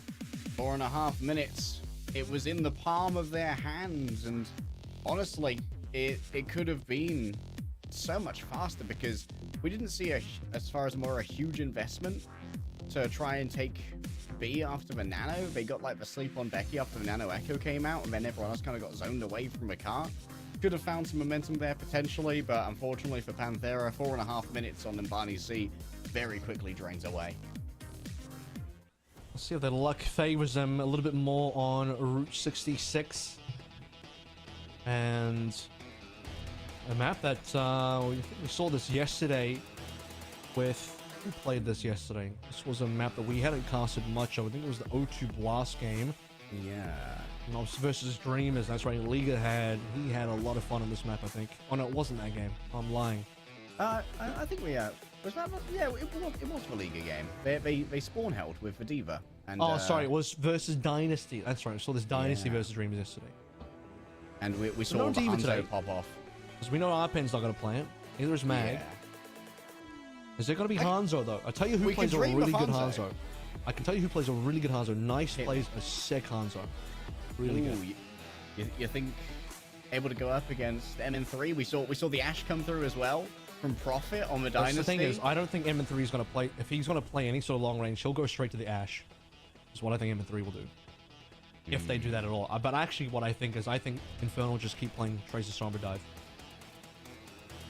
Yeah, I think that there's not going to be too much onus to swap away from standard here. I don't. Even Panthera is gonna. Yeah, they're not gonna do anything special here either. Yeah. Defend normally. Actually, this is the first time we've seen Panthera play standard. They didn't play any nice Sombra on Ijang at all because they were doing Becky Echo the whole way through. No, so this will be our first look at Panthera today on this Tracer Sombra. This is a great look for a Sombra. So many easily accessible health packs, including under Big L's and in Cave. Does allow for quite a bit of autonomous operation of the Sombra. There's no way. Okay. MN3 is not an Echo player, so that would have been too strange for me to say. Well, it would have been a bit much. Maybe hoping to just try and break any potential spawn holes with that aerial pressure. Becky under pressure himself here, but it's going to be a little bit of healing coming through from Nice. That hack, too much worry. Up in speed. Just about gets LOS in time. No worries. All expected. Just more nano charge for Develop. Becky back in spawn. It does mean Infernal finally get the push, and they're going to take some space as well. Speaking of the support slate, in trouble here. Under the pressure of Mag, and Develop down. Panthera in shambles. The opening defense are going to have to go for a retake here. Especially with Arpen down as well. Try to slow the payload down, and... Oh, nice scored as well. Yeah, nice scout. What a whip shot. Great reads from Fixer. Quick on the trigger with that, just to make sure that there couldn't be any lateral movement and dodging away from Nice. And MN3's got a significant lead on the EMP.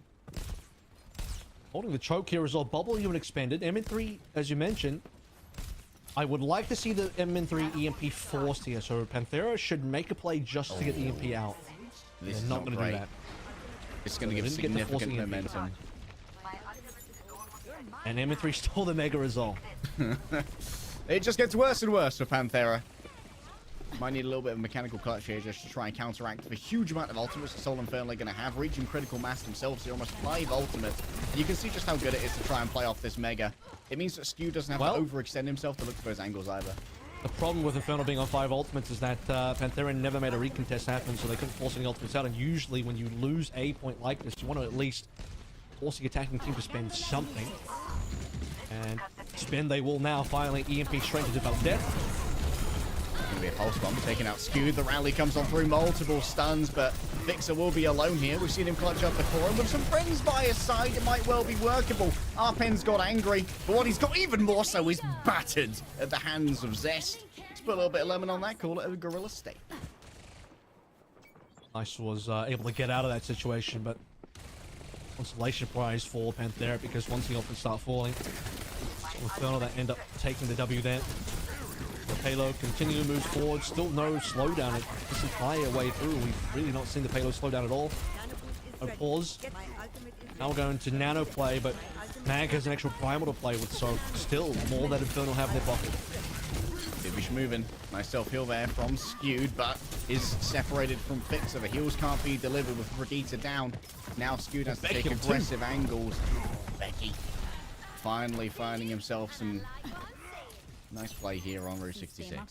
It's the first Becky Tracer we get to see today as well in this particular matchup, because again, he was playing Echo the entire way through, so he finally gets to be the Tracer player faced up against Zest. He'll take the back line of Infernal all on his lonesome with a little bit of help from a nice back as well. That's the first major reset and slowdown for the Palos, so they're getting a bit of a defense going after it was looking lackluster. This Skewed position very vulnerable to an anti-nature. Saw it coming on in, but Skewed manages to dodge away or Fixer blocks with the shield. Either way, doesn't get what the developer's looking for, and it will be a little bit more vulnerable to being dove. That's why Becky all over on top of Zesh, just making sure they can't make a path over to those more vulnerable supports. It's the stick, baby! It's the Zest special. You know that the psyop is real. You know that the nightmares are forming. And I think that this one might be curtains for Panthera's developers taken away from Slay, even with the rally being popped. The developer's not dying. He just ain't dying. The cookies are strong. What's in those? I want to see what's in the batter. But you got to buy some better butter because the batter's too bitter, my guy. Not even the EMP expended either. MN3 gets to hold on. So, Infernal will eventually get developed down. He was hard tanking all that damage the entire way through. It was even Mag sending developed straight into the arms of Zest. MN3 thinking about doing a bit of spawn camping here. Could have just soloed EMP developed for the BM, but he'll save it for the next fight. Maybe he's waiting too long. It's nice that pulls the trigger first, and Nice has pulled it firmly enough that 3 members are about to fall, and Infernal have to back on out. The hair trigger comes in clutch. Great take back there from Panthera, especially with develop under considerable stress at the hands of Zest. Now though, Infernal, they do have many offensive ultimates, but I think there's enough here to try and deal with them. Both the Primal Rage and the Nano. Everything you could want to try and deal with an EMP. Is it the right place? They can still get supports here. Arpen is likely not going to go down at all, so that would be a huge mistake for MN3 to solo Arpen again. The support line, that's free pickings right there, especially if you get developed. That will be the Nano taken off the table. And currently MN3 is eyeing out development. He wants develop first, and again, develop is just unkillable. Oh, Mag got stuck and actually delivered it over to MN3. That's a huge amount of damage coming through. No tank here is going to make things very, very difficult because Arpen's just trolling in the canyon. Primal Rage, so we can get real aggressive if he wants to. Cleave is strong. Time is factor. Yeah, it is. Only a minute remaining. Skewed, this is capable now. On the way out. It's a messy execution. They're going to give it up. Got to. Wow, that was just neutral kills. No, ultimate's just straight neutral kills. Panthera are in a good position as well. Rally about to come online. Support ultimate in the Nano plus a Primal. Staying power on the final defense on B would have been pretty strong if they didn't start dropping members quickly. And Infernal just offered a number of good picks there. Can monster their way through Panthera without any form of defense to be found at all on B. They can at least save them for C, but that was really unfortunate for Panthera given the lack of time for Infernal. Disparate positioning and a messy disengagement. All what was needed. Zest forced out to recall, and Arpen wants that Tracer and wants it bad, but it's too far to go. Got to stay within the LOS of develop and make use of this long sight line.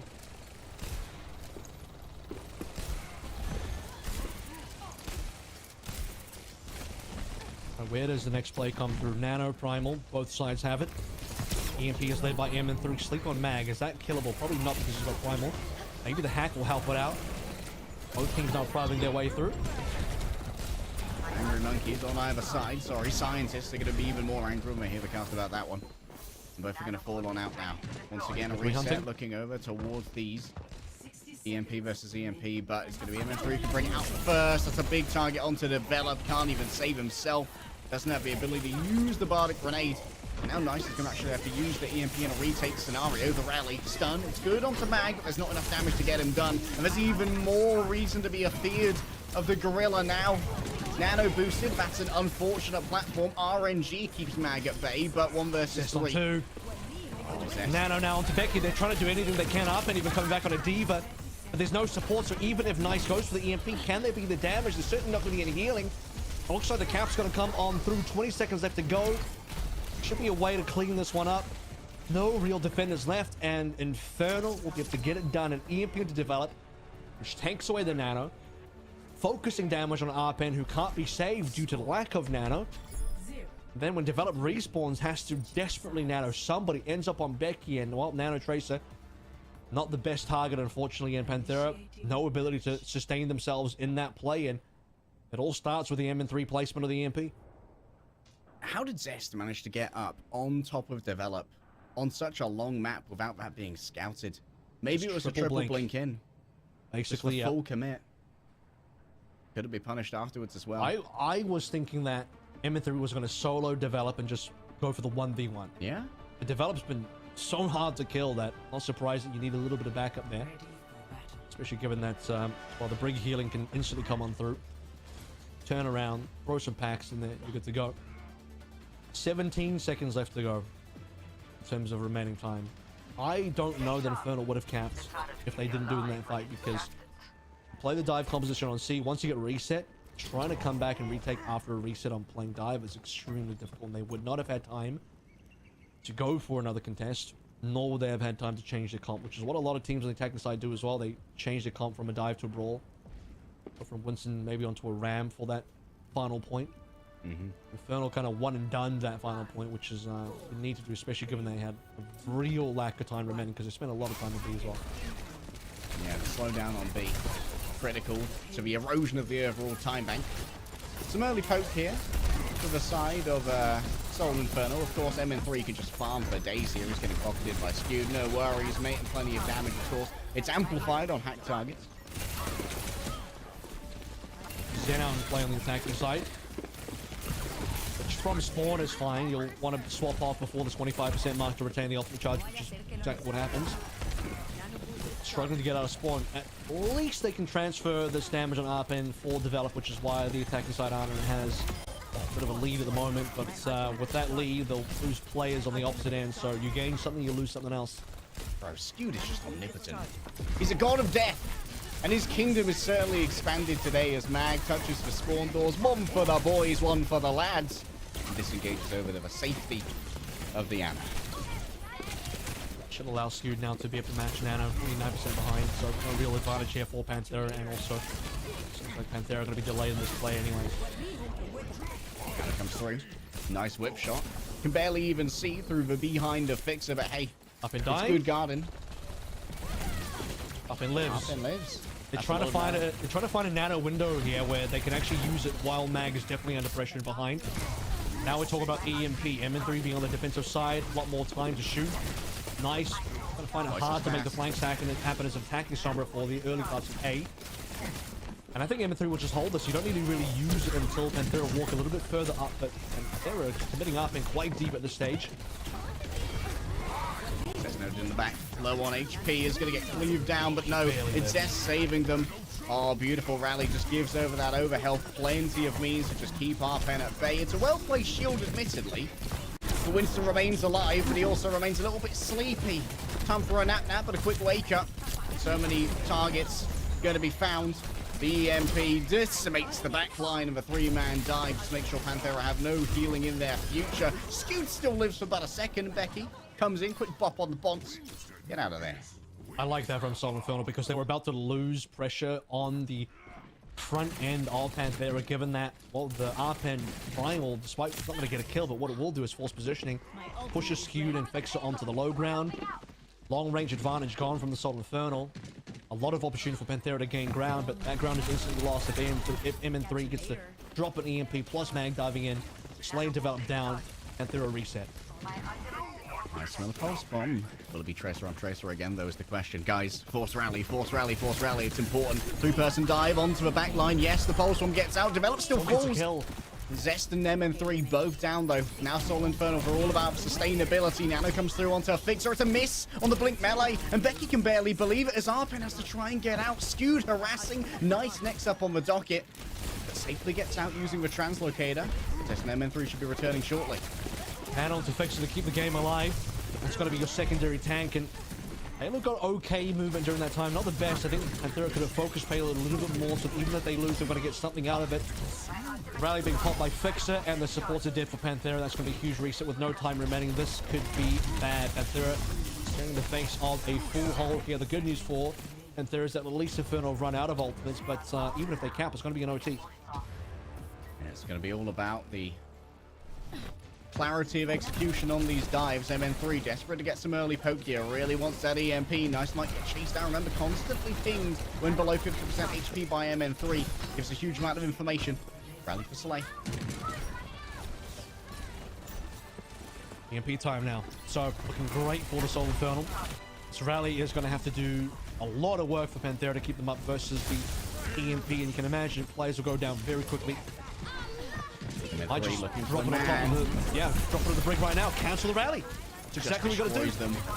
Absolutely decimates. Steals away the health pack as well for good measure. Develop can't pick that one up. Panthera go 0-5 on Escort, and Soul Infernal grab themselves a lead in the series.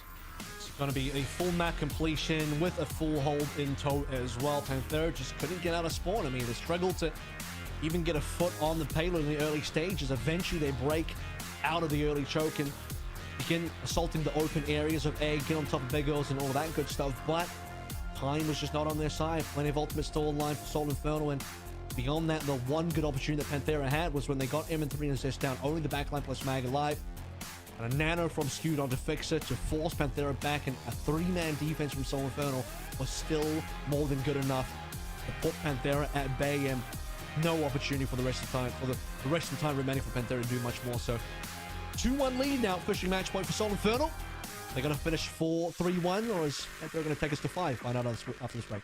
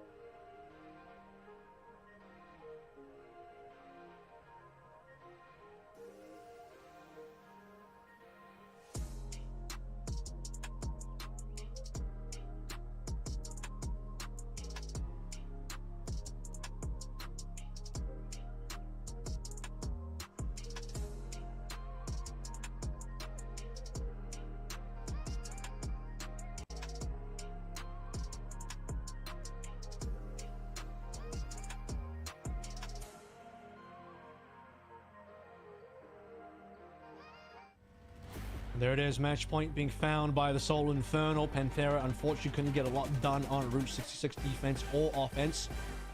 We find ourselves going into a map 4 that is looking very good for Soul Infernal, considering that push, in my opinion, has been one of the better game modes for the Soul Infernal. Now, they don't have a lot of stats on push because they haven't played a lot of push, and they haven't played a lot of push because they rarely go to a map 4. Typically, their games end in a 3-0, so seeing them on map 4 at all, bit of a rarity for the Soul Infernal.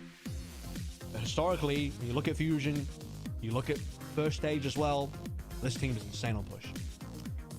Also a little bit of a weird one coming in. Apparently we've got a sub that came into the team today. They literally signed this guy after our information was given. This is De.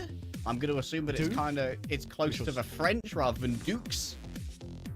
And they're coming in for Becky. I know nothing about this player. I'm going to be real honest with you. We didn't even know he's on the team. It's a bit of a silent X. You know what that is? Silent X. Or it's Do You X? No information on this player. I'm not gonna lie to you. So complete enigma.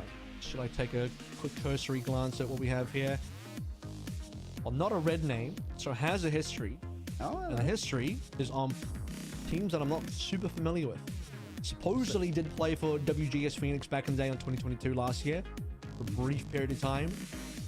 Flex DPS hero pool, which is identical to Becky's, if I'm going to be real with you, so I'm not too sure what Dude's going to be bringing to the table over what Becky already has been bringing. So, yeah. I mean, it's a big question, right? Like, because Becky, I think, has been playing pretty well so far, and if they're going to play something like an Echo, I don't see any reason why you'd sub Becky out. Like, one of the big strengths of Panthera. Yeah. Like, the skybox is incredibly low, and lack of aerial cover is a big issue. And I think one of the strengths of Panthera is that, like, Neist and Becky could cover basically all bases. If you need that long-range pressure, Neist has got the Hanzo in the back pocket. Becky's excellent on both the Echo and the Tracer, and Neist has got a good Tracer as well. Well, I think Becky's been their best player for the last 2 maps at least. Mm-hmm. I think Echo was his Echo looked a little bit more limited on map number 1, but Barney, Route 66, Tracer from Becky's on Route 66 was pretty damn good versus Infernal. So I will tell. This is a risky gamble given that they are down 0 and down 1 and 2 rather. They at least got the 1 map, and they'll need to win this one to take us to Oasis, which funnily enough is not a guaranteed win for Infernal. They have had some real interesting moments, let's say, on Oasis. Soul Infernal, I think Oasis is the new cursed map for Soul Infernal, so they're probably hoping they don't get to go there at all. Oasis has been a map that actually has had some significant curses for good teams. In Season 1, it was actually the Kryptonite of London Spitfire, the eventual winners of the entire league in Season 1. They just could not get a win on Oasis, no matter what. It was always a curse map for them. I'm pretty excited to be casting, essentially, a mystery player. We don't know what they're coming into play. Obviously, you said that they've got that flex support, that flex DPS hero pool, and obviously, like, what would you be playing on New Queen Street? I Genji? would have imagined if you're going to sub anybody in, you're trying to do some like double hit scan stuff. Yeah, I know. To think about if that's going to happen, you put in development. Then he's just going to come in and play the same thing as Becky. So, curious. Yeah, if you want to play the hit scan, you can always just move over develop. For a while, considered somewhat prodigious on hit scan. Definitely a big scout from Moon, in case they needed to expand the Shanghai Dragons DPS roster back in the time when Flutter was on there. Unfortunately, he got picked up when Flutter and Lip were together having their godly run in 2021, so that's going to be perma-bench. So, it will be full mirror both sides after receiving first hack. And Neist already fairly low HP, which means he has to back out. Panthera are already going to lose positioning off the rip. I don't even think they can safely contest action, or they'll try and come back in, but Neist once again having to be forced back. Continue to force back. RPen trying to disengage. Just have a shield to try and work with the LOS. not good enough. Still a trade there. Onto the Brigitte. I think you're happier, though, here if you're Sol, because you've just managed to isolate these supports. Maybe a steal two of them, make a health back. Zest takes out the new challenger in Dus. I don't care if you're French. I don't care if you're Korean. I don't care if you're Tracer. Get out of my game. Zest just got 4 in that opening fight. Wow, what a monster. And it's going to be Panthera wiped off the floor. Arpen was low HP basically the entire fight through, and Nice was constantly translocating back. Your pairs on cloaks, 1 HP, translocate back, so repeat again. Enough times that M3 now, despite being low HP, is nearly on EMP, and the timing on EMP is crucial because Solar Inferno can get the payload up far enough they can threaten the cap, and off the back of 1 EMP, they can actually get this cap. Yeah, force players to the payload. Zest Still gets a good 2 with a trade. pulse bomb. It's still a good trade despite dying, so you kind of take that, but you have to now win another fight instantly. M3 is going to look for an opportunity to pop this.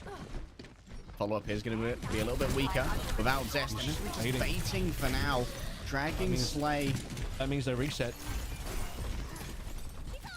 Didn't do a quick reset. Rally available. The gap has been closed. When it That also comes means to... Nice catches up.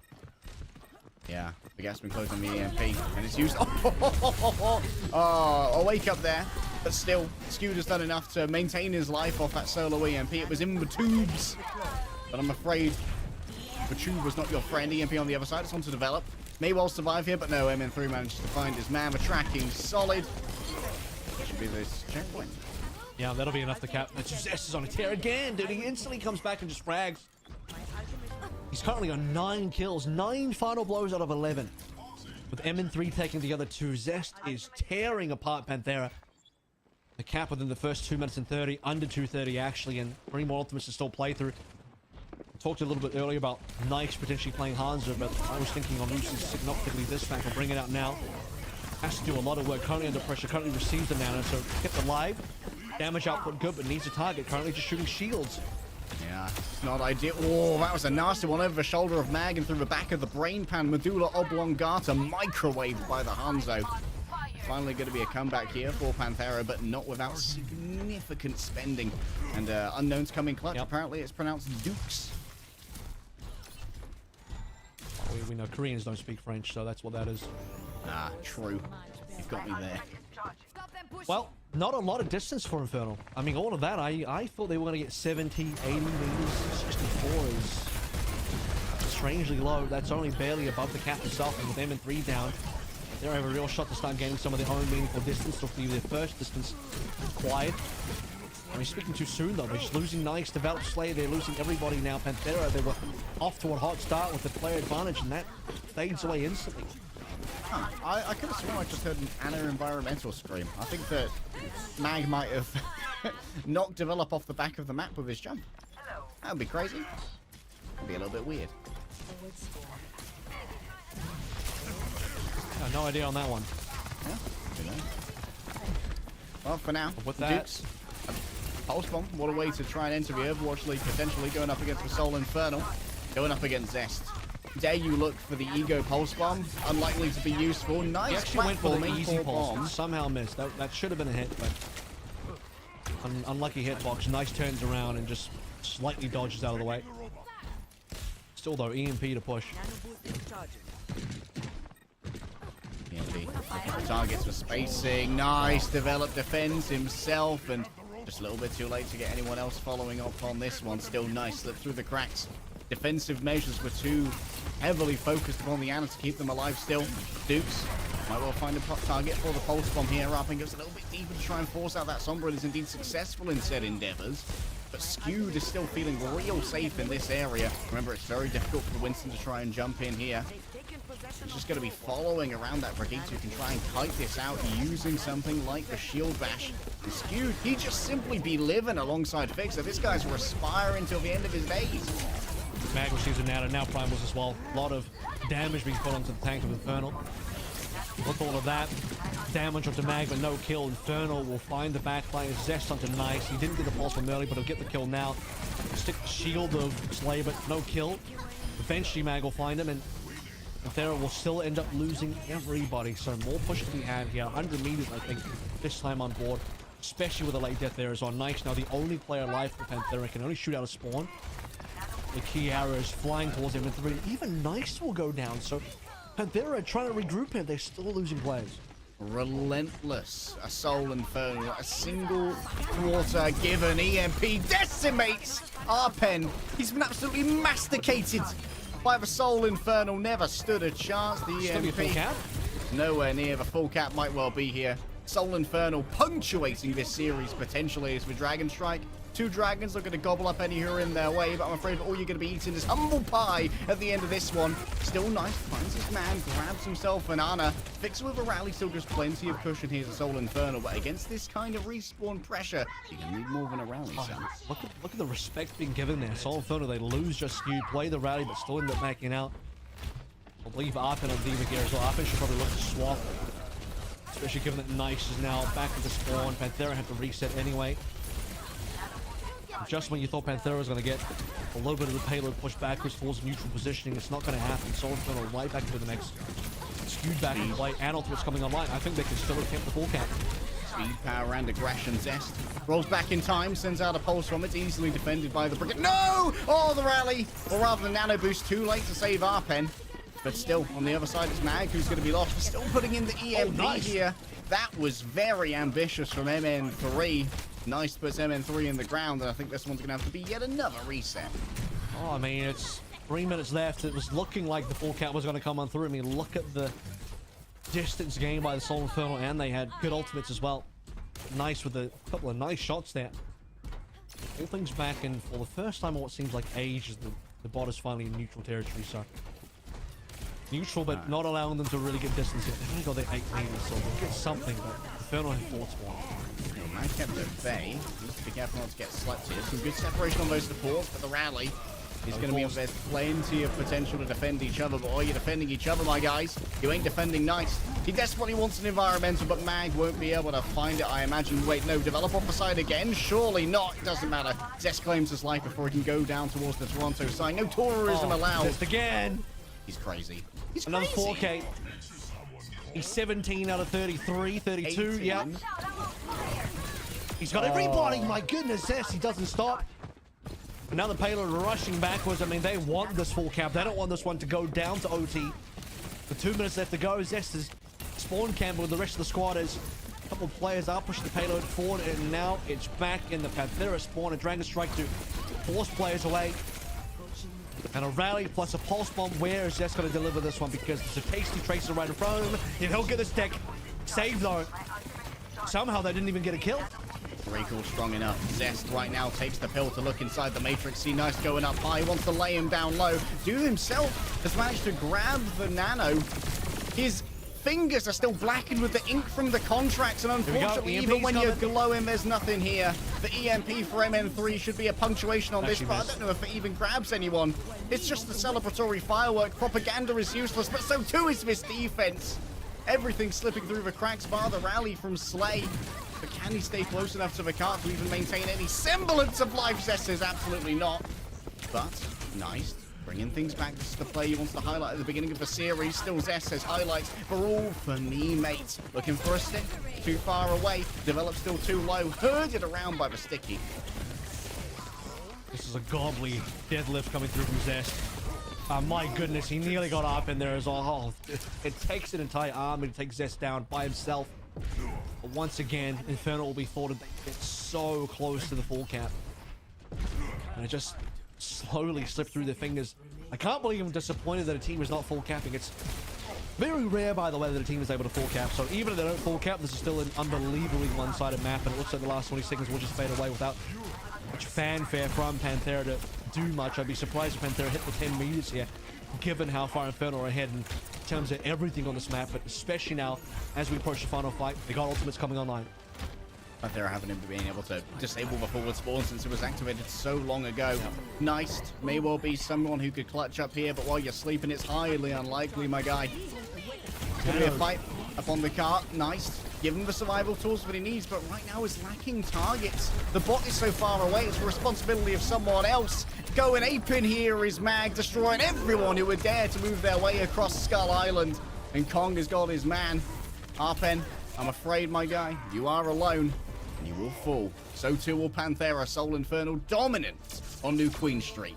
Yeah, as expected, I think Soul Infernal, this was always going to be their best game mode. It was last year when they were the Fusion as well, and most of the Fusion are here, including the coaches on this new Infernal squad, so the more things change in terms of branding, the more things stay the same in terms of where they are strong and where they are strong and where Panthera are not. So, a little bit of a lackluster start on Lijiang Tower. It will end with fireworks for the Soul Infernal, as you'd expect. It is still a victory today. It came close, but Zest did maintain the deadlift out of 45 kills for Soul Infernal. Zest managed to grab 23 of the final blows, just clearing it by a fraction of a percent. He's not just the best of the best, Avril. He's the Zest of the Zest. Right at the top. I mean, he showed it right away. I think the first 2 fights, he got 9 kills, something like that. So, first fight, first neutral was 4 alone for Zest, and for a time, I remember checking the score, and it was like 9 out of 11 total was Zest, and the other 2 were 3. That happened in the first half of the map. So, Soul Infernal. A little bit of a scare for the team early on. A swift victory at the end. Zest might have impressed on New Queen Street, but it was a support line for me. I know both you and I were looking at Fixer, but Skewed as well, the other half of that support line. They pulled up the big boy shorts today, and well, they're looking pretty good. Yeah, strong performance from Skewed, consistently clutching up, surviving so many EMPs critically. And of course, all the big antis, good presence of mind on the nanos as well, not having to save them as much for responses to EMPs at the beginning of the series when we saw the constant pressure of the echo come through from Becky. So Skewed was a lot more able to throw out the nano as his judgment would decree rather than as a countermeasure to the EMP. And the game sense that Skewed bought to find things like that 2 versus 2 with Fixer at his side on them. Barney came from Skewed having that. Start things out with a bit of a Skewed back on the classics for this team. But really, I think the Ana play for me was what sells it, and it is an Ana meta. So plenty of good sleeps, not just onto the Traces, but sometimes onto the Sombras as well. And you have to have a really quick reaction to get the Sombra as the EMP happens.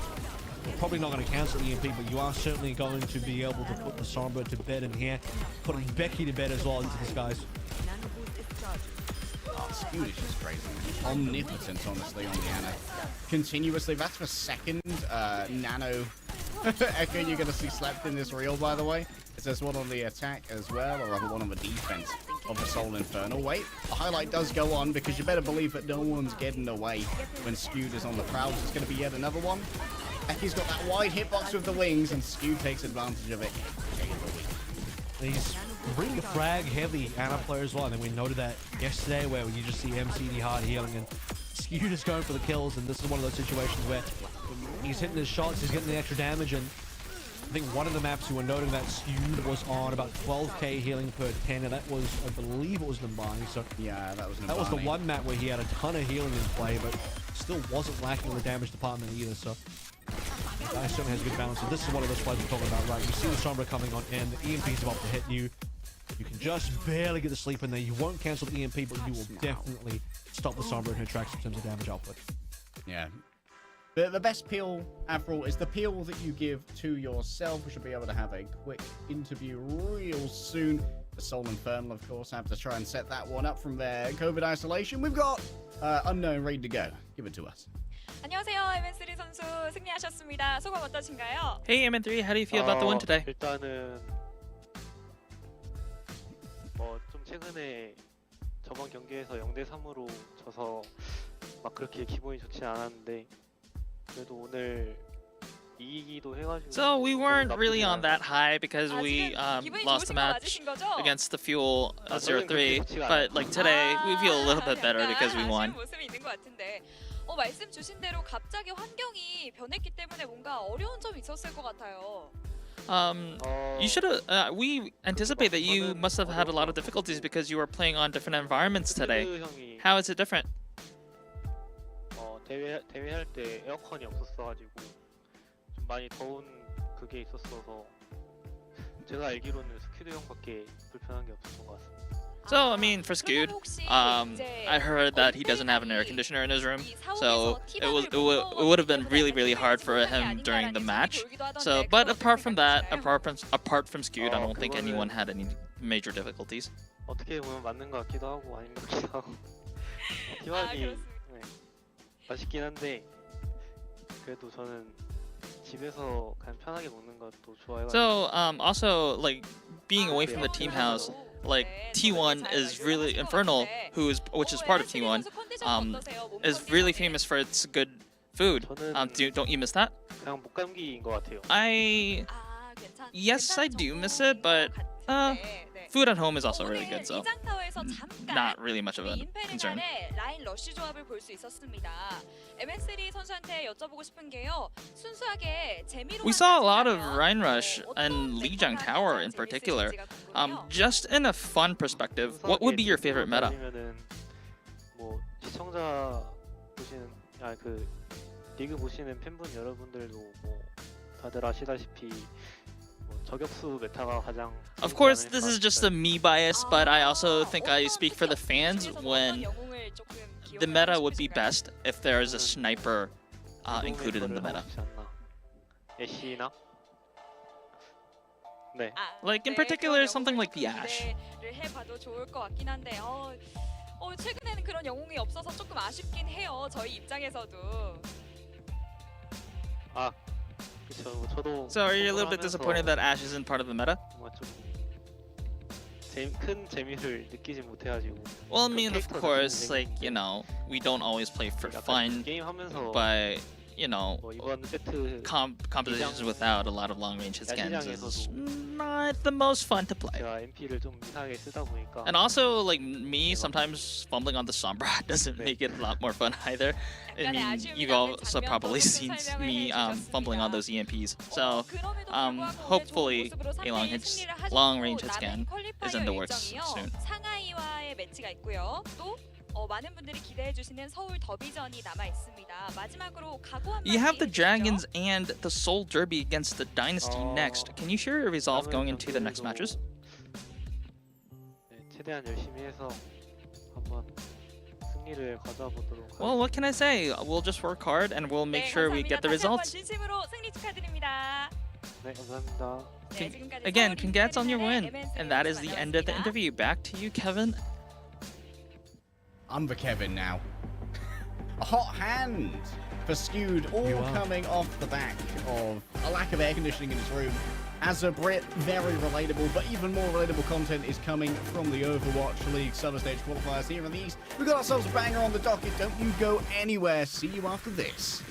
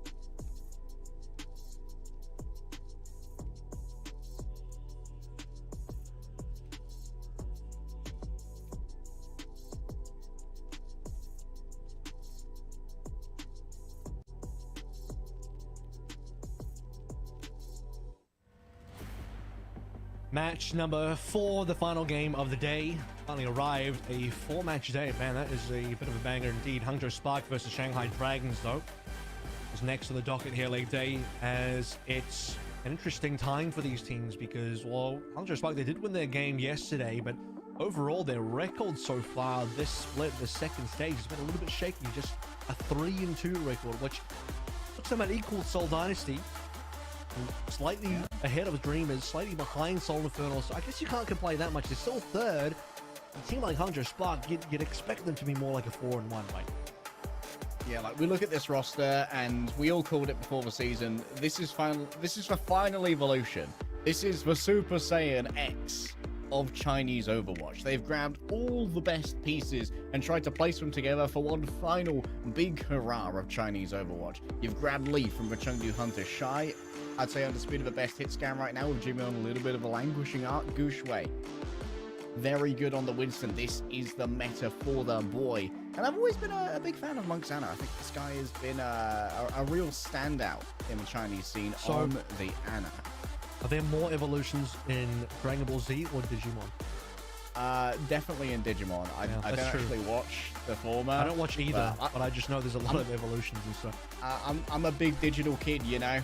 I played all the games when I was young. I don't know what the final form is, but we're hoping Hangzhou Spark can get there, because otherwise they're getting outpaced on the evolution scale compared to teams like Dallas and Infernal currently, who are the only 2 teams above the Hangzhou Spark. But versus Poker Face yesterday, very solid result. I don't think it was too competitive. But that's kind of what you'd expect, right? Nambani went a little bit more of the distance, but otherwise for Hangzhou Spark, 3-0, another day of the office, as you'd expect. Shanghai Dragons might pose a bit more of a threat today. We'll see if that ends up being the case. Shanghai Dragons themselves are sitting at 2-2. They've played a lot less matches compared to other teams. It's actually kind of surprising because Dallas and Seoul Inferno have now played 6 matches.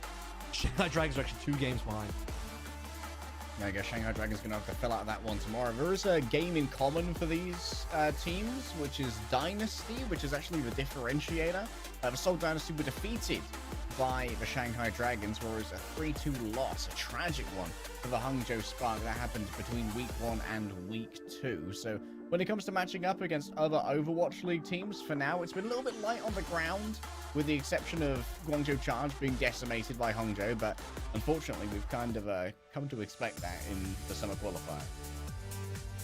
Tell you what, in the Shanghai games that we have seen, they've looked alright. I mean, actually, they've been the only team to, I believe, even take a map off of the Dallas Field. So we talk about Dallas Field's 5-0 journey and how strong they look. Sorry, like Guangzhou also took a map off them today. That happened very recently, but out of all the games that Dallas have played, they've only lost 2 maps. One of them was Shanghai Dragons, and previously Shanghai were the only team to get a map that was actually Midtown played in week 2.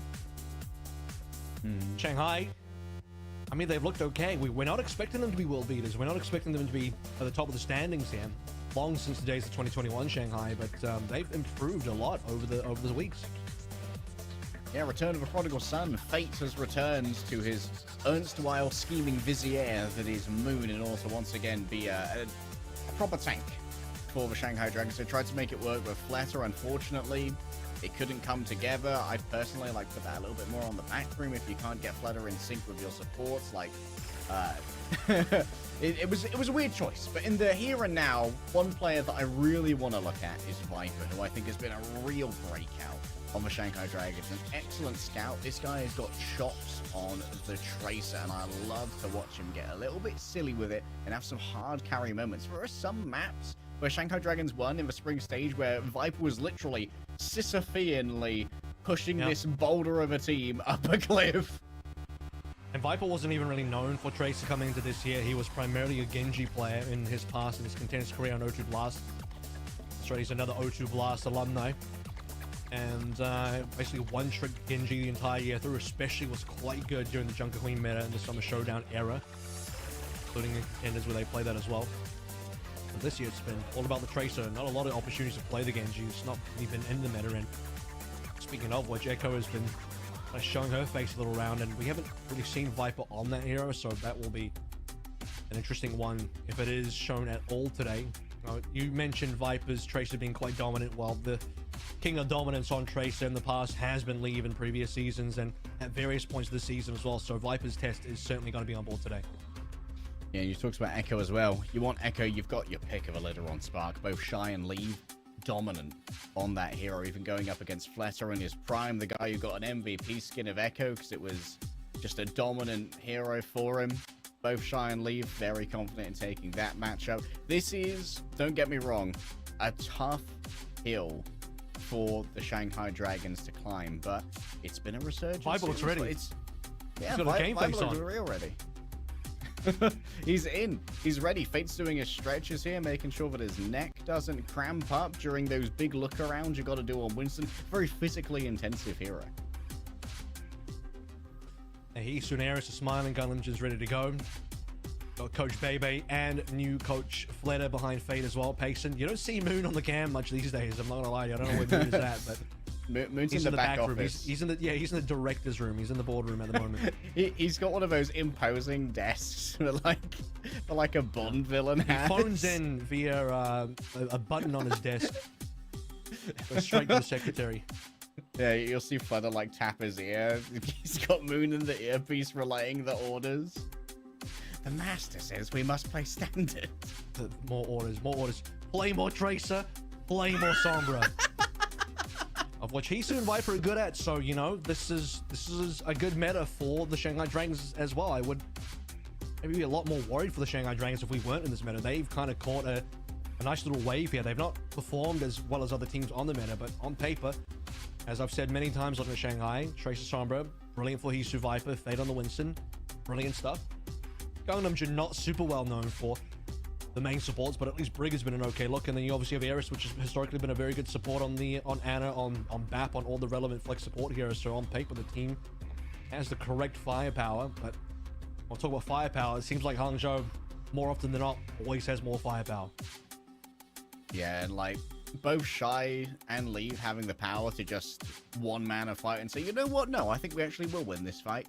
Is a consistent ability for Spark to get those clutches when it matters the most. Like you said, Gangnam Jin, not the most powerful history of main support. His run with the New York Excelsior was somewhat ignominious, but his history as a flex support as well does mean that there are options. If you dare to try and tread the hallowed forbidden ground, Gangnam Jin is a brutal flex support player. Actually had a pretty successful time with a Florida Mayhem when he was picked up as their flex support after the Runaway run was actually part of their 2019 Gauntlet roster. Yeah. You know what? Like, there's not, you all know the name. There's not really any double flex support comps available now, unless you're playing Sigma on Circle Royale rather. But it's not really Fate's hero, so that's another issue as well. So even if you were to look at the only other double flex support comps that we had in the past was the Diva double flex. It's another hero that Fate doesn't really play. So yeah, not really going to see that, unfortunately. It just doesn't really line up, I think, with the entire team's strengths. Obviously, previously, Fate had no need to learn either the Sigma or the Diva, because those were well in hand by Void. That was the dominant duo that they were, Fate and Void. 2 4-letter names, and one 5-letter name that I want to look at, which I'm not going to talk about because I'd rather talk about some Ana stats here, is the healing coming out of Eris. And like, well, Fate claims a lot of space, that requires a lot of healing, and the deaths being lower here are super important as well. As we've seen in our previous 3 matches today, the Anas are often the target of sometimes solo EMPs because, hey, but Ana can't nano herself to save herself. A lot of that is also going to come down to support from the Brig to keep you up. So plenty of that with, you know, what Bliss's been able to do on Dallas, what Fixer was just able to do on Infernal in our last match. What both Langster and Gangnam Jin are going to have to do now in this upcoming game, as well as we head into map 1 Antarctic Peninsula. And no circuit there, which is probably good for both teams because neither Gushway or Fate want to go over towards a Sigma. And it seems like no real good maps for an Echo either. You could force it on Ike, we've seen that, but not the most ideal. So yeah, it looks like we're just going to play standard the entire way through. Actually, I've won. Probably some rush. That's the thing, right? Antarctic Peninsula is one of our really good Brawl comp maps, including Lijiang. So both of those on our controls means we could start the series on a Brawl matchup and end it on a Brawl matchup on Lijiang. Not guaranteed, because I don't know if we're going to make it that far, but I would say Antarctica Peninsula does really favor that. And, well, Shanghai have not shied away as a team that you most often think, well, they're definitely going to just play Tracer Sovereign because Viper Hisu. At the same time, they got Eris, who's just a master on the bat. Oh yeah, crazy on the bat. Fate's definitely played a decent amount of Ryan, so they can definitely do that. Hey, it's going to be potentially a bell curve of Winston picks here, as we will bookend our series with 2 control maps. I'm hoping it goes to 5, but hey, maybe there'll be enough of an advantage here. You can see Hangzhou Spark's scoreline 3-2. We expected a much more dominant performance in the second half of the year from the Chinese super team, but hey, 4-2 will look even nicer, and this is how they claim it up against the Shanghai Dragons. It's just going to be TP rollouts here, then returns to the Tracer. We're starting off on old Shy Hanzo. So things are changing up here. It's not a hero that I've not seen Shy play a lot this hero. Typically when we think of Hanzo for a team like this, it's normally should leave on the Hanzo, but they'll reserve the right to swap the Hanzo off back over towards Sombra, which will be Shy's preferred pick. So that is going to be open. Speaking of which, the ability to kill Monk was open for a short while, but that window is now closed. Monk survives. Yeah, Shy can also try and keep Iris off of these angles where support for Fate might be a little bit easier. He's setting up from the back, wants Monk, but for now, it's just a warning that the Sombra's just creeping around in the back line. Scary stories to try and frighten children into going to sleep. It's all up brawl for the point now, and Shy has been hacked. Isn't overly worried about the poke coming through from the Winston. Knows that you can outpoke that almost every day of the week. Fake out on the Nano. Forehead. Eris's positioning is really safe there as well. He's got full vision over the battlefield, but the real ability for him to be shot at, well, he can definitely be shot at, but he can't be dived effectively. Gusha would have to really commit there. Viper straight in the backline, but Lee bounces in. It's 1 support each, 1 pulse each expended. Lynx is still alive though. It'll be rally for Eris's Nano. Those are the ultimates, and Lynx has to think about using this because the point is not captured. They're still 4-4. Now come double support ultimates being played. Existing in perfect synergy, a pair of pulse bombs. Yes, Lever's going to take a touch of the Winston aggro here, as Lynx is not actually able to connect themselves. A stun moving through. Gushway too low from the anti-Iris is going to finish the job they started. No assists necessary, but Winston's going to give one over anyway. And now Shy getting 2 versus 1. You can't escape the clutches of fate. It'll come for you regardless. Destiny has no qualms with taking you. And Nano onto Lengster trying to keep this going. It's an EMP as well, just ult after ult. Nobody wishes to be in the position of having to attack a defensively fortified Eco Point Antarctica. But unfortunately, Hangzhou Spark are going to have to deal with it, Blood. Largely speaking, I think the Nano is just going to be better value than the Rally, especially up front. The Rally over time probably is going to be more useful than the Nano, but time is something the Hangzhou Spark did not have on board. Shy eventually gets a kill into Viper, but otherwise the Hanzo wasn't really bringing enough to the table. And an easy trade for Fate to be able to jump onto Shy. And now in fight number 2, Shy takes down Hisu. Hisu's EMP was one of the more important factors in that last fight as well, so Hangzhou Spark just lacked a lot of big tools. More aggressively placed Translocator didn't plug that Shy had moved over onto that Sombra, but now they know, and they know it well. Fate just about gets out of his life, but it might well be doable to bring him back on in. Iris having to figure out how do you play away from the Winston. Now it's a good dodge away, moves in now for the finish. And Anti as well moves over onto Gaucher, but a Primal Rage in his back pocket. Anger will beat through any amount of damage. And Shanghai Dragons have lost control of a point. Going down there was really critical as well because Eris had the Nano coming on. This is the second Nano rather for Eris, with Monk trailing behind a decent amount. Shy now onto back line. That removes the Nano from play, removes the Brig from play as well. Lead to collect both of those kills, and that is important to allow Monk to try and catch up because Monk, as mentioned, is quite significantly behind. So twice now in a row, 2 fights in a row, Eris hasn't been able to get a Nano deployed. Yeah, fighting out of LOS of Monk does mean that he's having a little bit more trouble with that one. Leave with a touch of scouting. You're right, the window certainly is going to be only open for a short amount of time, but open it indeed is. If Eurus can find the opening here to try and give Fate a little bit of cushion to play with. Lengser drops the aggro of Monk a touch. You can see that there's actually some potential from Sombra coming through behind onto Monk, but there's more than good enough healing as Hangzhou Spark have all that they need to try and rebuff any assault with the double support ultimate. He's actually fallen of his own hand as well. Monk must have grabbed a sleep there, or someone could have found a translocator. 4 ultimates on board for Spark though. The Dragons losing their ability to come back into this game. I mean, still enough time left to play for an EMP plus a Nano. The EMP is the one big advantage. Hisu is actually getting detected here by something, I'm not entirely sure what, but Might have just been legs are behind below him. If he does get deployed, but no kills. Monk is safe. Gangnam Jin brutalized by the Nano Winston. They don't want to allow Viper to escape. Welcome to the Overwatch League. And yeah, this is going to be the hunt for fate. And I'm afraid just Red Winston over here is going to be going the way of the Red October, most likely. Just to kite around, trying to touch that point to grab the overtime. He just finds Shy. What? That's insane. No way. Shy's, And there's an overtime as well. That's the unluckiest thing ever for Shy. He's translocating directly into Fate.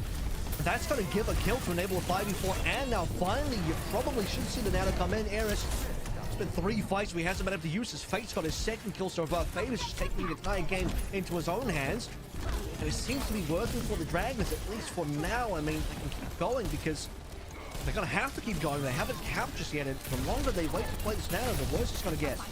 Yeah, the Nano will be necessary here to try and keep that Winston alive in the hands of the EMP. The auspices of propaganda. It might be useless, but it is very useful, at least in forcing out the Nano. Hangzhou Spark for now will allow this to wrap around. Oliver's going to continue harrying, harassing, and being a nuisance on the point. No connection from a Bardic Grenade. So now Eris has to lock in to keep that Winston healed on up. A rally popped over. Shy is going to be the main target. Stuns coming through potentially, but the kill is all that matters in the end. A double stun forces out a recall. And Hangzhou Spark once again have to evaluate their moves. Leave almost felt the same fate as Shy there in terms of being stunned up and whip-shotted away, but just managed to get the recall in time. And what a clutch up from Fate. He was basically the only one that can do anything, and he was able to, as we mentioned, primal around, keep the point alive long enough to find a kill into Shy. And from that point onwards, Shanghai Dragons, they survived the EMP. Eris finally drops it Nano onto Fate to keep him alive. And here we are, pushing towards 99. Should be 99 to 99, and Dragons have put themselves in such a good position after it was looking so dire. EMP plus primal, such a great ultimate mount that they have, especially with that kill from Viper. Huge sleep comes through. Monk and Lynx are already traded out. Your backline's been decimated, but Gangnam Jin's fallen too. Eris is all alone, trying to keep Gushwei from being able to do anything here. A 1 versus 2, a 3 versus 1. Leave is caught in a blender, and it's been put on the spin cycle power mode. An EMP still in the back pocket, saving it for a rainy day as Gushwei is going to come in and touch. Has his health stripped away. That's a beautiful Suzu, and it might give time for the primal. Lynx has arrived as well. Monk on the Kiriko, an absolute miracle worker. The Foxes fight back, and indeed they do. Shanghai Dragons just relying on Fate here to play his life, play the health ball. Overtime is flipped over, and now Shanghai Dragons need to stay on the point. And Nano's active onto Fate, but there is no touch. No, I don't know where Viper was. I mean, Gushwei is... Gushwei's in the back line, bumping people about with the fist, but I don't know what happened to the rest of the team. Isu was on a Widow, so it wasn't his job, so it was going to be either Viper or Fate, but I've not... Look, Fate even got the Nano, but he couldn't go... I don't know where he was. Didn't get the touch. So it was one of Viper or Fate had to do it. Neither of them got the touch. Yeah, well, we saw Viper die at the end of the round. There was some too far away there, so potentially was hacked out of going for that triple blink. Wow, that's tragic. At 5 alive, but some of them you can understand because Gushwei's in their faces primarily, but some of them you just have no idea really. All over the shop. No one opting in to the Ramatra here, just keeping it normal, keeping it classic. Shanghai Dragons will play for the outside. They are late. Both teams are going to go coast side, but Hisu's probably going to get the first hack. Yep, Dragons got there slightly early. I think Spark might have routed poorly. And looked like Spark were going to go towards point, which would have been a weaker start.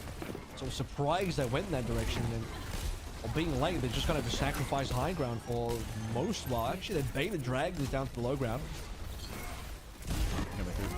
Grenade still cut off from healing his fate under the auspices of the bubble coming through from Gushwei. Still not too much pressure being felt just now by Eris. Good tracking here of both the DPS from Hangzhou Spark allows for pretty safe positioning from the Shanghai Dragons. Hangzhou Spark do have a majority of the capture on the point if they can only force a slight disengage, and there it is. 1% already for the Hangzhou Spark. His sleeve has almost already got himself a punch bomb as well. So much damage coming through from the former MVP. And a lot of that was going to go into Fate there as well. Didn't show up on the assist, but I'm sure the damage was felt a little bit earlier on that would lead to Fate going down. Isu, though, does lead Shy in this race, and while on sub-level, Shy didn't start on the Sombra, he started on the Hanzo. This time around, they're both starting on the Sombra, and Isu's still going to get a decent, 8% advantage at this point. Probably not going to be a big enough window for Dragons to take advantage of unless Isu can just drop an EMP straight away now that he does have it. Don't quite know what his position is, but Spark have the first cap. Shy's only open, still trying to farm, and he'll get it as well. What's the brig? Fake outs from Leave. Confident to try and make this work. Lengsa absolutely destroyed. Viper has torn him asunder. The Fang sink in, the Venom finds its man. But it's Gooshway who's trying to inject that Venom into the back line of the Dragons right now. It's going to be an easy escape. Shanghai Dragons have flipped the point in the midst of all of this, by the way, as well. Maybe we're hoping that Brigator would be the one to try and contest stun after stun coming through from the rally. Gangnam needs to hand out those cookies. That's a big EMP. Grabs 3, but the follow-up is a little bit sporadic. They aren't all going onto one target. All of Shanghai Dragons remain alive. It's a disengage of Gooshway, helped by a whip shot. A little bot to make sure that they're going to come on through. Gooshway falls low. Viper dare not push even further into this. And a rally from Lengsa to try and turn things around. A little bit of back and forth, to and fro. The ebb and flow of the fight is difficult to watch, but Fate elsewhere. Use this Primal Rage. Plenty of health to try and keep this point contested. Moving in to pressure out these DPS. Don't allow them to pass easily onto that backline, which is also squishy and also vulnerable. It's going to be a nade going awry and a reload actually dooms Fate. That's going to be a flip for Spark. He couldn't quite find the EMP. Leave back into the mix. Under Spark, they were down a member for quite some time. Was a shield bash from Gangnam Jin that dislodged the ability for Hangzhou Spark to be able to cleanly get their own EMP playoff. That seems like ages ago now, because Shy is on 86% compared to where that was. That's what set this entire wave off, and at the end of the wave crashing the Shanghai Dragons is going to be a Spark fight with a Spark cap. The back of the Lengsa rally, which was a 4v5, and now Leave going for the hunt spots to support. Not going to get the set. On the opposite end, he should manage to find an EMP, and that's enough to take down Lengsa, not enough to take down Monk or Shy, who also got hacked. Backline race is strong. Shanghai have almost flipped over as well, but Gooshway still keeping his thumb on the corner of the point.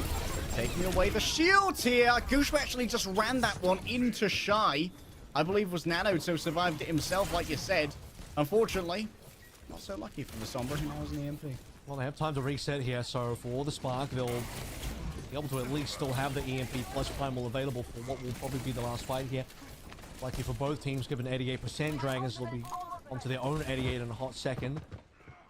So large percentage numbers, I think, on both rounds so far. It's not a bad showing for Shanghai Dragons, who are currently 1 down in this particular map. Backline, EMP catches 2, and Eris instantly down. Gangnam Jin follow, doesn't even bother. Popping the rally, they're going to reset. It is so beautiful. Wait, Fate got nanoed there, so they half committed. Yeah, bit of a martyrdom coming through from Eris. All it may well do is confirm some extra ultimate charge here from Hangzhou Spark. They won't actually get to stagger Fate. That's going to give a chance here for Shanghai Dragons to come back in. That's really awkward for Dragons, because you either got to commit fully or don't at all. If you've got to play the nano, then the rally should also be used. But in this situation, it just ends up being a wasted nano, and the rally will finally get used in the final fight because it's the final chance to use it. But as that sort of runs out for Gangnam Jin, Lynx is going to have his own, and Leave gets the first blood. That is critical for the Shanghai Dragons. That was almost an EMP as well. Now it's going to come down to Fate. He's the closest to a prime, but you're losing Viper also. Leave has got 2 in this particular fight. He wants more. Pulse is available. Backline is open. Leave wants to make it 4 out of 4, maybe 5 out of 5. The 5th will go the way of, I believe it was either Lynx or Shy onto Fate. But at the end of the day, it is going to be a Hangzhou Spark 2-0, and it was Shanghai Dragons, I think, carried 2 fights ago, man. Yeah. The rally and the nano not quite being on the same page in terms of what was and what was not going to be used. It's the butterfly effect, man. It has these long-reaching implications. And like you said, Leave gets that first blood, and then he smells the blood in the water, goes full Shark Week, and just goes on an absolute feeding frenzy, tearing apart all of the Dragons. A single missed comm may have denied us a 3rd stage on Antarctic Peninsula, but hey, Hangzhou Spark are being made to work for it. If somebody wants to see a 5-map banger, that's making me feel real good. Hangzhou Spark grabbing their lead. We're going to head over to Hybrid next. And, well, we haven't seen too many Echo maps. It's going to be more of the same, and I know that you're excited for that. So make sure you don't go anywhere. We'll be right back.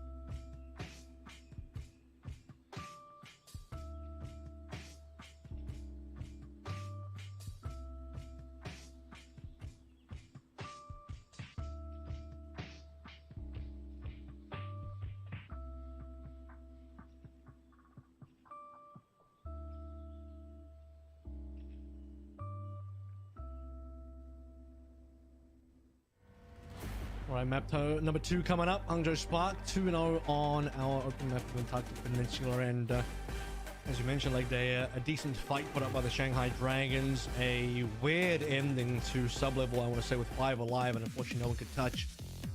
But on labs, it was very, very one-sided on that final fight, with Leave, I think, getting something like 4 kills. Yeah, Leave just absolutely chomping his way through the Shanghai Dragons. Every now and then we get a glimpse into the past. We stare into the legend lore of Leave and remember those MVP tier performances with the, I believe, 2021 Chengdu Hunters. What a roster it was. And Leave was at the forefront. Was that his inaugural season as well? I feel like Leave might have been on the Leave was Rookie of the 2020. Year. Ah, okay. Man. The old days, Avril. The old days. Leave If us he did remembering debut them. in 2021, he would have probably been not a lock, but a serious contender for Rookie of the Year. He might have been the one to win both Rookie and MVP at the same time, like probably did last year. But nope, 2020 debut, and not a good year for Chengdu in 2020, unfortunately. It was not. It was a weak year. It was a it was a weird APAC year. That's when we started splitting our regions because of COVID. So we couldn't have all of the inter-region fighting that we did want. Speaking of fighting that we do want, Eichenwald coming up next. So the F variant of COVID, you said there. Anyway, Eichenwald it.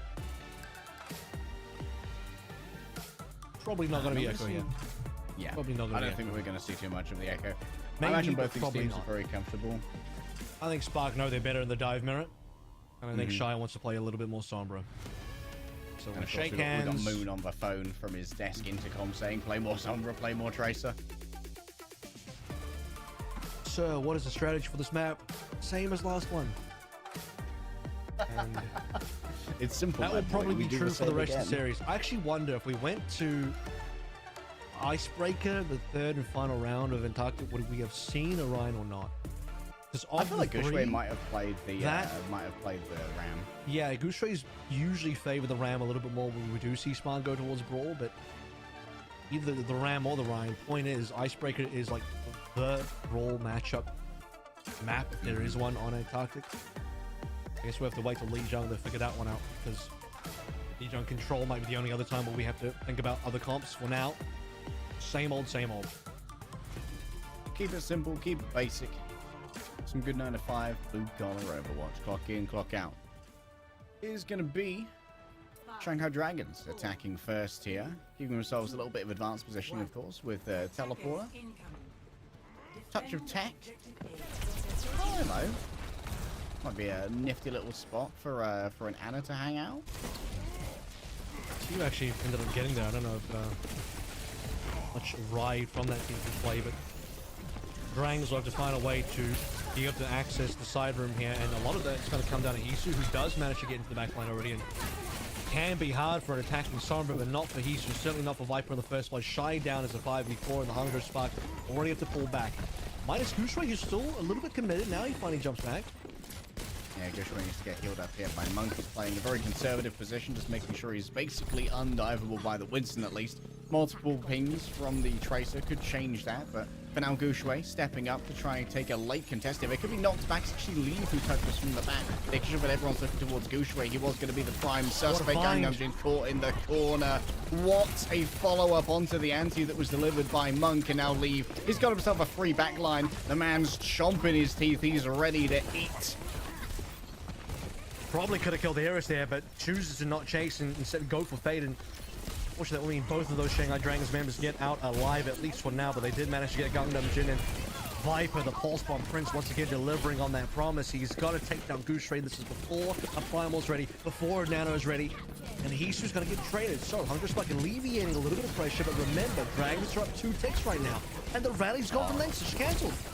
Yeah, Monk sends out the Hail Mary Nano, put it onto Leave, hope that he can carry. It's a big old hitbox in front of him, so it's easily torn asunder. A Pulse Bomb out, but no. Blocked by a shield. Gangnam Jin's got his wits about him today. And with no blinks, it might be a little bit hard to try and make this one work. Shy doing administration in the back here before returning with the EMP. A big dodge. The Memp coming through, and that might well be Curtains here, but Hangzhou Spark have returned with multiple members. Now it's Hisu's turn to potentially grab this one. Would love to save it for a second point and maybe try and play the back. Realizes that Translocator's been taken away, but the point has been stolen from under Hangzhou. Still going to end up losing their team here, so okay, this means that Spark have a pseudo spawn camp set up. They're going to be able to cap the point, and as you mentioned, maybe saving the EMP until after A point is capped, and that's going to be true now. The Spark will take the consolation of a very early and aggressive defense with the Dragons fully reset straight away after capping, but the cap does indeed still come on through. Unfortunately with Shy whiffing his EMP, Hisu outplaying him, translocating away. Shy hits nothing, and Spark's biggest tool to try and retain that point control is gone. Great presence of mind. Hisu's locked in. He's in the Matrix, man. Hisu looking to try and rebuff this. EMP should be able to tear apart Gushui, and indeed it does. The monkey meats. It might well be tough to try and chew through, but when you've got a good steak knife like an EMP, you get through it. Rally as well, so there's a little bit of help on the side. While Shanghai Dragon's finally starting to get that payload moving. Nano next to be played in. You'll need something to face Gushui's Primal, and a Nano to fate would probably be the right call. Monk nearly down. Lengsa maybe to follow, but both supports will keep each other out. Lengsa took the aggro away from Monk, and Monk skills up Lengsa, and they'll both live. Continuously changing those targets, Shanghai Dragons. No clarity of vision on the dive, unfortunately. Gushui pops the Primal Rage, will be slapped, and remember, that doesn't last as long on this patch, so we will be woken up naturally, as there is going to be an exchange of Primal Rages. Fate likely getting on top of Monk and Lengsa, but I don't see their health bars moving. Instead, so much focus onto Gushui. Got anti. Do they know that Gushui's below them? It seems that they don't. And the surprise is all the more galling when combined with an EMP. Shy, don't miss that one. Time, though, is the fact that when I say time, I actually don't mean the time, I mean the distance on the payload. So time for Spark to be able to get this defense underway. Even with them, I would say winning this fight and clear with Shanghai's back, and how that would be true. Man, that payload got some good distance. It's moved all the way up at the back of the bridge. So one last good push from Shanghai, and they've certainly got it. Translocator spotted. Both translocators there. Well, Shy will take the position now. Hisu swaps positions. Okay. New translocator given over. Realizing, hey, it's been a while. They haven't seen the Sombra. That can only mean one thing. The translocator just dropped. Wake up, man. Check it out. Leave a pulse bomb. Tight corridor. 2 supports.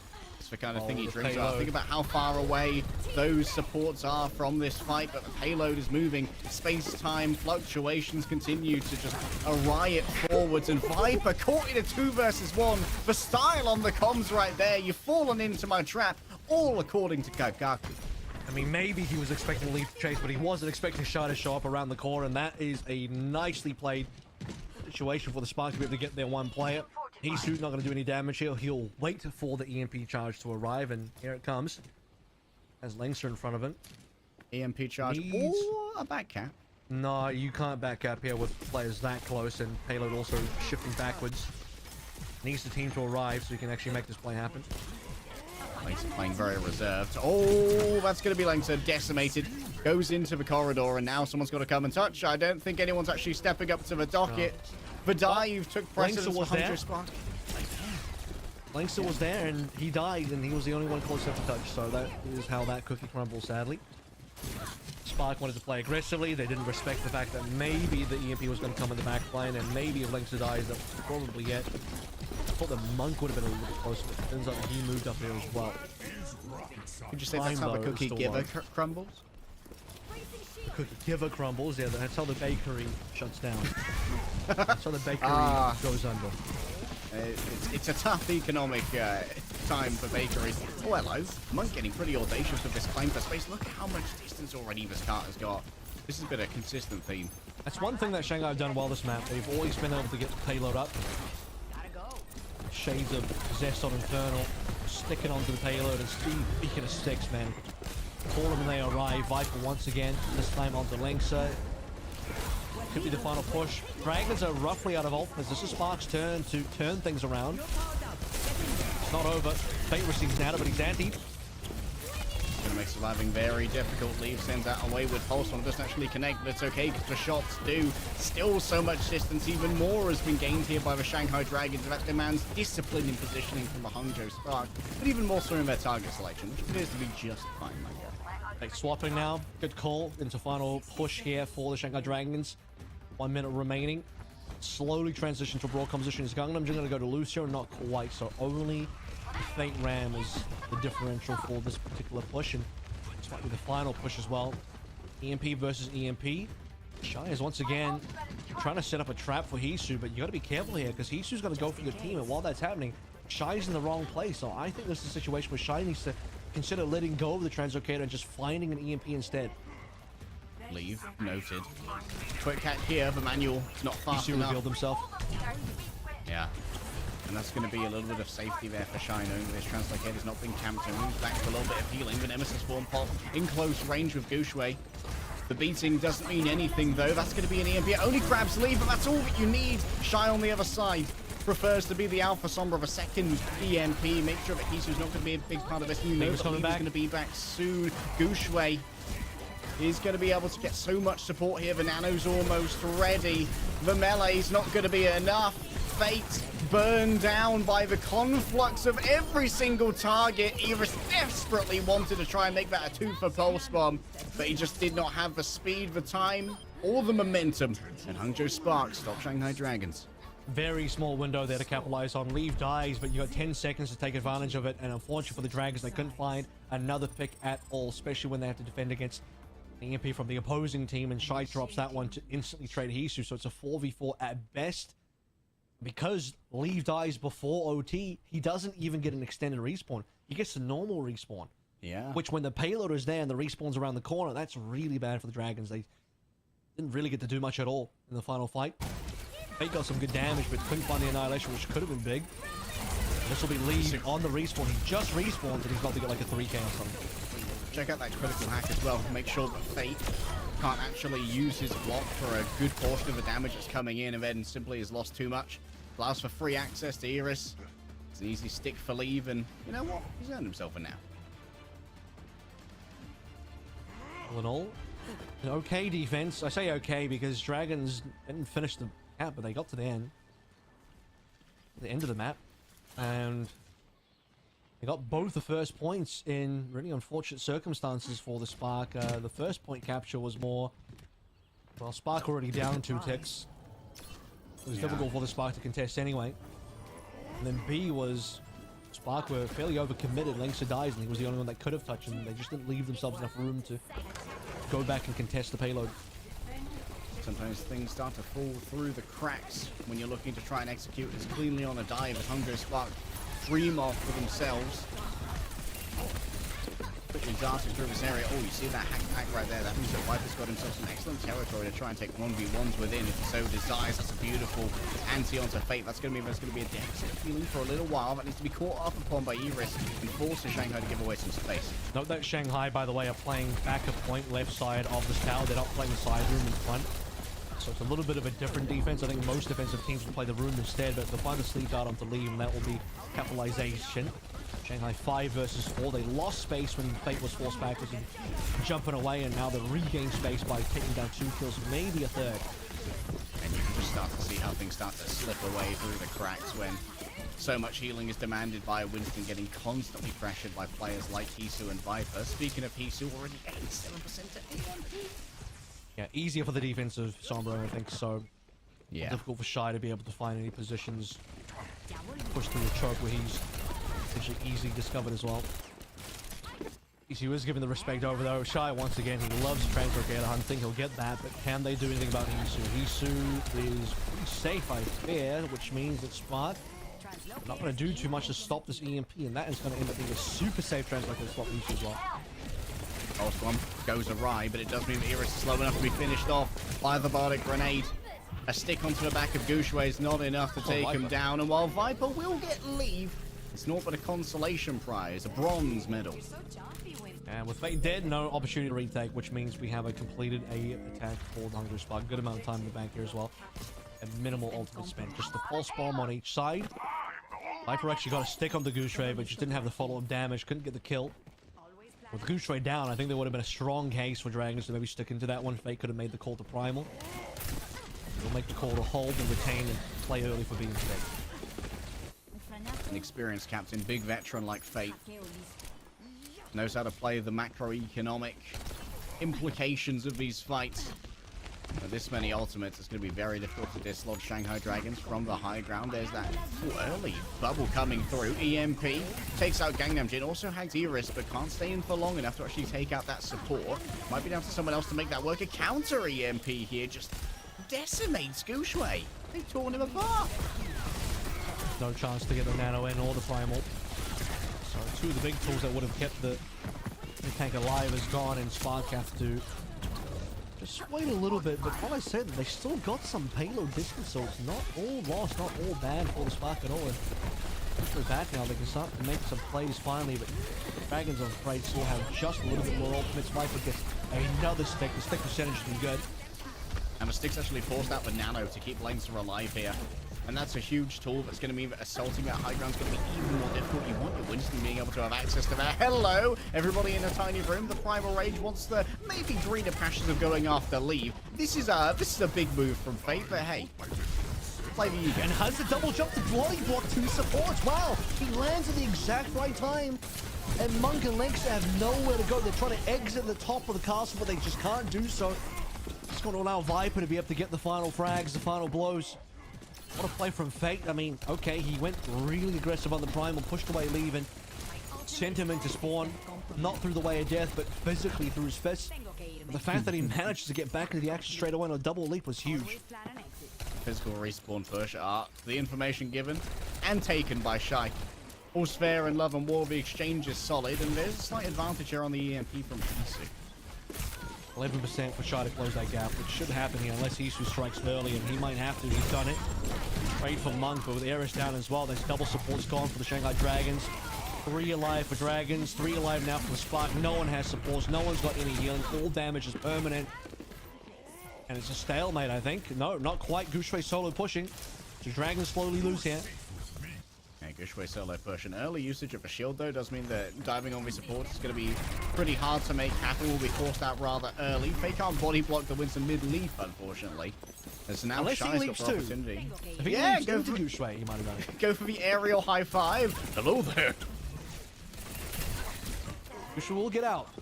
Fate sleeping, Shy's opportunity. Shy got spotted. He actually got booped as well, but Gangnam Jin's still clipped and still dead. Gangnam Jin falling. That's going to make surviving this even harder. Fate does have themselves a Primal Rage, though.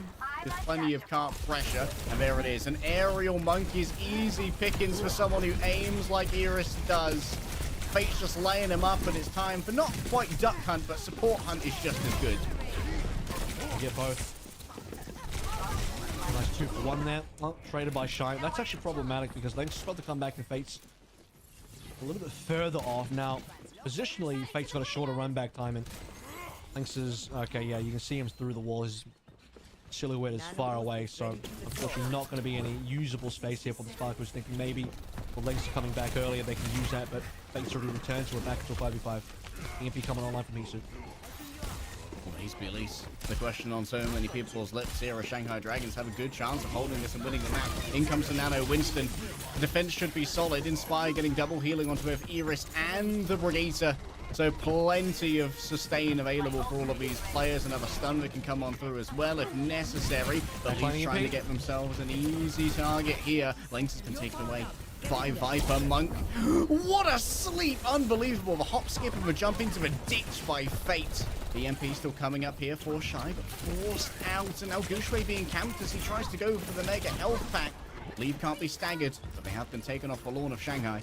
There's just no healing. Lynx is back on a Lucio, and somebody's still got to get the touch going. It's going to be slow to be able to get this health back up. Shy still doesn't have any of the playthrough, and who's going to go for it? It's going to be Leave. Triple blinks in, but he can't stay long. Staying probably longer than you would have thought. Recalls burn now. Oh my goodness, he nearly got that stick as well. But it's gone. Yeah, the hack was what denied it, and the kill is going to come through as well. So Spark, once Gooseray's down, I don't think they can keep this up. Frame perfect. Shy still has an EMP, but losing out on so many allies here. Somebody's got to touch. The EMP will be nothing but a firework. And Gooseray can't touch in time.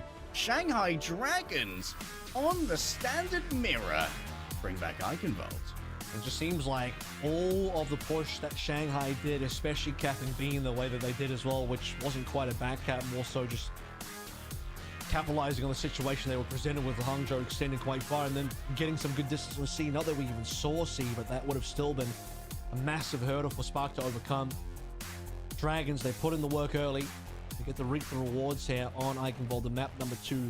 Hangzhou Spark, much better looking on Toxic Peninsula when we were still playing a full mirror. Come Eichenwald, not quite the same picture. We'll have to see who takes the lead here on map number 3 when we come back after the break.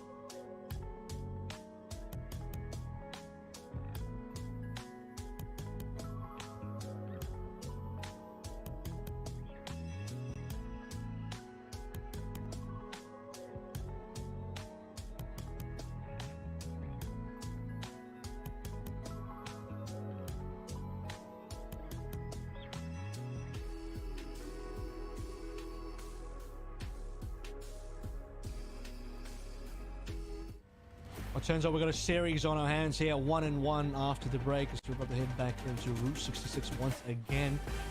Shanghai Dragons proving that they can go toe-to-toe in the Sombra Tracer Winston mirror with some really nice plays. Be able to fully cap through, well, not quite fully cap through, but get to the end of Eichenwald, but not even allow the Hangzhou Spark to cap beat. Yeah, some excellent defense, utilizing that high ground very well. I'm a huge fan of the defensive positioning from Bebe and Gangnam Jin, not taking too many undue risks. But for those of you who Bebe, huh? Yeah. Or Gangnam Jin and Eris even. I was just looking at the potential subs that we would have. Of course, none are happening here. We've got some theoretical. To manifest the Bebe. I'm trying to manifest it. I've seen Bebe stalking around in the back of the cams, doing his coaching. We got Fleder, of course. I'm gonna manifest the tank again. You better not. Words will be had. For now, Fleder, the perching eagle over the shoulder of Viper. Yes, more stuck pulse bombs. Like, you've heard of a prince that was promised, but the prince with the pulse bomb is Viper, and honestly, he's doing pretty well against Leave, and that is a very tough matchup. I'm definitely on Eichenwald, but Leave had his number on Antarctic Peninsula, so far you have a Tracer battle that has gone much like the scoreline 1-1 in terms of who had the better of who on what map. All things could change for Root, and we have seen plenty of Hanzo on this map. Again, a hero that Leave has been fantastic on. I personally felt that in 2021, Leave was maybe the best Hanzo in the world in 2021. And Shy showed it on Antarctic. As well as being the best Tracer and also the best Echo that same year. Now, Shy, you mentioned on map 1, showed a tiny amount of that Hanzo. That was brief. He swapped off and went on to the Sombra extremely quickly, and that was nearly costly for the team, actually, because well, he was behind on EMP charge the entire way through sub-level. So still ended up being a map win for the Hangzhou Sparks. They pulled through. Yeah, you never want to be playing catch-up, but sometimes you just find yourself a nice little mechanical outplay, and it can turn the entire map on its head. Smiles all around for Shanghai Dragons. The spirits of this team are high. The vibes are positive, moisturized in their lane, ready to frag out once more. On the side of the Hangzhou Spark, of course, we've got Langsa doing his best chair cosplay. Huge fan of that. And that would pop off at the BlizzCon cosplay contest. Oh, just wait. Pineapple's about to sit down. Pineapple That's comes in. Let's go. Pineapple, yeah, he assigned us a support to this roster, curiously, even though almost all of his competitive tenure, I believe, has been as a Tracer player. Even you for the quite like Hangzhou fruit, Spark what's your take on Pineapple? You know what? I'm a pretty big fan of pineapple. I prefer pineapple juice to like eating solid pineapple. Doesn't crack my top 5. I'm more of a berries and bananas boy. Do you like pineapples under the sea, or do you prefer them on land? You know what? If I can have an aquatic pineapple, I think that it really enhances the flavor, especially with the sponginess. Really adds to the palate. Do you like anything to live inside the pineapple or not? Generally, I prefer my food housing as few organisms as possible, but sometimes you need those gut cultures, you know? How's your microbiome, Avril? How's your gut health? It resets every time I take an antibiotic, I'll tell you that much. You're just hitting the hard reset. I do a bit of the Oppenheimer inside my body, and we reset. the gut Oppenheimer. We go back to 0. We start again. Just hit him with the gut buster. Yeah. So if it's not absolutely perfect, April's resetting. Every 12 hours, there's a Trinity test in my stomach. Every 12 hours. There are a crowd around with DPS players of Shanghai Dragons right now. Either praise being given or maybe. I like that.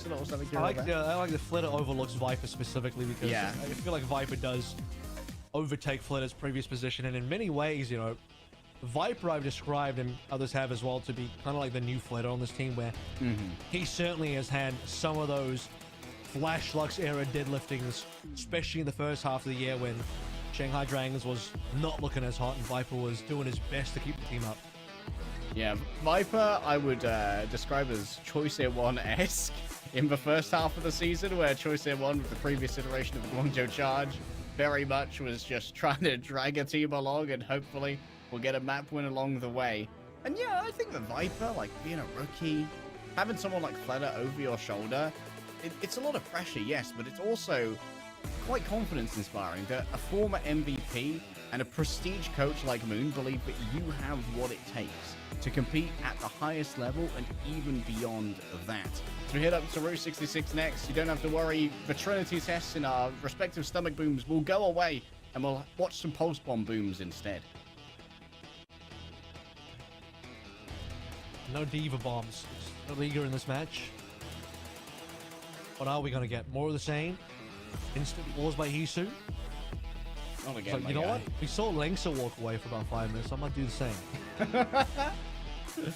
Bro, we gotta get that equal pause time for Shanghai Dragons as well. Yep.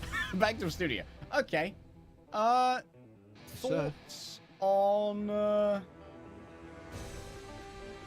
have you got to see either of the movies yet? Thoughts on thinking? I actually have seen both. Oh, I haven't seen one of either them. yet. One of them I thought was good, and the other one I want a refund on. I'll let you decide which one those might be. Ooh. Which there. Damn. I've heard good things about both. Damn. I've all the critic. Damn, dude. Well, It's one of them was wrong. One of those reviews was wrong. One of them is The other one's wrong. maybe correct. Oh. I'm thinking about our last match again. I'm just casting my mind back to Fixer and Skewed as a duo. What a breakout it's been for Soul Inferno having Fixer and Skewed. It's been awesome seeing like how well these duos have like synergized and being able to survive like the 3-2-1-ing. Because a lot of this meta happens when the 3-2-1 is just as strong as it is. Like you get Donghack, Stalker, and Lip just 3-2-1-ing on you as a dive, and there's iteration on how you try and survive that as a support. Often you simply don't, but I've enjoyed seeing like the good double nades in combination with the Inspire to really help those Annas survive, and I think that thus far Gangnam Jin and Iris have been doing a better job of that than Monk and Lengsa. I guess looking across the stats here, a lot less deaths for Gangnam and Generis on the last map, but quite a bit more on the Tactic Peninsula, so that's probably true across the board. Look, if you're winning, you're definitely going to be dying less, and you're losing, you're going to be dying a lot more, but Spark were not that far off in terms of actual frags on the last map. 30 to Shanghai's 32, they were only 2 final blows behind. They were trailing about 5,000 damage as a team, though. That was quite interesting. Some of that was coming through from support damage, tiny bit of support damage. Even Viper were mostly head-to-head. Shy and Hisu pretty close there as well. So just overall, they lacked a tiny amount of damage. But yeah, the interesting one is kills. They weren't far behind on kills at all, but a B attack was definitely a struggle. Yeah, B can be so much of an issue, and we're likely going to be seeing potentially similar issues for our team here on Route 66B. It feels like Eichenwald, Route 66, and Numbani kind of have this similar kind of setup where often B is a momentum game. If you can do something like save an EMP for long enough to be able to actually get the momentum and control the high grounds that really force supports to come in through awkward angles, you can hold those defensively for so long, or you can just stop the defense from even coming in to contest you very easily. Well, it turns out we got a little bit more of an issue than we anticipated, so Hisu hasn't quite solved whatever it is just yet. We're going to be taking a little bit of a break and hoping that can get resolved during that break, so we'll see you after this.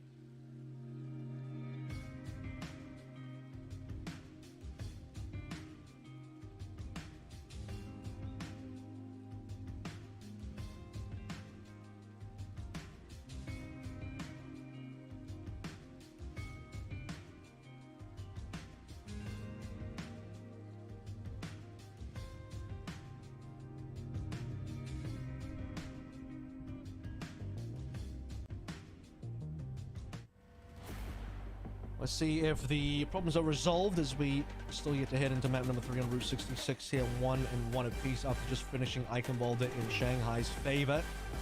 The PC issue there for Hisu, but hopefully resolved. Too many EMPs, that's what we'll do to you, bro. You gotta be careful. Hacks your own PC. Yeah. Hack and the world hacks back. We're able to move straight in now. The time will return to us. Route 66 on the docket. It's going to be Hangzhou Spark, I believe, defending first here.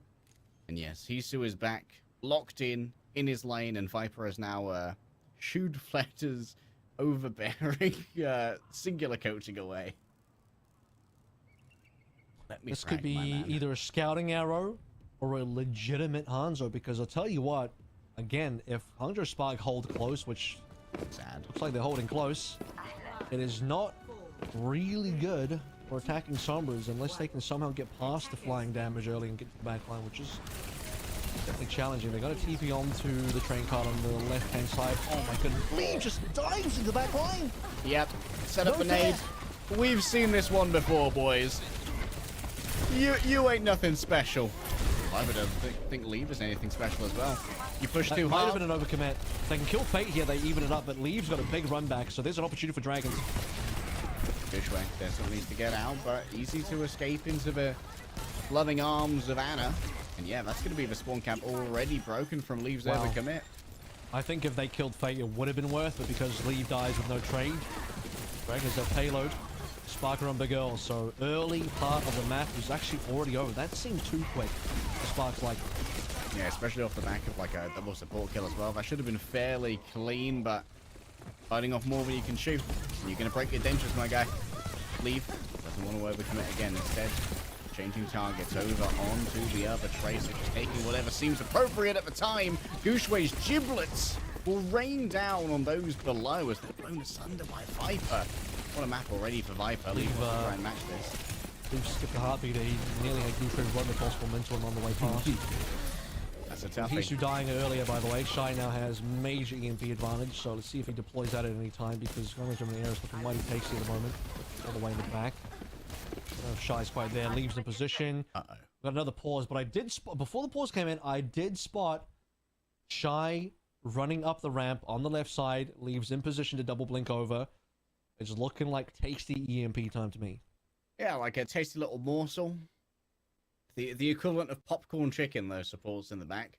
It's not just pop one in your mouth. Easy.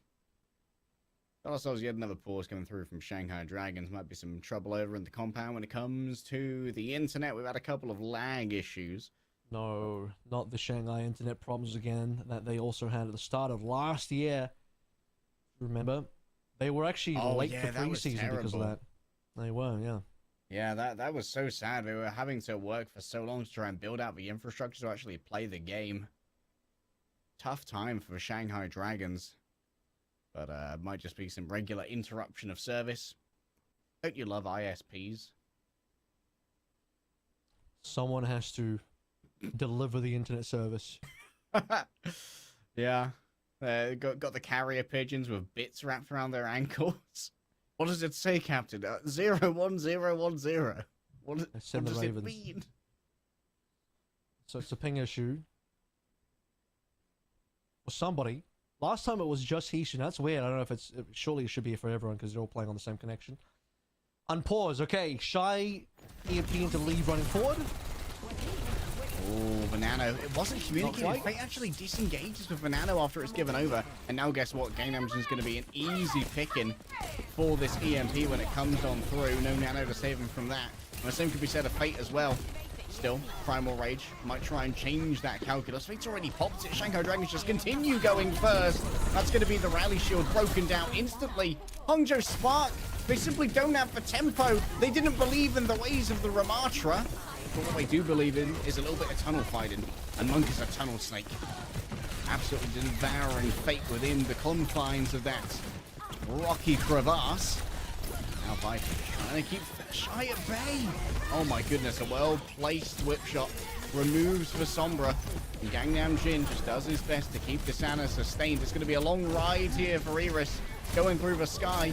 And Ana isn't meant to be airborne. That's more the territory of her daughter, but usually just can't get the finish on the kill. Finally, Monk turns up and puts a dart into the bum to make it happen. Still, I think the Hunger Spark have potentially done enough here to keep this. They might go down here. They need more kills. Spark don't have enough. They don't have a tank, and even with leaving Shy back into the mix, the payload is barely contested at this rate. Fate's low, but again, they just can't quite get a kill. Pulse bomb do it. It will be enough finally. Everybody alive actually contributed to that particular kill with Fate down. Shanghai Dragons have to move backwards. That was the one pivotal kill that Spark needed because it was looking dire. In a 4v5, I'm actually a little surprised that Shanghai wasn't able to push out the backline a little bit more. But on the other part of the map, Hisu just camps the Translocator, gets the kill to Shy. Enables the 5v4 once again. Shy's back though, so Dragon's got to go now. I've lost his recall. Still might get a little bit frisky with this. Wants to pulse the rally maybe. Lengsa looking tempting. No damage done. No harm, no foul. Monk keeping himself safe for now. Desperately needs to keep up towards this nano. And one more little bit of healing will do it. That'll keep Gushue alive for any dire straits, and maybe for some playmaking as well. A miss on the sleep might well be unforgivable. That's going to mean that Lynx is in trouble. Still Gushue looking for a target. A good body block for his Translocator, but unfortunately, Hisu bit off more than he could chew right there. Time. Fragger's looking to get full health here, but they need more. Currently a 4 versus 3. Hisu just respawned. Could be a 5 versus 3 in a hot second here as well.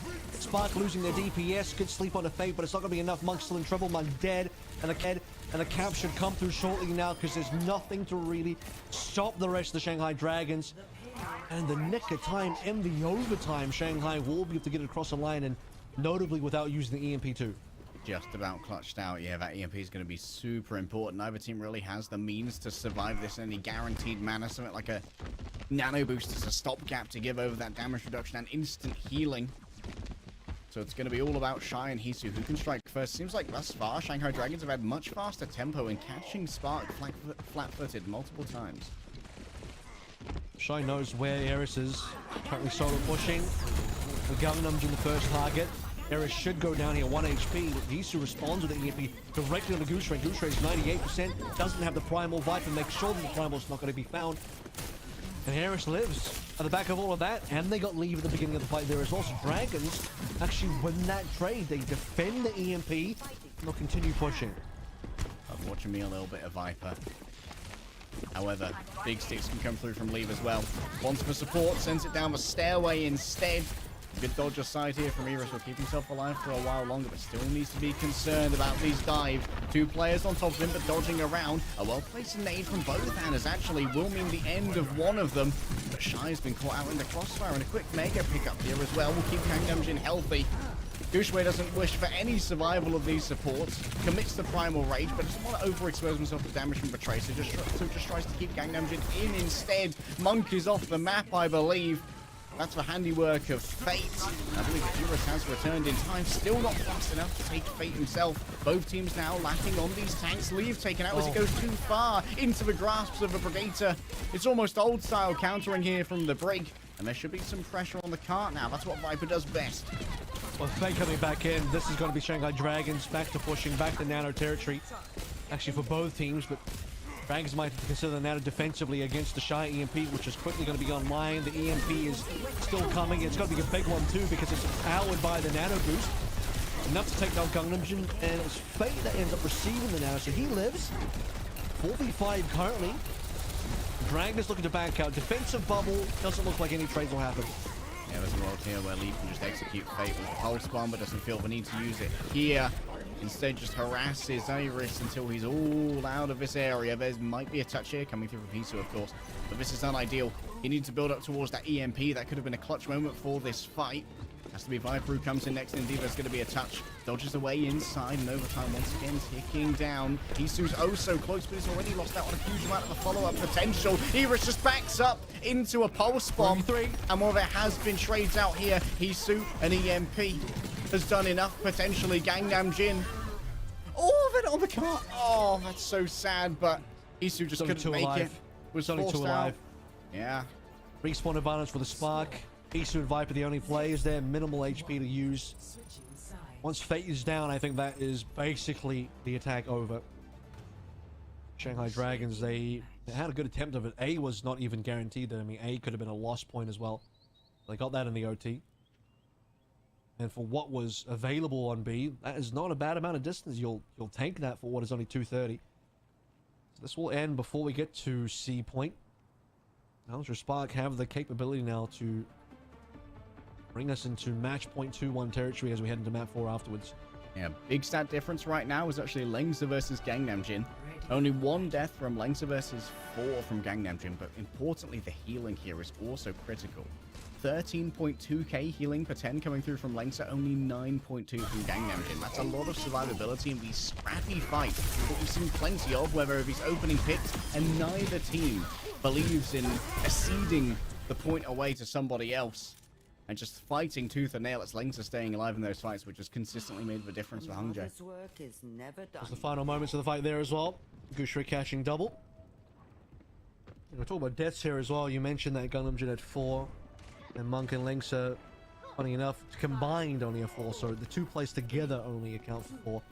In case people are curious, Iris is also on 4, so double the deaths on the support line of the Shanghai Dragons so far. It's not been an easy day for that back line. So a little bit of fun there on this end to open things out on Route 66A attack, and we've actually seen that before, even in our earlier game.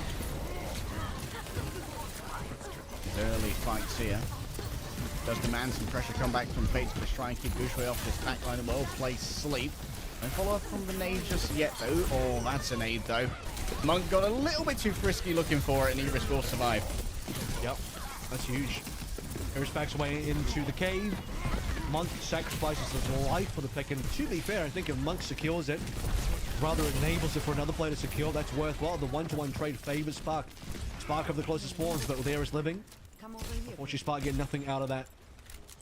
Right back to the beginning. The one huge part about this though is that Lengsa is a lot further ahead than Gangnam Jin in terms of ult charge, so early rally here could be the call. Swings and roundabouts though, the same could be said of a nano boost. But Eris much further ahead, now to place anti onto Gushue. It does keep him at bay for about a moment, but maintaining that position does mean that Eris probably going to have to give away a good amount of that space. Leave constrained. Trying to keep that cart moving forward for the moment. It doesn't really move at all. This entire attack phase from the Hongjae Spark. Gushue so close to the primal, but it's okay. A body grenade means there's plenty of healing. A second lease on life, and Gushue is going to be able to get in third after that, courtesy of the primal rage. He can go super aggressive if he needs to. Shanghai Dragons coming up to a critical massive ult. Just going to be a bloody fast fight for it. Going to be 10 ticks on the board, and it could well be a break point here. Monk broken over Vanilla, Viper solo EMPs, and there's a stick as well. Lengsa thought he could survive, but the calculus was wrong. The map was balked. Shanghai Dragons decimate the backline. The Viper once again, stick percentage on point here. Deletes the backline. Lengsa's rally is going to fade away as well, so Pulse of rally trades 1-to-1, but Spark really needed that one. They really hope they can get it back. An extra primal being played by Fade is maybe an overstep. Ideally, he doesn't want to die, but man, that feels expensive. It's 3 ults gone to the 1 of Spark. It's also 2 minutes and 15 gone in terms of time for Spark, so it could be looking an OT situation unless this is the push that counts. It seems like that could be the case. Fate could go down next. He slept, dead, double DPS alive. But Hisu's just going to back out, so a little bit of a lone time on the payload, but I think there is going to be one more contest. Nano given over here might hurt. Shanghai Dragons probably could have taken a trash fight there, knowing that a recontest is workable. Gushue holding down this area, though, might make it even more difficult for Hisu to actually get a stealthy touch. Ali's good to go, though. Trying to catch out Leaf here. Going to be a primary target with a 3-person dive, but it's easy disengage. Gangnam Jin going to be antied here, but that will fade off by the time that Wakey Gushue has returned. Primal Rage now splits apart the Shanghai Dragons. This defensive formation, which was so well arrayed to try and stop the cart, is being scattered to the 4 winds and the 4 elements by Gushue as he turns them into their constituent parts. Carbon scattered, and so too are Dragons. It's going to be a cap for Hongjae. Not bad. Time looking good. 40 seconds, roughly more than what Shanghai had, so there is an advantage there. It's not a ton of advantage. It's going to give you 1 good fight plus reset, so ideally Hangzhou can use that to the best effect. Now it's Hisu's turn to drop the missing EMP, and one good EMP into a snowball in the defense in terms of other ultimates means that Shanghai can hold for a long time. So can they actually find that as Spark somewhat grouping around? At least Monk dies. One good EMP, one good kill. That's all they need. Monk destroyed Viper. A little bit too deep here. Will manage to get himself out, and Hungry Spark seem pretty happy to just take the disengage, reset, go again next. Yeah, I don't know if that's going to be good enough for Hisu. One kill and a quick reset for Spark. Not that much time lost. You compare it to where Shanghai Dragons were. Spark are now 10 seconds into Dragons' time on their own attacking phase. I didn't mention though that Dragons, after winning one fight, would start to snowball to other ultimates. That has happened now. Can they get more done? Shy with big EMP, Fate, and he's still alive. Big chase by Lee, and Lee will take him down. And another play to boot as well. Dragons now down 3, down to 2. A Primal Rage and a Nano. Every single survivability tool was put into Fate, and he still got shredded to ribbons. And now Hungry Spark, think about the staying power that they've got available here as well. Yeah, both for Nano in the rally. And time as the payload reaches the final area. Shanghai will be here. That's a good stick. Oh my goodness, Viper always good for that pulse bomb. That gets it done. Viper looking for a target here, but Gushma's got plenty in his sights, cleaving through them all with a nano boost. And you know that these DPS just have to stick to the car. It's not the ideal place. They want to be mobile. They want to be free range. They want to roam out on the golden fields of victory. But they're too far afield. And Hangzhou Spark just have too much pressure, capping out on Route 66.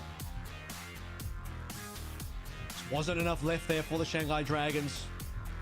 Lost all their ultimates, trying to find that next Hisu EMP, but I think they were on the back foot. They were really far behind, that's for sure. Hangzhou Spark able to take that one away. It looked like their map. It looked like once they got their defense ready to go on B, just need a good attack. Things got a little bit dicey on A. Wasn't perfect.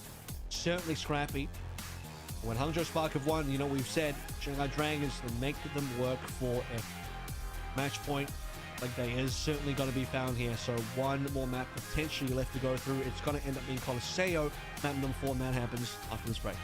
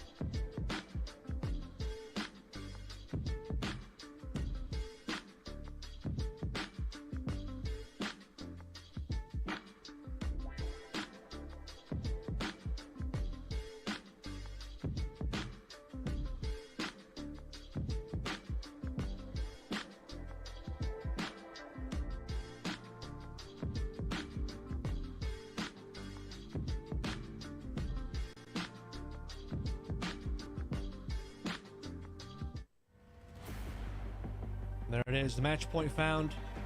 Dragons down by 1, 2-1 in favor of the Spark, and Sarah push map and potentially decide it all. Or are we going to go to Lijiang? Map number 5. That would require Shanghai to take away number 4. It would have to happen on push, which has been a relatively successful map type for both of our teams. I was going to tab over to my stats, but the tab has just broken, so I can't tell you exactly. 1 second, I've almost got it. The numbers, what are they? The numbers are indeed that push has been 2-2 for Shanghai, but 1-1 for Hangzhou Spark, because Shanghai have actually gone to this on every single one of their games. So they either won 3-1 or they've lost 3-1. So they live and die by the push. We've also seen Hangzhou go to at least a single map 5, a couple map 4s themselves as well. So we'll see how that one ends up panning out. It was a map 5 versus Dynasty, which they actually lost, by the way. So unlikely then. The map 4 was versus Panther that they beat. What's funny about all this is that Shanghai beat Dynasty. Yeah. So that circle, that's the circle, it spins around to go in a loop. We just keep spinning. Someone's gonna break the wheel, Avril. Someone needs to break the wheel. Who's gonna come and save us? Wheeling around Colosseum. Classic Pixie rant about the wheel being broken. Sorry, no one knows. It's too long ago now. That's they don't know. History. They don't know about the Pixie rant. But I do know about the Colosseo comp. I'd like to know what the Colosseo comp is going to be. Hit me with the legend lore. It's probably going to be Tracer, Winston. I'm going to say Sombra. Like, I don't know why I think it's going to be that, but I think it might be Sombra. On both teams as well. Someone arrest this man for espionage right now. He's in the camps of these teams, getting the secrets and selling them. I think they're going to play Sombra, Tracer, Winston Die. I remember the good old days when Jimmy would play the Hanzo here. And actually, Hanzo is kind of sick on this map. Yeah. Super long range. Especially on the concourse in the mid area of the map in the neutral. Very strong. Being able to move over those. Speaking of espionage, by the way, let's see how the Sombras move on the opposite end of the glass. Actually, both Gushui and Fate going to start out in the open. Shy's trying to get a hack on the Sombra, but she's not quite completed. That kind of espionage segue is why Avril gets paid the big bucks. Oh, a little bit of a cheeky translocator there. Going over to the opposing mini-pack. It seems like both Sombras doing a little bit of a mirror here. So there is a jostle for position. This is at least less of a battle of Ypres kind of beginning that we've seen on Colosseo from double dive teams instead of playing around the outside for a little bit more dynamicism.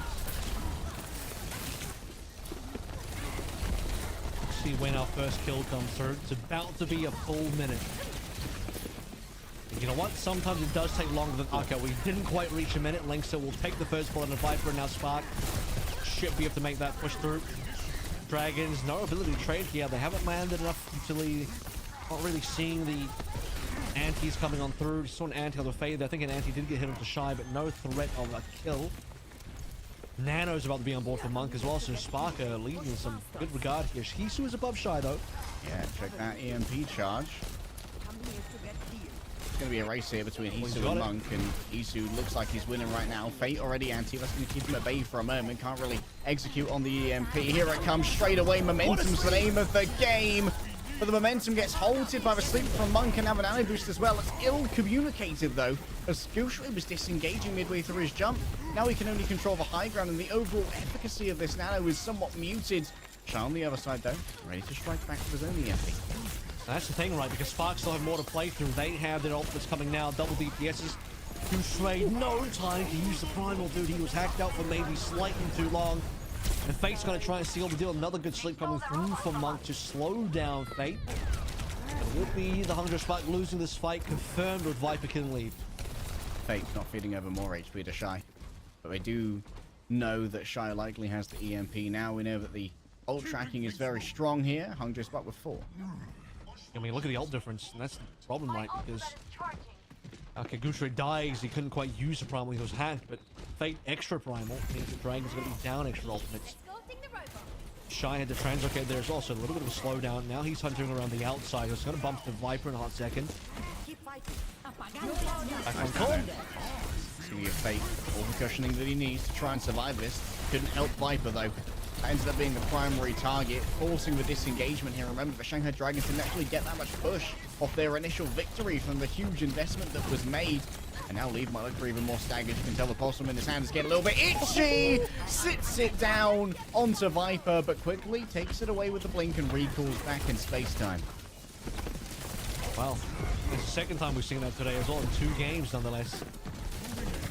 Twofer as Andrew Spark will find the two from the back line. Double support ultimates. Primal online. Nano up first. Gushway powered up but asleep. That's going to be a little bit problematic. Force the Primal. Keep the game alive. Meanwhile, Payload is pushing. Going to be looking towards the cap really soon. Dragons currently focused on Gushway. They needed to get the kill. They've got the kill. At the cost of Eris. Still need to go for a touch here. Trims of EMPs. Many people hit. The follow-up is solid. Lengths is gone. And Gushway was gone too. But critically, during these fights, even when Hydro Spark aren't directly winning, they're still getting this cart push. Gushway's making so much space, but it's free push on the barricade. And if Gushway lived, I think they have a real case to be able to go for the cap there, but with Gushway down, no tank. A further, like, big ticket ultimates to maybe buy them across, like an EMP would have been insane there, speaking of which, he did pop his. So, Dragons, they win a fight, but they haven't won the neutral. They haven't really got distance to play through either. That's the one big lacking part about all of this for the Dragons now. At least for the Dragons is that Spark didn't cap either, so the game is still fairly even. It gets quite a bit more skewed when the team actually does cap. Lacera being one of the harder maps to cap in the push-pull. Yeah, that bridge. It certainly do be contesty. Leave edging up towards that pulse point to be used to chunk down Fate. They will have targeted. Primal Rage coming on through. It's a wide pulse though from Viper, not able to take out Lengther, and that's even fewer ultimates now available for the Shanghai Dragons, who are feeling the onus to move forward. Hangzhou Spark. Oh, that's a huge elimination on the translocator though. Great work in the back, and that allows for an instant pick on the Shine. Now the EMP's off the table. Instead, they're going to be using the Pulse Bomb to try and rebuff this. Once again, Fate at danger of being shredded with a combination of a Pulse and a Nano. He's going to waste a lot of time on the Primal. He had to go back with his anti-Dallas off. Mate couldn't take any chances. So despite Dragon slowly trying to win this one, yep, walking straight into an EMP. Shy's been holding onto that one for a while. He died in the last fight. Respawns and instantly is going to be able to pop that. Gonamjin, despite the rally, he'll keep the backline alive, but Fate not so lucky. You can't do too much without your tank. It'll be Hisu's turn to EMP next. But he'll have to do it in home territory because the Dragons are going to have to defend this payload against the cap again. Shanghai keep having to use these big money ultimates just to stop the progress of Hangzhou Spark, and the pressure don't stop coming and it don't stop coming. Gushway, Primal Rage ready to go, but doesn't want to push his luck here. At the moment, Hangzhou Spark, they don't feel the need to even go forward. They've got so much of an objective lead, but it's just Leave playing with his pet push bot to try and make something happen. They gotta get the EMP out. If Hangzhou Spark are gonna just lose this fight and take it dry and allow Shanghai Dragons to get something out of this, you want to see Isu drop this in so that Hangzhou Spark can at least force Dragons to pay for it, and pay for it they do. No time to Primal. No time to survive. Still, that's a beautiful stick right there. Fate is just eviscerated! There's naught but a twisted monkey salad remaining from where a Winston once stood. Isu punching on the other side. Leave in a 2 versus 1. Just have to clear himself as quickly as possible. A whip shot here could take him out, but Gangnam Jin doesn't want any of that smoke. But still, after all of that, I mean, still in the neutral. They got 2 picks. I think they got both Monk and Lynx. So it was a 2-for-2 trade. And at the end of all of that, you're right. Still a neutral. No one really came out ahead. Back where we started, and that's bad for Dragons, who still really haven't got much distance at all. And here comes Shy. The backline, EMP ready, spots Gangnam Jin, would like to get Eris as well. Coming in.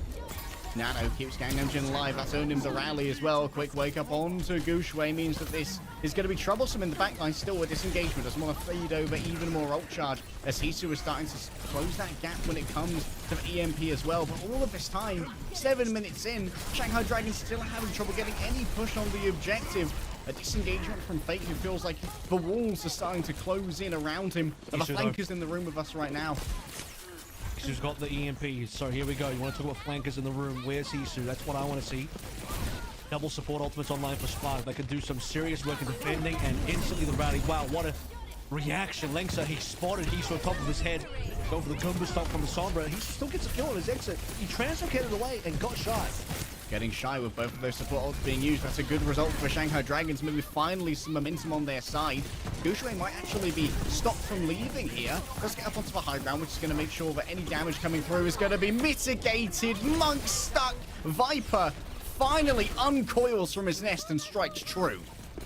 That's going to mean that Dragons get their first round of actual good distance. They'll threaten the cap. They won't be able to get it just yet. And they do something about this Primal. Can they use the fake Primal to make it work? And Viper's going to do some short work on a Shy. A 5 versus 4 is going to make things very difficult to Spark now.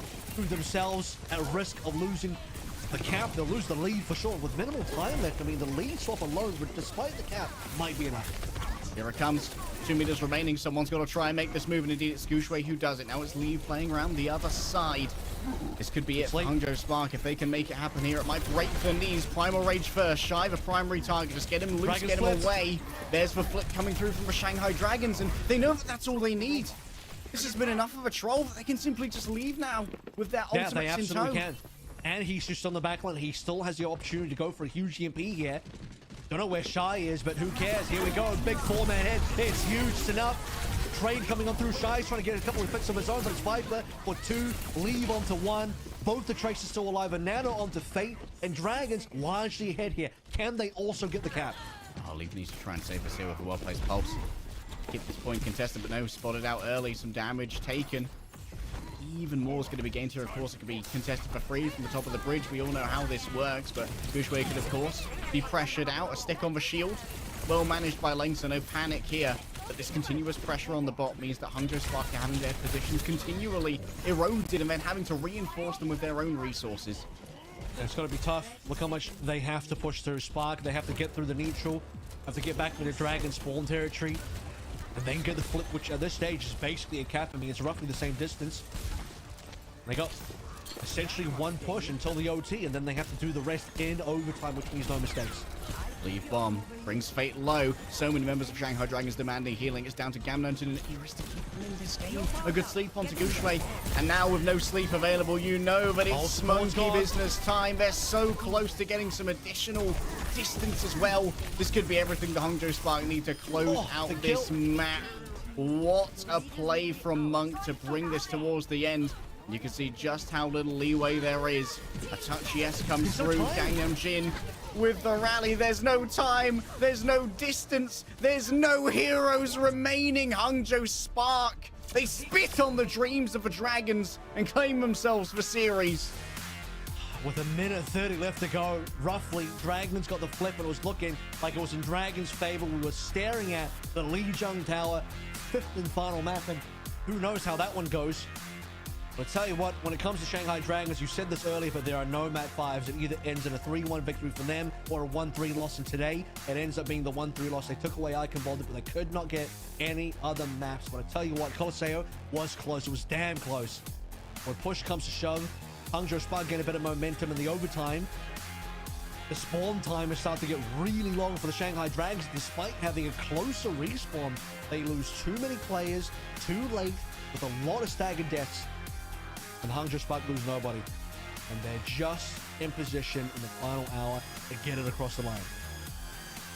Incredible plays from Monk as well. Not only hitting that anti to force so much space away from Fate. Forcing those disengages is so important. When you're playing for that distance, you get the free bot push off the back of that. And then saving Guxue as well with the nano boost. Not only the nano boost, but also the nano boost after Guxue got slept. Meaning that there was no real way to shut down the cleave that Guxue could get after that. And he just tore through the back line, resulting in those longer spawns you were talking about. It's tough. The Viper had a good run of it too. I mean, the guy was starting to really carry the squad.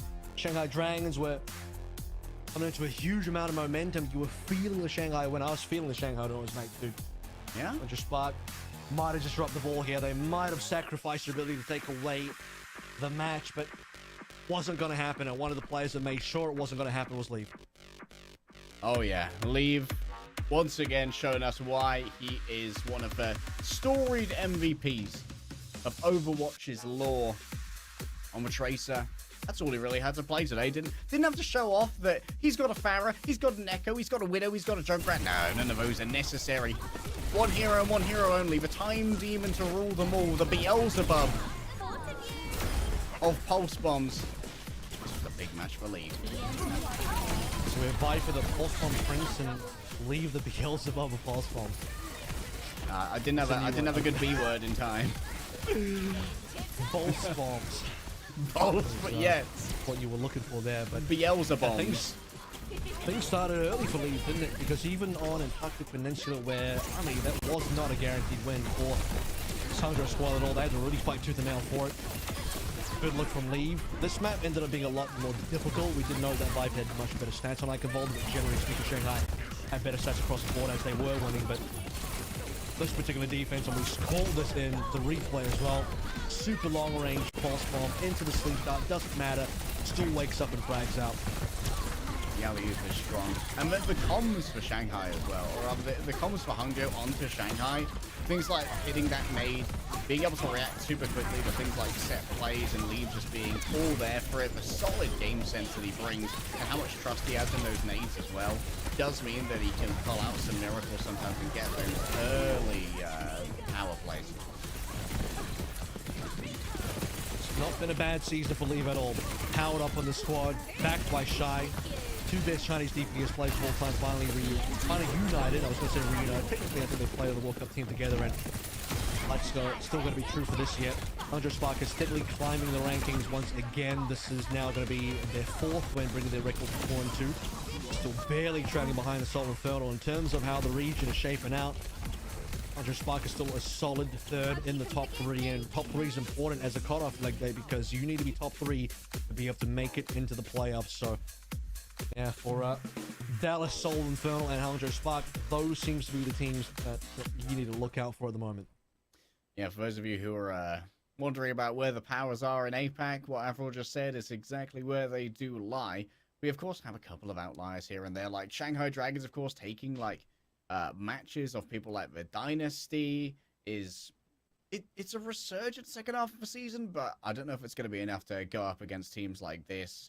Hangzhou Spark are just... This is a perfect meta for them. Like, if they could have, like, Shy play and Ashe as well, it would be even more min-maxed. But Gushui being able to just lock in Winston every single match is exactly where he wants to be. Yeah, and, you know, if Hangzhou can keep at least this type of momentum up with, especially Guangzhou Charge, I think, falling by the wayside for this season now. Guangzhou Charge is sitting at 1-4. It's going to be tough for them to climb back in. Obviously, we still have a knockout phase to go through, so as much as we talk about the current standings here, these standings lead you into a knockout stage and it will give you better seeding, but really it's going to come down to those knockouts. So still room for teams late in the season to make a final run for it.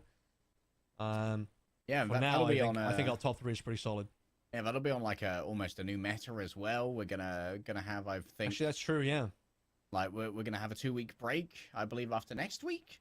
So maybe shake things up. Maybe it won't be Sombra Tracer Winston. Who knows? Right now it's looking incredibly strong. I don't know what a patch might entail. Maybe Winston finally gets the nerf that Jack was describing earlier, losing 50 HP from a 1050 in Primal Rage. That'd show him.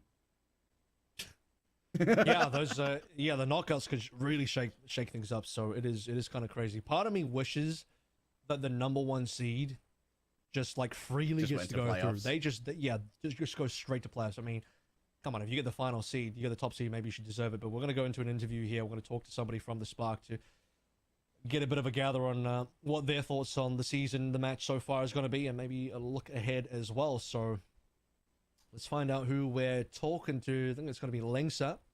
Oh, nice. Hello, Lengsa managed to survive a long time. We've got Evelyn in translating as well. Hello, Lengsa. How's it going? Hi. Hi. I think. Oh. Yeah, okay. 想说的话可以讲英语。Seems like he kind of 我觉得 talking English. 我觉得今天打得还行吧，就中间出现了一些个人失误，然后导致打得那么焦灼吧。To ask about Iconvolt, so that was the sorry, the translation. If everyone to go, we would really appreciate that. Sorry about that. Anyway, I was. Lengsa said understands. It was. I think, and they think today they performed kind of well, and there were some personal mistakes happened, so it looks a little bit closer than expected. Cool. So I was getting ahead of myself there. Yeah, I'm in my mind it's already translated. Anyway, first question officially is going to be, you know, what did you think went wrong on Eichenwalde? There was the one map that you lost, so you won all the other maps, but Ike was the one that sort of fell away. So talk me through that map. 好的。那么第一个问题是因为爱信瓦尔德输掉了嘛，这是唯一一张输掉的地图，想知道在那个上面就是发生了一些什么事情，可能会导致没有打得太好的。爱信瓦尔德的话，有一波团我记得，就是爱信瓦尔德，我记得他们是有阴 P， 然后那波团我是在车边就是等着他来杀我的，然后车到点了，我们也就输掉了。I think the main reason we lost Eichenwalde is because one team fight, which I remember they had EMP, and I was just around the payload and waiting them to get me killed. And of course I died, so we lost that team fight, so we just lost that map. It's a real shame. You guys are on a 3-win streak now after losing 2 games early. Have you guys figured out what problems may have been plaguing Hangzhou Spark earlier in this stage and fixed them? 那么在这个赛段，杭州闪电队一开始是2连败，但是现在就是成功的达到了一个3连胜的势头，想知道中间有没有做什么样的调整，就是又让状态好了起来。中间我们输的时候可能是没睡好，然后状态不是特别好吧。然后后期我们调整过来之后，然后也就打得顺风顺水了。I think the 2 losing games at the beginning of the stage is might because we didn't sleep well and rest well at the beginning, so we didn't give our best in those 2 matches, and later we just rest better, and gradually it's really natural that we play better and win those games. Wanna go again, Harry? Yeah, big sleep diff. Wanted to extend my congratulations to you for, I believe, what is your birthday tomorrow. Are you guys gonna do anything as a team to celebrate? 那么下一个问题是，听说明天就是冷夏选手的生日了，你们明天会不会有一些活动来庆祝你的生日，然后同时也庆祝最近这一段时间比赛打得挺好的？明天的话可能就是自己有一个好的休息吧，然后可能会直播一下，然后呢，反正就享受自己的假期，一个小小假期。And I think tomorrow might be a little vacation for me, so I can stream a little bit, maybe have some good time with my fans and have some good time to take some good rest. Yeah, it's mainly really a chill time for me. So the final question will be your next match, which will happen next week, will be versus the Dallas Fuel, and Dallas currently look like the best team in the East region. Do you think that they are the best team, and what do you think about facing them? 那么最后一个问题是，下一场比赛是对阵到达拉斯染料队嘛？他们现在看起来好像是东部赛区最强的队伍，一直在连胜。那么你对这场比赛和对染料队整体的看法是什么样子的呢？我觉得只要我们状态好的话，应该是能很轻松的拿下的。但是如果我们中间发生一些个人失误的话，就可能比分还有比赛时长会拉长一些。I think we can easily take the win if we perform well and do our best. But if there are some personal mistakes, it might look closer than it should be. Okay, cool. Well, thank you so much for the interview, Leng Sir. 谢谢，祝你明天生日快乐。Okay, thank you. Thank you. Show off. Oh, what? Gotta use it where I can. Here are today's results: 3-0, 3-1, 3-1, 3-1. Not a bad day. No map 5s, but a limited number of 3-0s as well. Yeah, 3 Overwatch is dead after match number 1. Dream is going up to 3-3, which keeps them as our top contenders team, I believe, here in our summer stage qualifiers. Guangzhou Charge, their woes continue, but Dallas Fuel 6-0. Look at that resurgent after such an anemic beginning to their season as reigning champions. Everyone thought Dallas Fuel, they might well be cooked, but in fact, they were just cooking on a slow roast. It's the second half of the season buff, I'm telling you, man. Last year as well, Dallas came back big after mid-season madness. They had a disappointing finish in MSN last year. But guess what? Second half of the season last year, they won the whole damn league, and they're looking for another run back now. We want to see if we can get a back-to-back. Well, Dallas are putting in the work, surely. 6-0 so far. They're the team to beat currently. Spark, I reckon they can take them on. If the stars are aligned, they feel good on the day, and their form is good, they can beat Dallas Field. Langston believes it. He'll have the birthday buff after tomorrow as well, going to next week. And speaking of going to next week, here are currently standings. So this is how we end week number 3 as we head into number 4. Man, that 3-0 or rather 3-1 has really helped Dallas to clear the field when it comes to that map differential. +6 now compared to Soul Inferno. Of course, 3-0ing Soul Inferno yesterday was the big one that made that happen. Ultra Spark, 4-2 though. They are not someone that Dallas Fuel can wipe out easily. Potentially, there is definitely going to be so much contention next week over that match. Hopefully, we'll get to cast it. I don't know. I don't know what the plan is, but that's definitely one that I want to see. However, it's not going to be happening on day 1. Here's what's happening on day 1. But Blast Panthera, tomorrow. They, yeah, tomorrow first before we head into next week. For some reason, does the weekend end on the Saturday? I don't know. For some people, maybe. I said we went so long today, but I assumed that we're already in Sunday. Yeah, did we not already go? It is Sunday for me. I don't know about you, but it's Sunday for me now. O2 Blast Panthera, Dynasty Poker Face, Charged Dragons. You know what it was? It was because I was talking about the Dallas Hangzhou game with Linkser, and my mind was already into week 4. Yeah, man. No, we do have games tomorrow. We still got some games tomorrow. And Shanghai still got another chance. And that's going to be an interesting game because Guangzhou and Shanghai, they need some wins, man. They're both lacking.